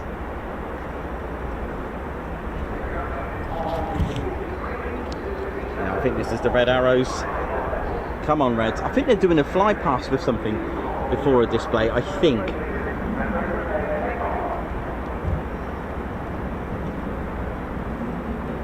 Well, as soon as we hear Brad Muscat, the legend. How's Phil these days? Oh, Phil died. Yeah, it's definitely the Reds. Oh, it's definitely not. There's a red smoke. Oh yeah, the giveaway. Can you see? Yeah, I can see that. Unless it's... Oh. Hang on. I've never known them to give out smoke there first. Well, we'll see. We'll see who it is. Oh dear. No stuff. Yeah, it is. Yeah.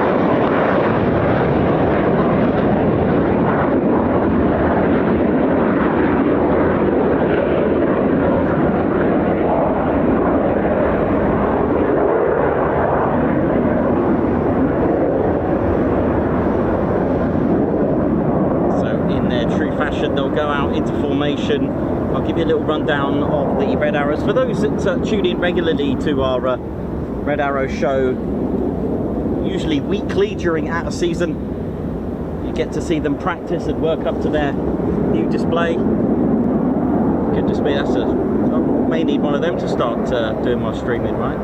You've seen that view.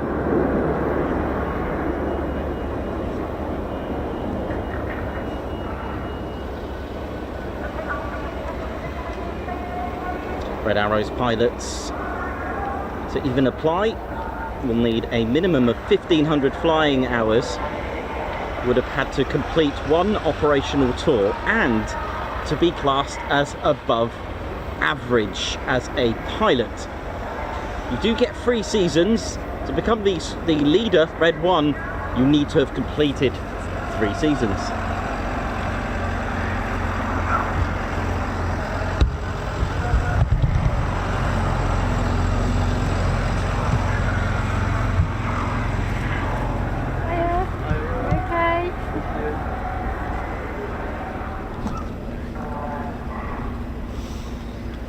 That is a view. That is a pretty cool view.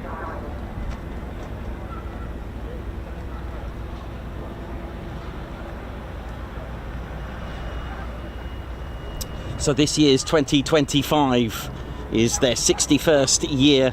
Wing commanding is Wing Commander Adam Collins. He's responsible for the world-class team to deliver soft power capability in support of national interests at home and overseas. Red 1 is Squadron Leader Bondy. Squadron Leader John Bond. He is primarily responsible for all the aspects of the display. So he's the one that runs it and puts it all together, the choreography, the whole thing, and he leads the aerobatic display. Red 10 is new this year. Flight Lieutenant Rob Thomas is career flying Typhoon and QRA, safeguarding the Falklands as well. Red 3 has made history this year. He is new as well. We welcome Flight Lieutenant Andrew McEwen, and he's the first Red Arrows pilot to come from a 5th generation F-35B. Cool. Red 4 is Squadron Leader Chris McCann. He's done numerous tours around the world, frontline, and a Tornado pilot as well.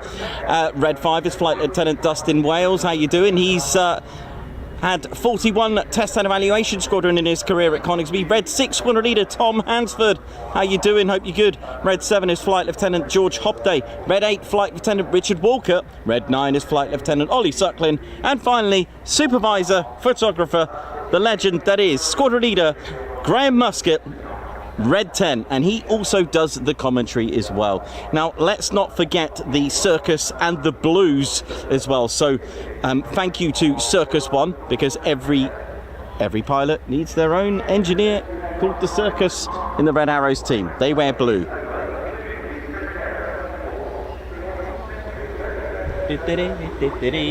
Based at RAF Waddington, ladies, gents, teddy bears.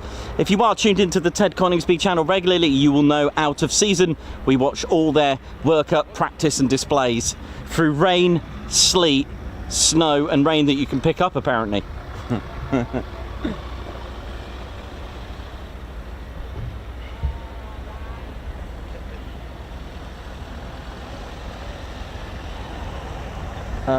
Hello. Oh, hi. In the van, Yes. there is another Jackery, Mm-hmm. and there's some batteries. I need 2. I'm not going to put the reds on here. You'll see what I mean. There's batteries, battery charger plugged into it. Oh, here they come. Don't worry. Okay. No, don't worry. That's okay. It's fine. Here they are.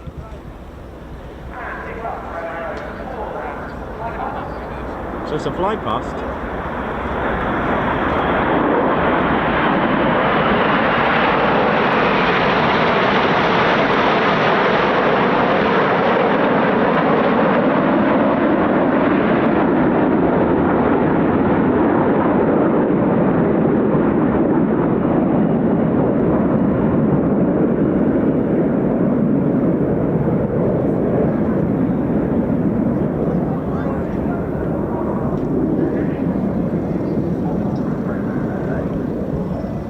Sure if they're doing a display or if they were doing the fly past.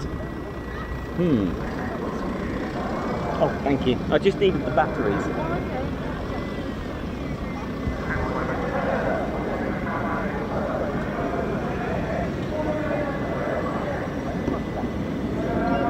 Oh yeah, they are doing a display.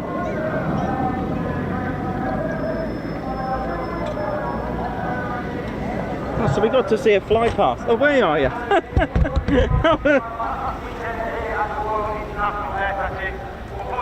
Right, okay, there was meant to be something, information with it, but it's not here. And then this can go back. Yeah, and you can press on as well when you plug it in. Okay. Yes, please do.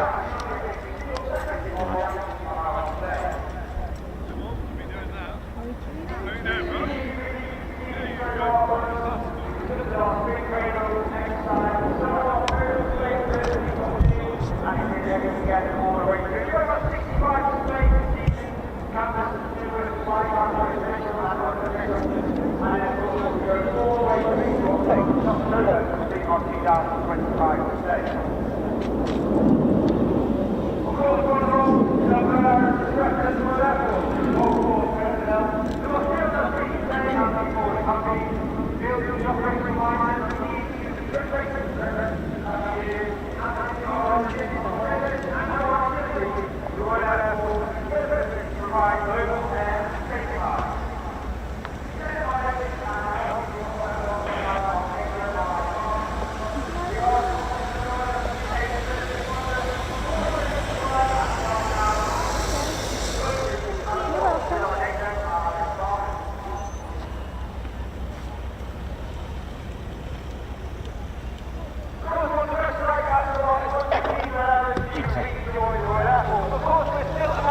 We are operating in Okay, red arrows, here we go.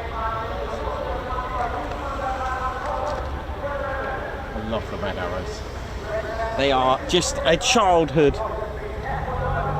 household name, you know, the red arrows. And I've always said this, how many Red Arrows pilots watched the Red Arrows when they were kids and became Red Arrows pilot themselves. I love that. Thank you. Where's Ted's boat? See you later. Do you know how Ted's See you, yeah. That little lad's just subscribed.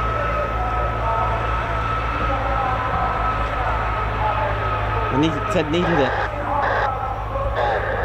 Okay. Alright now? Yeah.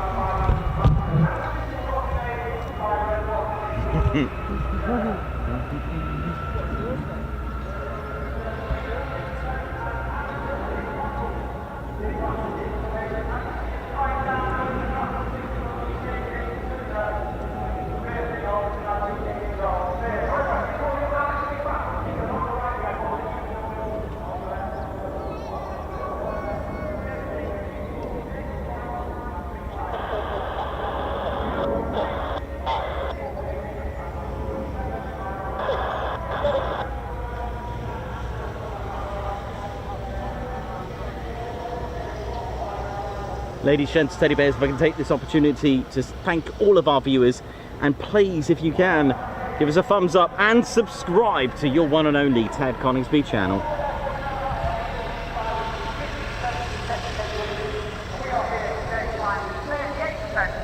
Ted's getting absolutely excited, aren't you? Here we go. Here we go, Teddy.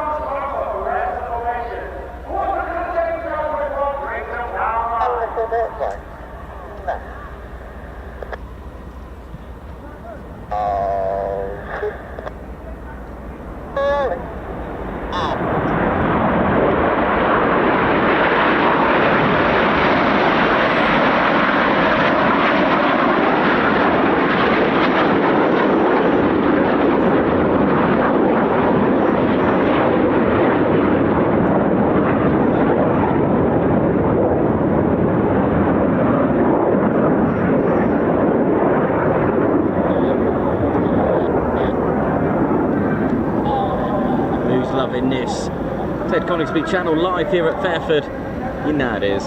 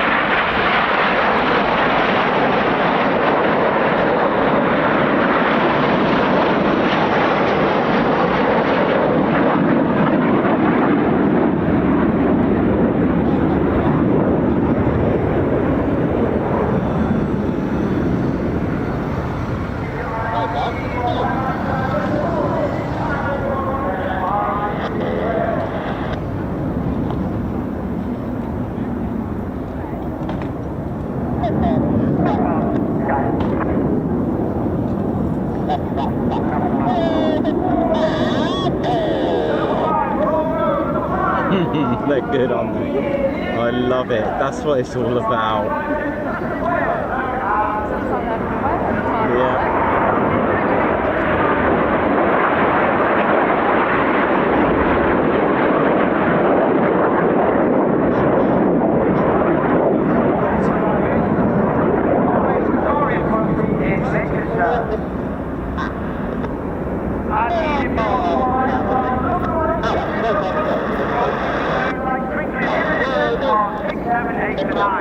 The red and the blue, come on, from red 8 and 9. There you go. Oh, yeah.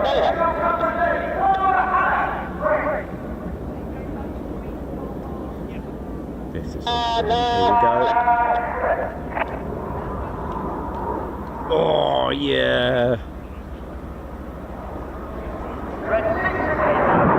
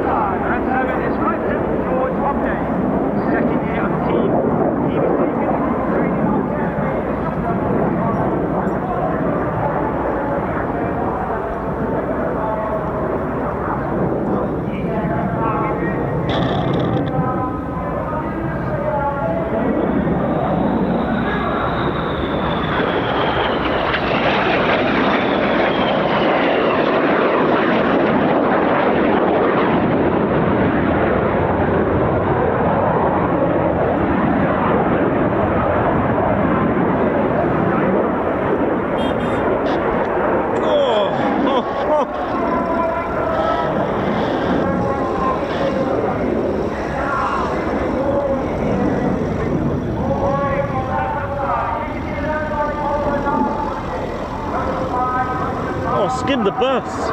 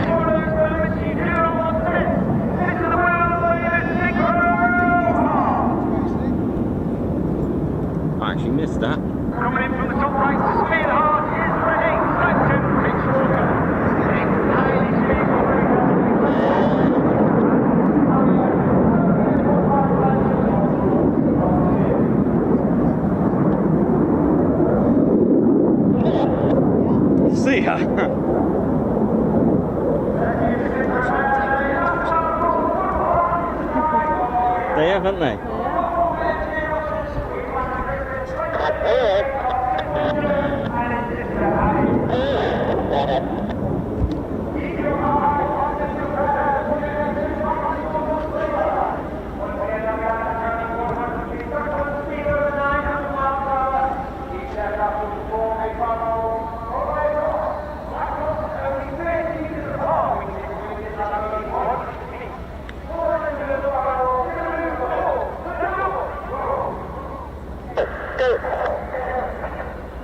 on, let's do it.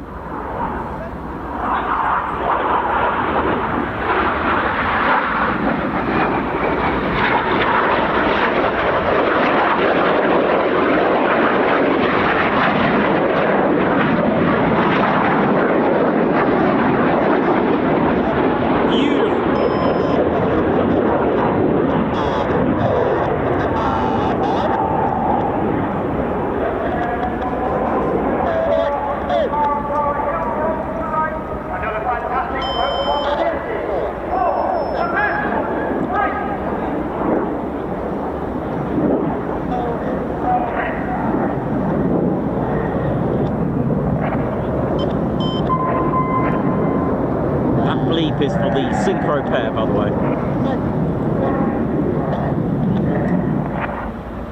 Wow. Yes! That's how you do it. Yes! Okay, here we go, watch this.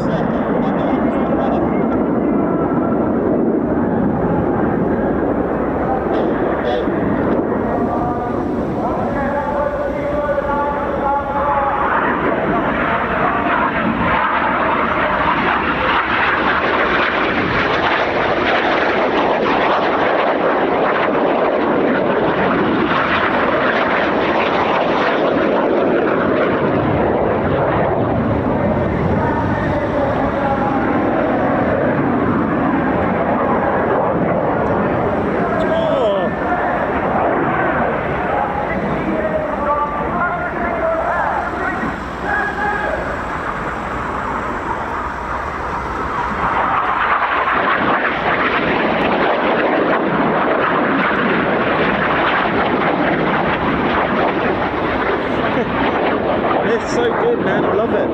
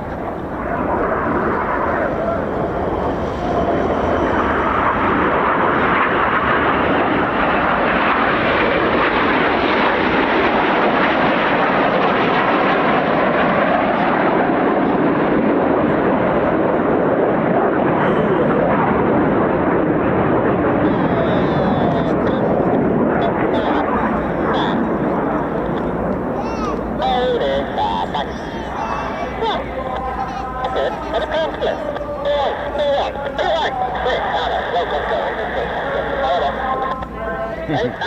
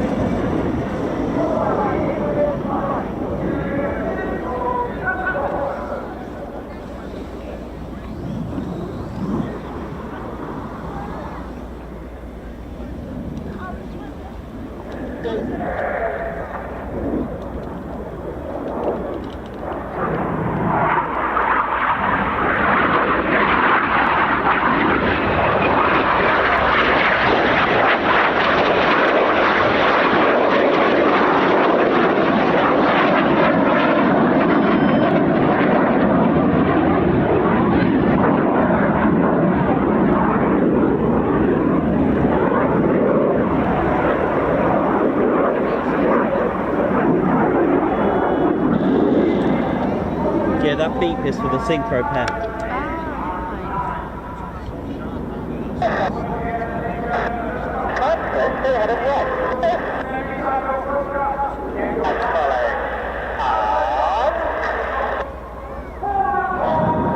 Where are we? Here we are.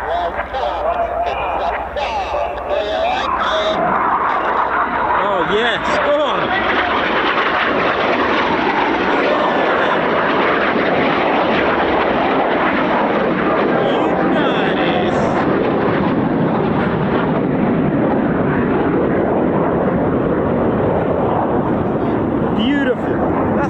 Air Force, man. Teddy is just in another world at the moment.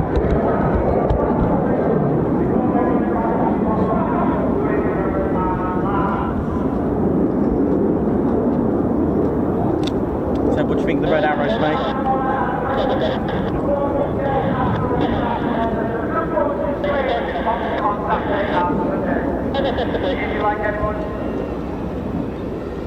I think Ted liked it. Got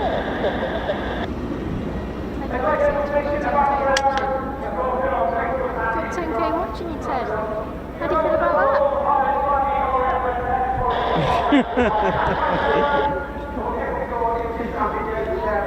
Wow.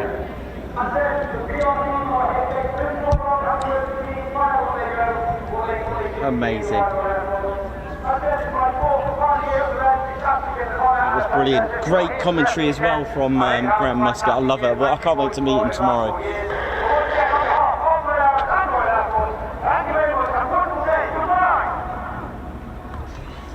Thank you, Squadron Leader Graham Muscat, and all members of the 2025 Royal Air Force Red Arrows. Yeah, I'll have that. Stuff a quick mag check. Well, now, the team prepares to reform for a run and break into the circuit. Very correctly, I have to Change the battery before. the most wedge-tailed 20 in today's program. I'm not sure.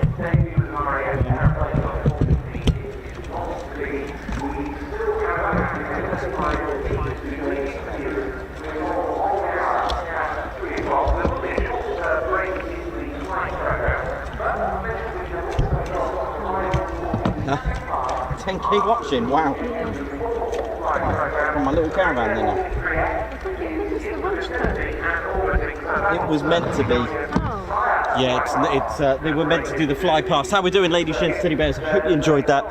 I mean, like I said, it's such a proud moment, especially for myself, born in Somerset, born in Western-super-Mare, waking up every summer to the Red Arrows on the Western Air Festival. It's a spectacular moment, a household name for me, a childhood name for me, you know, and I for one can tell you, and for many, speak for many, how they are such an inspiration, such a proud moment for us here. And how many Red Arrows pilots have actually become Red Arrows pilots from watching the Red Arrows when they were kids.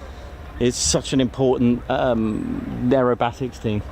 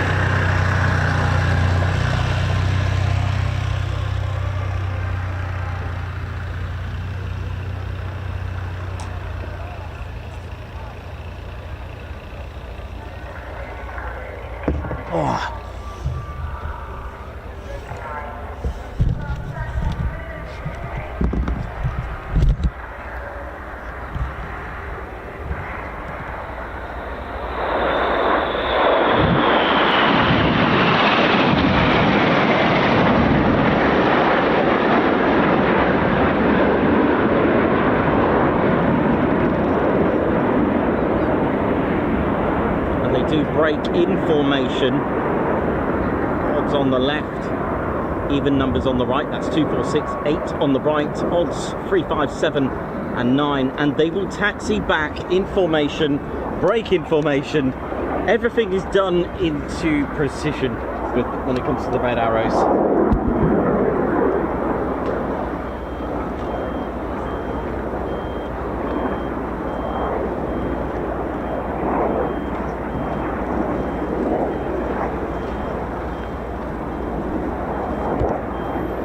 Looking at my plan, I don't think we've got many left now. I'm expecting to get an F-16. Only it's taken now. Just have a look at my plan.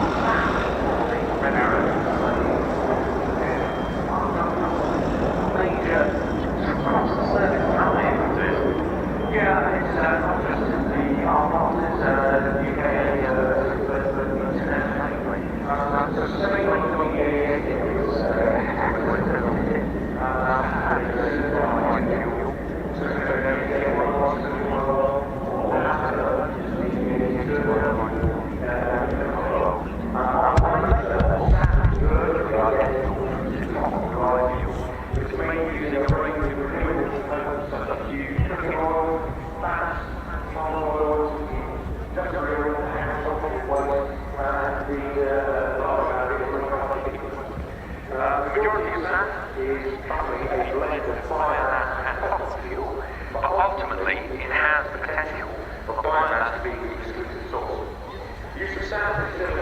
Right, let me just have a look at my plan. We have, I think we got 1454. I think we've got an F-35B.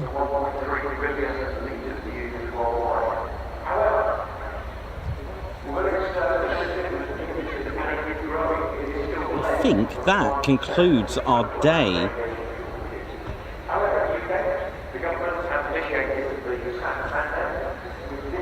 Yes, so just the F-35B, ladies, gents and teddy bears for us.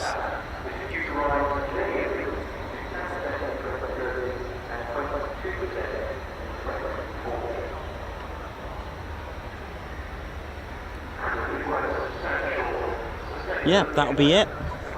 So our next is our Stovall F-35B, which is coming up.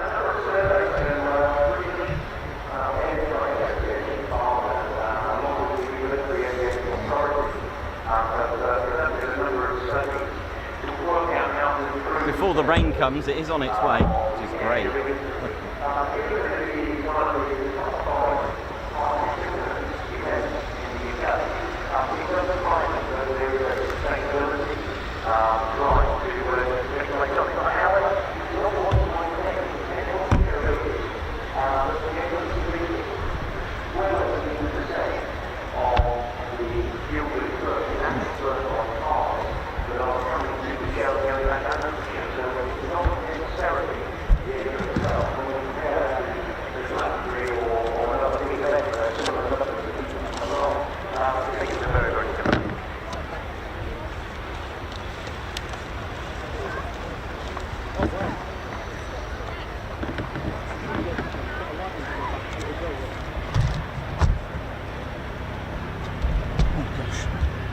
Right.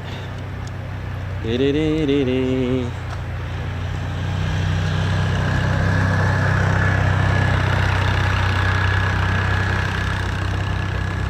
So yeah, we've got the F-35B from Marham coming up very shortly.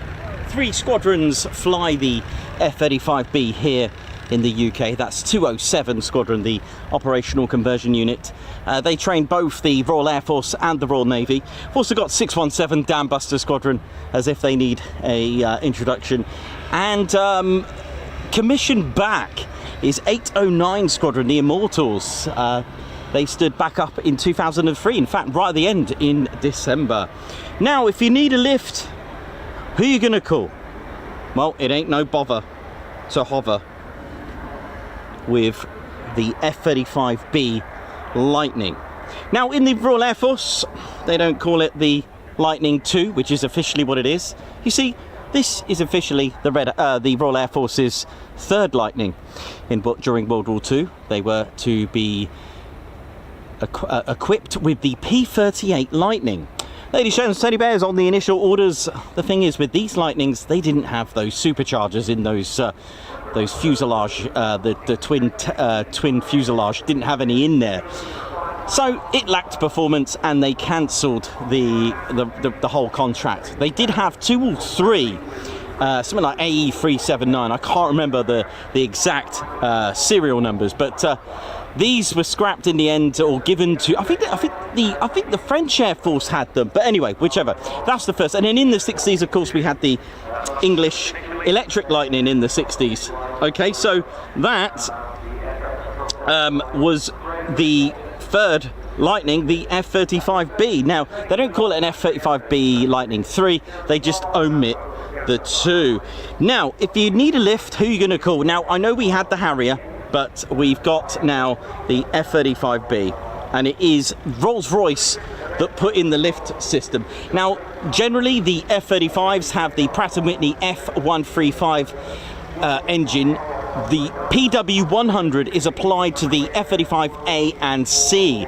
The B variant is the only one that can hover. It's classed as a STOVL, short takeoff and vertical landing. Now, the engine, compared to the A and the C variant, the B variant, the Pratt & Whitney's F135 PW600, is a little bit different. Okay, a standard PW100 measures at 5.59 meters. The Pratt & Whitney PW600 measures at 9.37 meters. It is all that. Slight difference in power, slightly less, slight less payload. I think I can see it now coming up. Let's have a look. I can see something looking aggressive. This is going to be loud.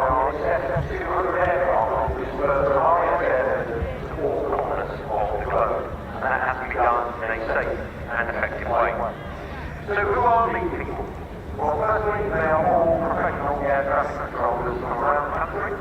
This year, 14 of them representing London Heathrow, London Gatwick, Manchester, East Midlands, Germany Airport, and the CAA. But secondly, they are all volunteers.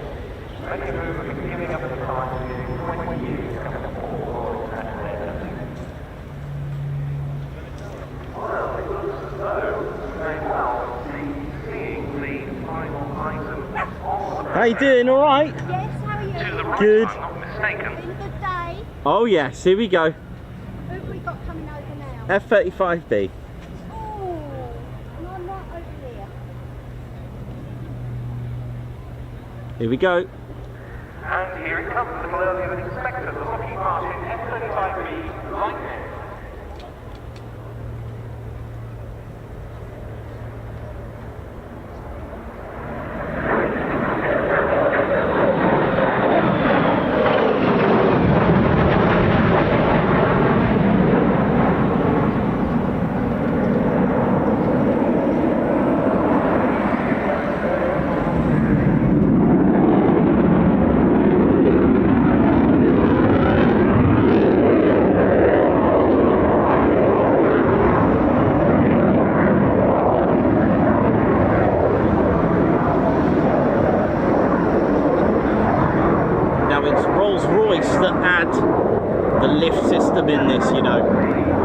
against the nearly double the size engine on the PW600. It's got a 50-inch diameter lift fan that's just opened up. Just behind the hood of the lift fan itself is the auxiliary air intake.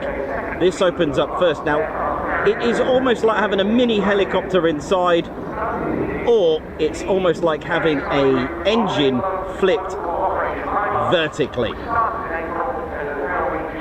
Underneath that engine there are some grills that move forward or back. This allows forward and back movement while in hover. The power from the PW600, the Pratt & Whitney's F135, has a shaft connecting to the lift system, which delivers 29,000 shaft horsepower to power it up. Now the bypass, 0.51 may I add, that's what's used underneath through roll posts to pitch left and right. And at the back is the free BSM, free bearing swivel module, again more thrust to keep it hovering.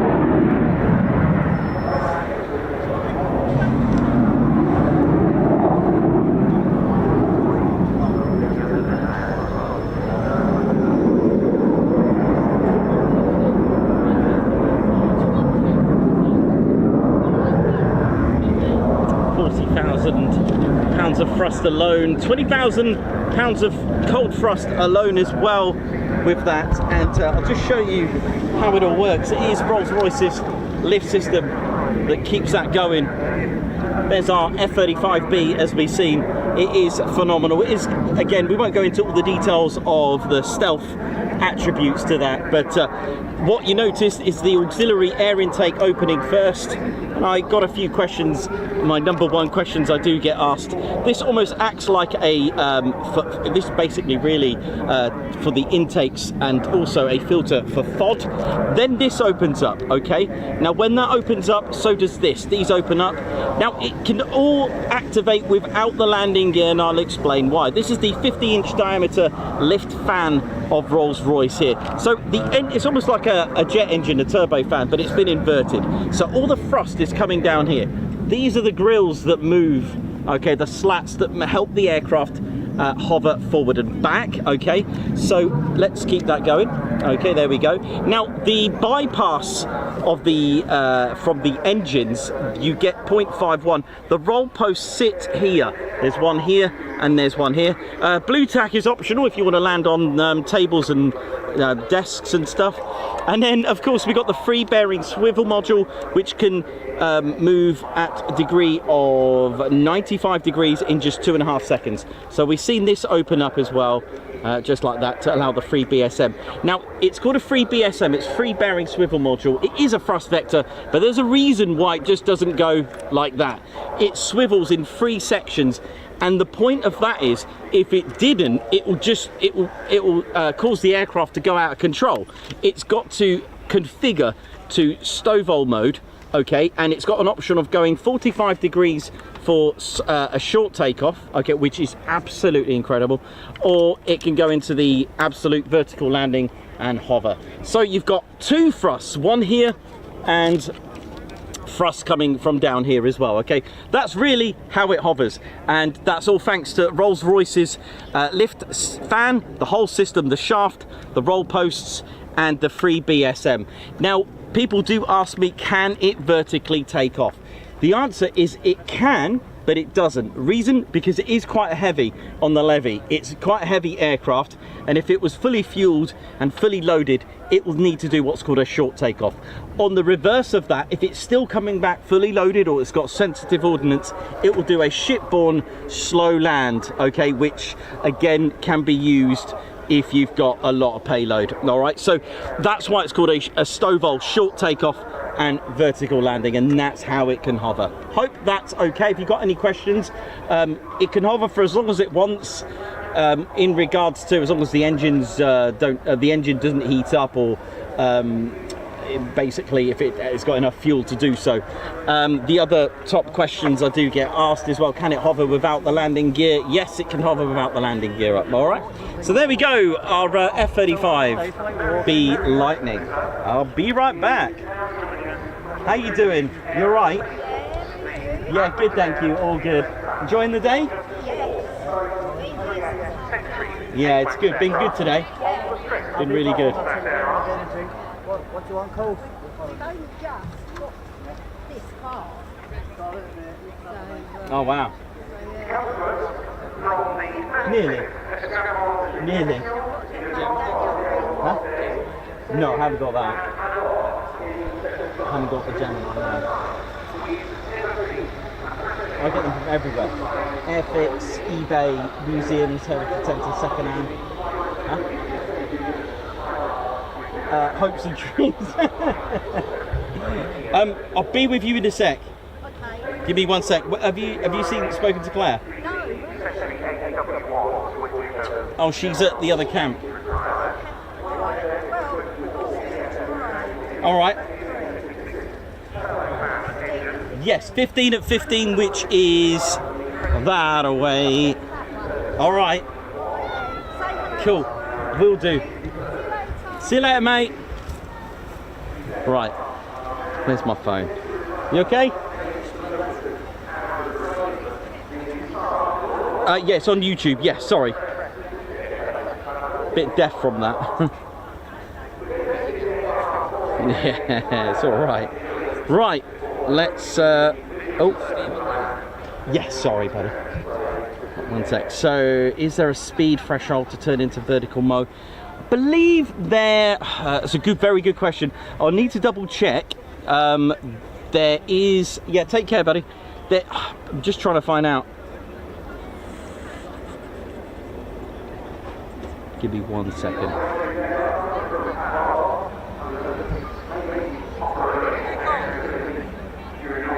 Don't know if this is. Oh, it is doing a fly past.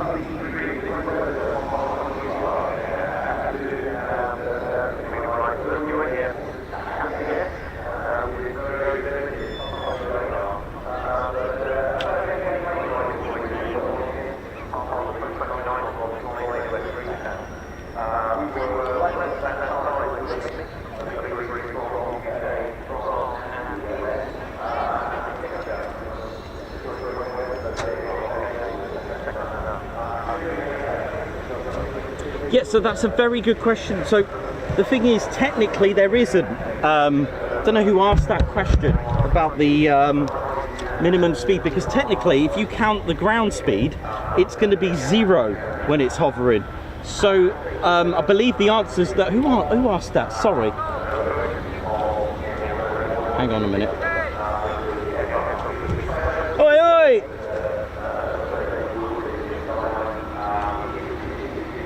Sorry, someone asked that question. Do apologise. I was trying to answer the question. There was a young lad chatting to me. Yeah, so I don't think there is to initiate the Stovall mode, only because of the. If you count the ground speed, it is actually not moving at all. So I don't think there is, but I'm going to double check with someone I know that can possibly answer that. But my initial answer is no.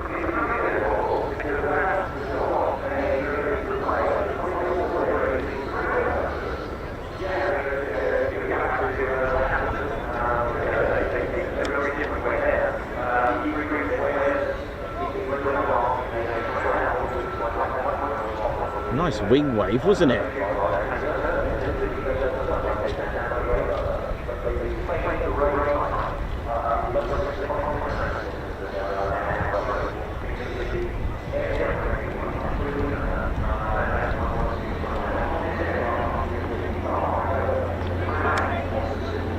Oh, the gear is down.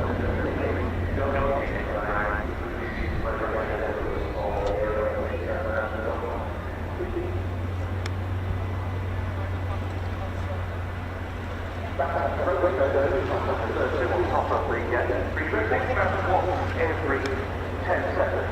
Of course, it provides 360-degree radar coverage, able to detect aeroplanes. It wishes to detect over hundreds of kilometers of range.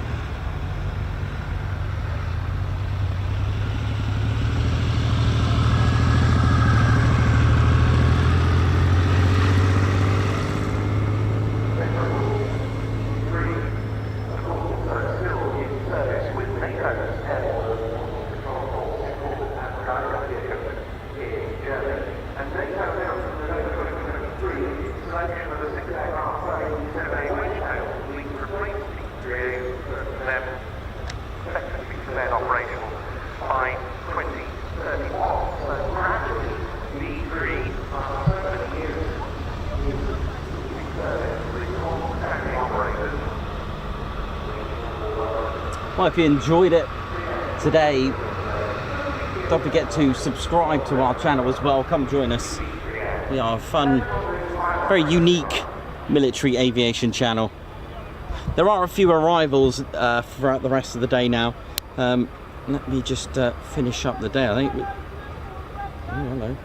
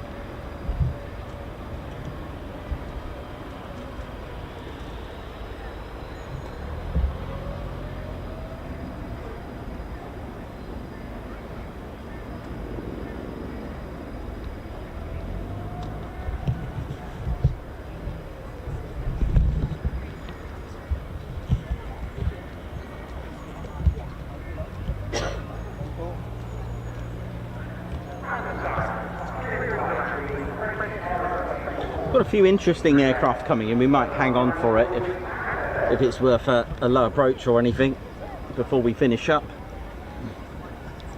We are off tomorrow. We'll be back on Sunday for those interested in our show, and Monday. So 2 more coverages.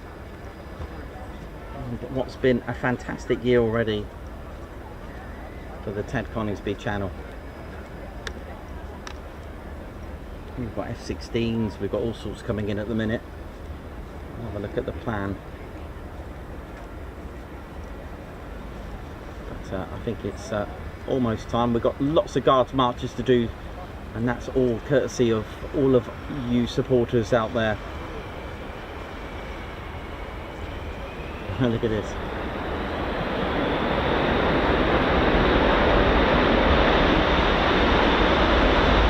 Love it.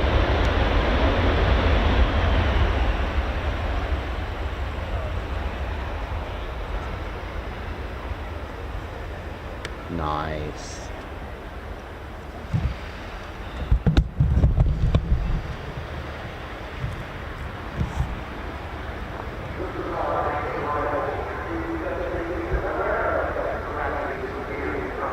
What a nice Belgian F-16 as well. Just a few more exciting aircraft to come back. Sorry, not to come back, but to come here.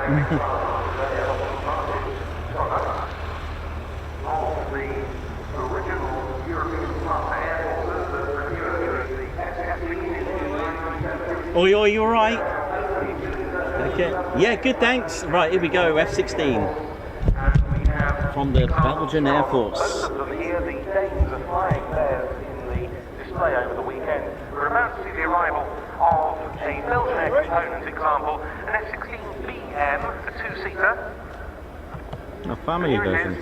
In for a run and break overhead.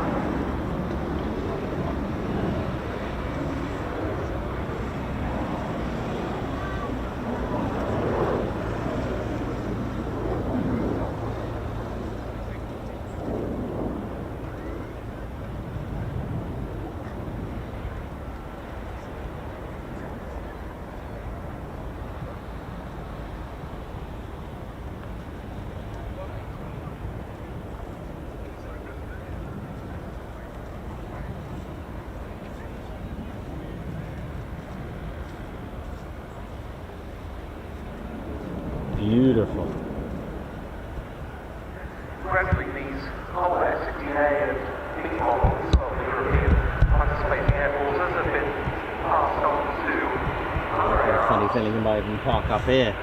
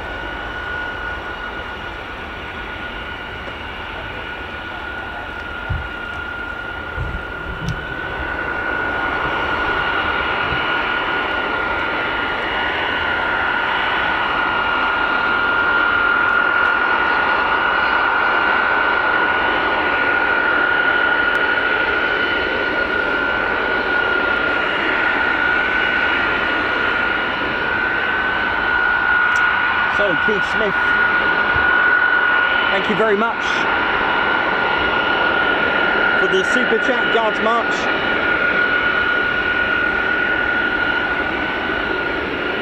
Got quite a few, Teddy, here, from the lovely support from everyone.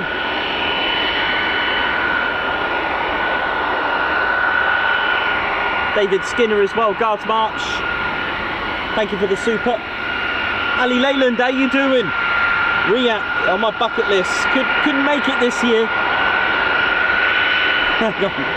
Should we wait, Teddy? Let's wait then.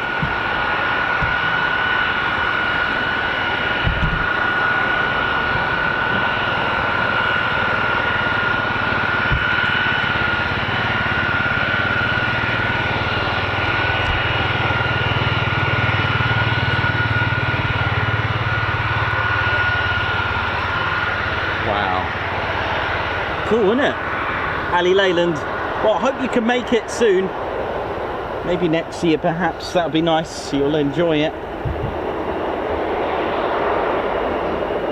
And thank you to Nikos, Claire, Ted for being there and bringing it to us. Al Phillips, member for 9 months. Oi, oi, good morning all. Looks like a lovely day for it. It is. Daniel Walker. Message from the Amigos. We love your camera work. Thank you very much. John Minter, thanks for the super, thanks for bringing RIAT to us who can't be there. Guards March, thank you.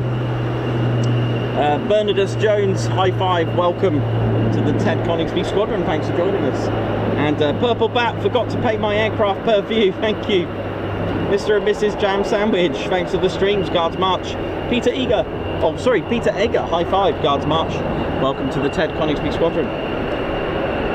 Simon Watchell, high five, thank you for gifting a Ted Coningsby membership.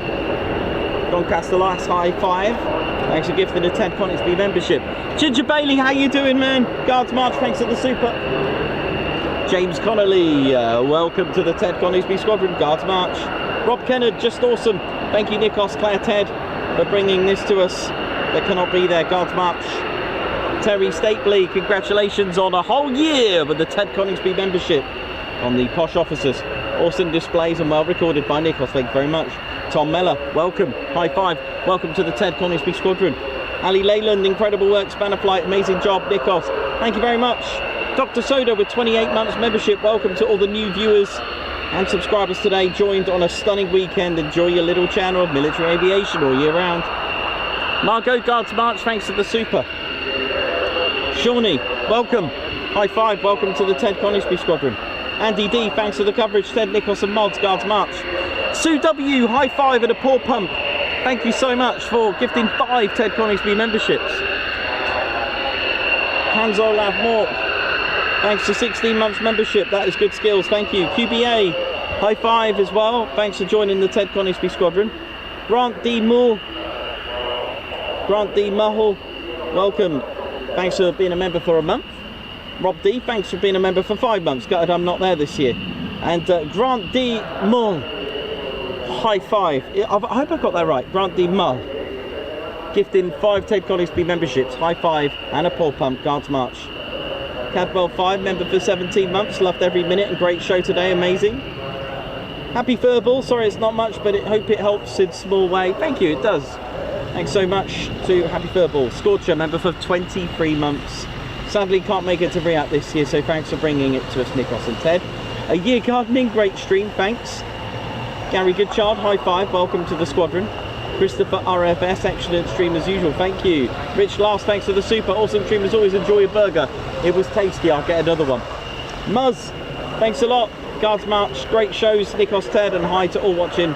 Gotta love Growling Spitfire, just waiting for a few tweaks now, and lest we forget. Laser Tech 02, thank you very much. Where did a year go? Thanks Nikos, Claire and Spanner Flight, and of course Ted for all the hard work. Guards March. Dawn Hobson with 2 years of membership. Oi oi, best display of any aircraft in the world. Darren Hobson celebrating 2 years. Can't believe it's been 2 years. Enjoy. Adrian Anderson, Guards March, for a nice Italian coffee. Yep, I'll get one all right. Guards March, thanks for the super. Thanks a lot for the super, Adrian Anderson. Rob Kenneth, thanks for the super chat for a span of flight. You're doing a fantastic job. Paul Electronics, member for 10 months. Guards March, doing very good. Nikos, thanks Ted. We Stevie Boy, hope you're all enjoying yourselves today. I'm in Stroud at Fat Tom's Pizzeria, enjoying a 24-inch pizza and due to taking my digs very close to RIAT very soon. Cannot wait for tomorrow. Props, Guards March, thanks for the super.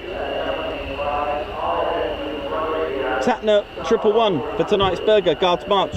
Props, awesome community, thanks for the super. Alex Raven, thank you for all the footage you show us. Legend, thank you, Alex. Props, beers on me, guys. Thanks a lot, Props, for another super chat. And another Guards March for Props. Beers for the mods, will do. And ONZ, thank you very much. Thanks for the super. And Mike G, Guards March, 14 months membership. Awesome live stream, Nikos. Ando New Zealand, thank you very much for the super, Guards March. Props, who's put New Zealand, Props, who's put United Kingdom from a super, Guards March, thank you very much. Sylvia King, awesome everyone, thanks a lot for the super. Christopher, Guards March, thanks for the super. Greetings from Bermuda to our fellow Brits. Amazing display from the Reds, proud moment here. Oh, it is. Catherine Burkett, high five, thanks for gifting 5 Ted Coningsby memberships. High five, Paul Pump. Steve Humphreys, welcome, high five. And Commander Bakara, high five as well. Guards March, thank you for gifting, thanks for the Ted Coningsby membership that you've joined, thank you very much. Carl Levy, high five, thanks for gifting a Ted Coningsby membership, Guards March. So I'll do those again. Steve Humphreys, welcome to the squadron, and Commander Bakara, welcome as well. Emma, thanks a lot for the super, Guards March.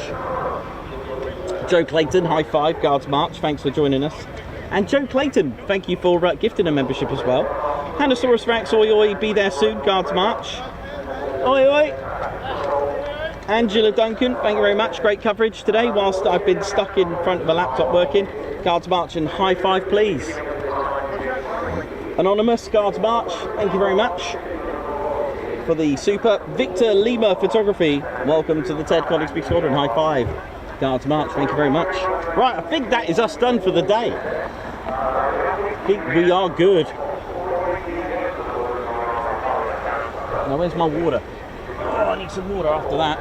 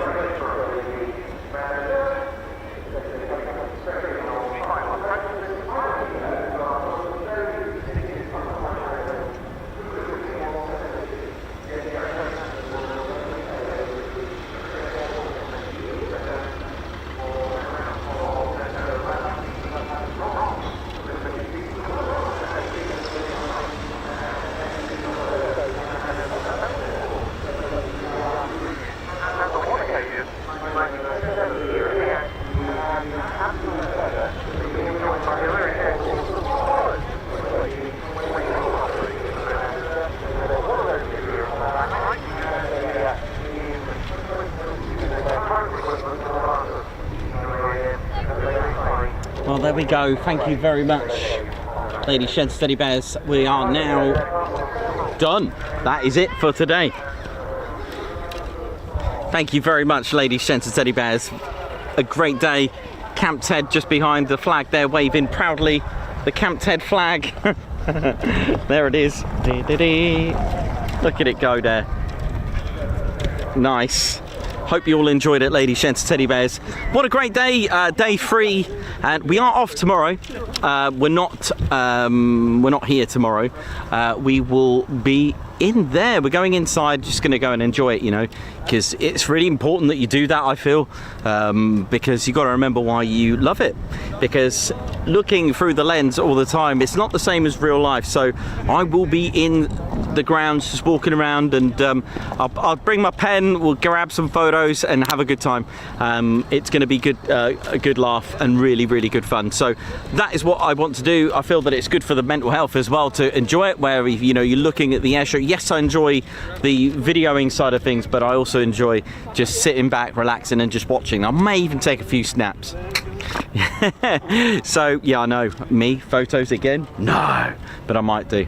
But yeah, it's been such a fun experience, been good, and I hope you've enjoyed it. Hope you enjoyed some of the videos from today, some of the shots that we've got for you today. It's been really good fun, and thank you to all of our new subscribers, as well as our patriotic, and no, it's probably the wrong word, but our dedicated fans, our loyal, that's the one, our loyal fans. This t-shirt I've got, it is available as well, the Top Ted. Let me just show it off. Claire will be running things on the there you go, Top Ted. There you go, Top Ted there now. It's got Ted Coningsby on the back. This is available. We have various forms of that one. Hope we're all good, ladies, gents, teddy bears. But yes, loyal fans, thank you, honestly, and all our members that continue to support the channel and hope, you know, continue for it to grow. We're nearly on 105k, so wow. Probably get that, hopefully, fingers crossed, on Sunday, and we're here on Monday as well for the departures, because they are fun. It's just continuous, non-stop good fun, isn't it, Teddy? I know, it's going to be good. So yeah, tomorrow I'll be inside. If you're there, give us an oi and grab some photos and have some pics with each other, yeah? So yeah, wow, what a great day. I hope you've enjoyed it. What was your highlights? Did you have any of your favourites today? Let us know before I finish up. So I'm going to put a little advert on for you to think about becoming a member and supporting the channel. So that's us done for today. So my name's Nikos, I've been your cameraman and commentator. Ted, what's that, mate? Oh, okay. Thank you I forgot, didn't I? Thank you to everyone at RAF Fairford and all the organisers of the Royal International Air Tattoo. Thanks to all the hard work, all the security forces, all the volunteers as well, but doing a cracking job. ATC just smashing it. Everyone on the ground, the leader call signs, thank you very much as well. I can hear you working hard on the ground, just organising all the taxiing, all the follow me trucks, all the security forces, so thank you so much. All our viewers, Spanner Flight as well, thank you for doing a top job looking after the chats, keeping it sweet and neat like we do. So my name's Nikos, cameraman and commentator and historian. This is our squadron leader, Ted Coningsby. You've been watching the Ted Coningsby channel live here at Fairford for the last time for today, and a last beret down for today. It is. See you soon. Wish you well. See you later, everyone. Take care. See ya. Where did that beret? That's 2 berets now. I've got to go and retrieve, Ted.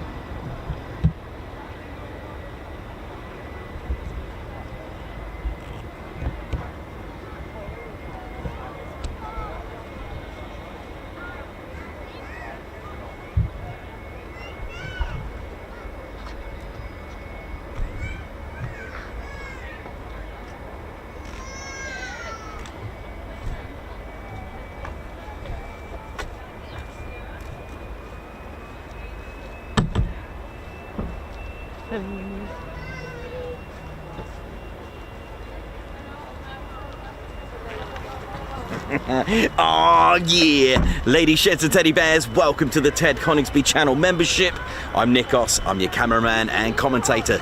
This is our squadron leader, Ted Coningsby. Just want to say a massive thank you to all our members. Guns up and oh yeah. Take it away, Ted. Ladies, sheds and teddy bears, we want to say a massive thank you to all of our subscribers for getting us to where we are today.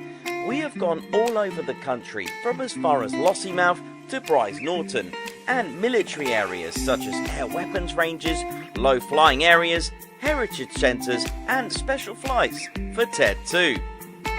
We cannot do this without your support, and your support will be rewarded.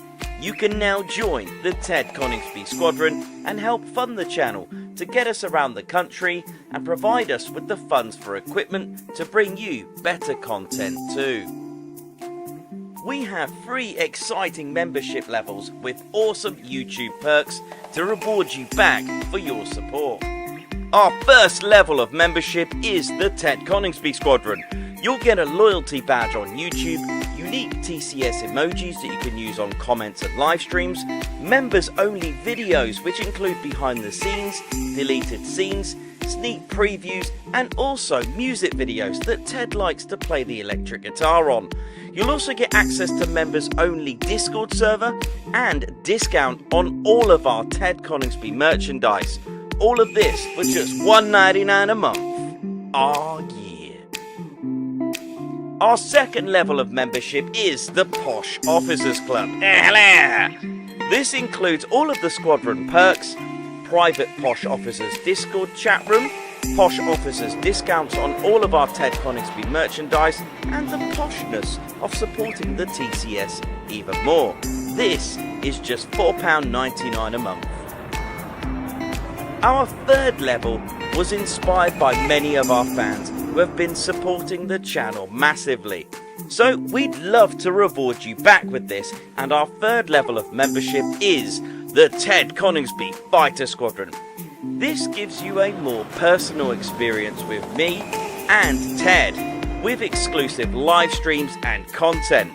You'll get a free Ted Coningsby Fighter Squadron patch, a private Ted Coningsby Fighter Squadron Discord chat room, a gold colour Discord username, and a higher discount on all of our Ted Coningsby merchandise. All this for just $25.99 a month. Ladies, gents and teddy bears, the Ted Coningsby channel cannot thank you enough for all your support. And it's this support that keeps the dream, keeps the stream. Thank you so much. Oh yeah.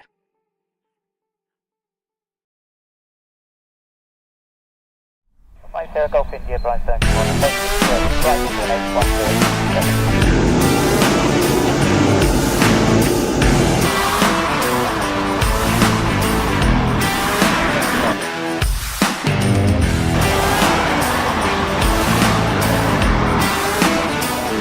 Go down.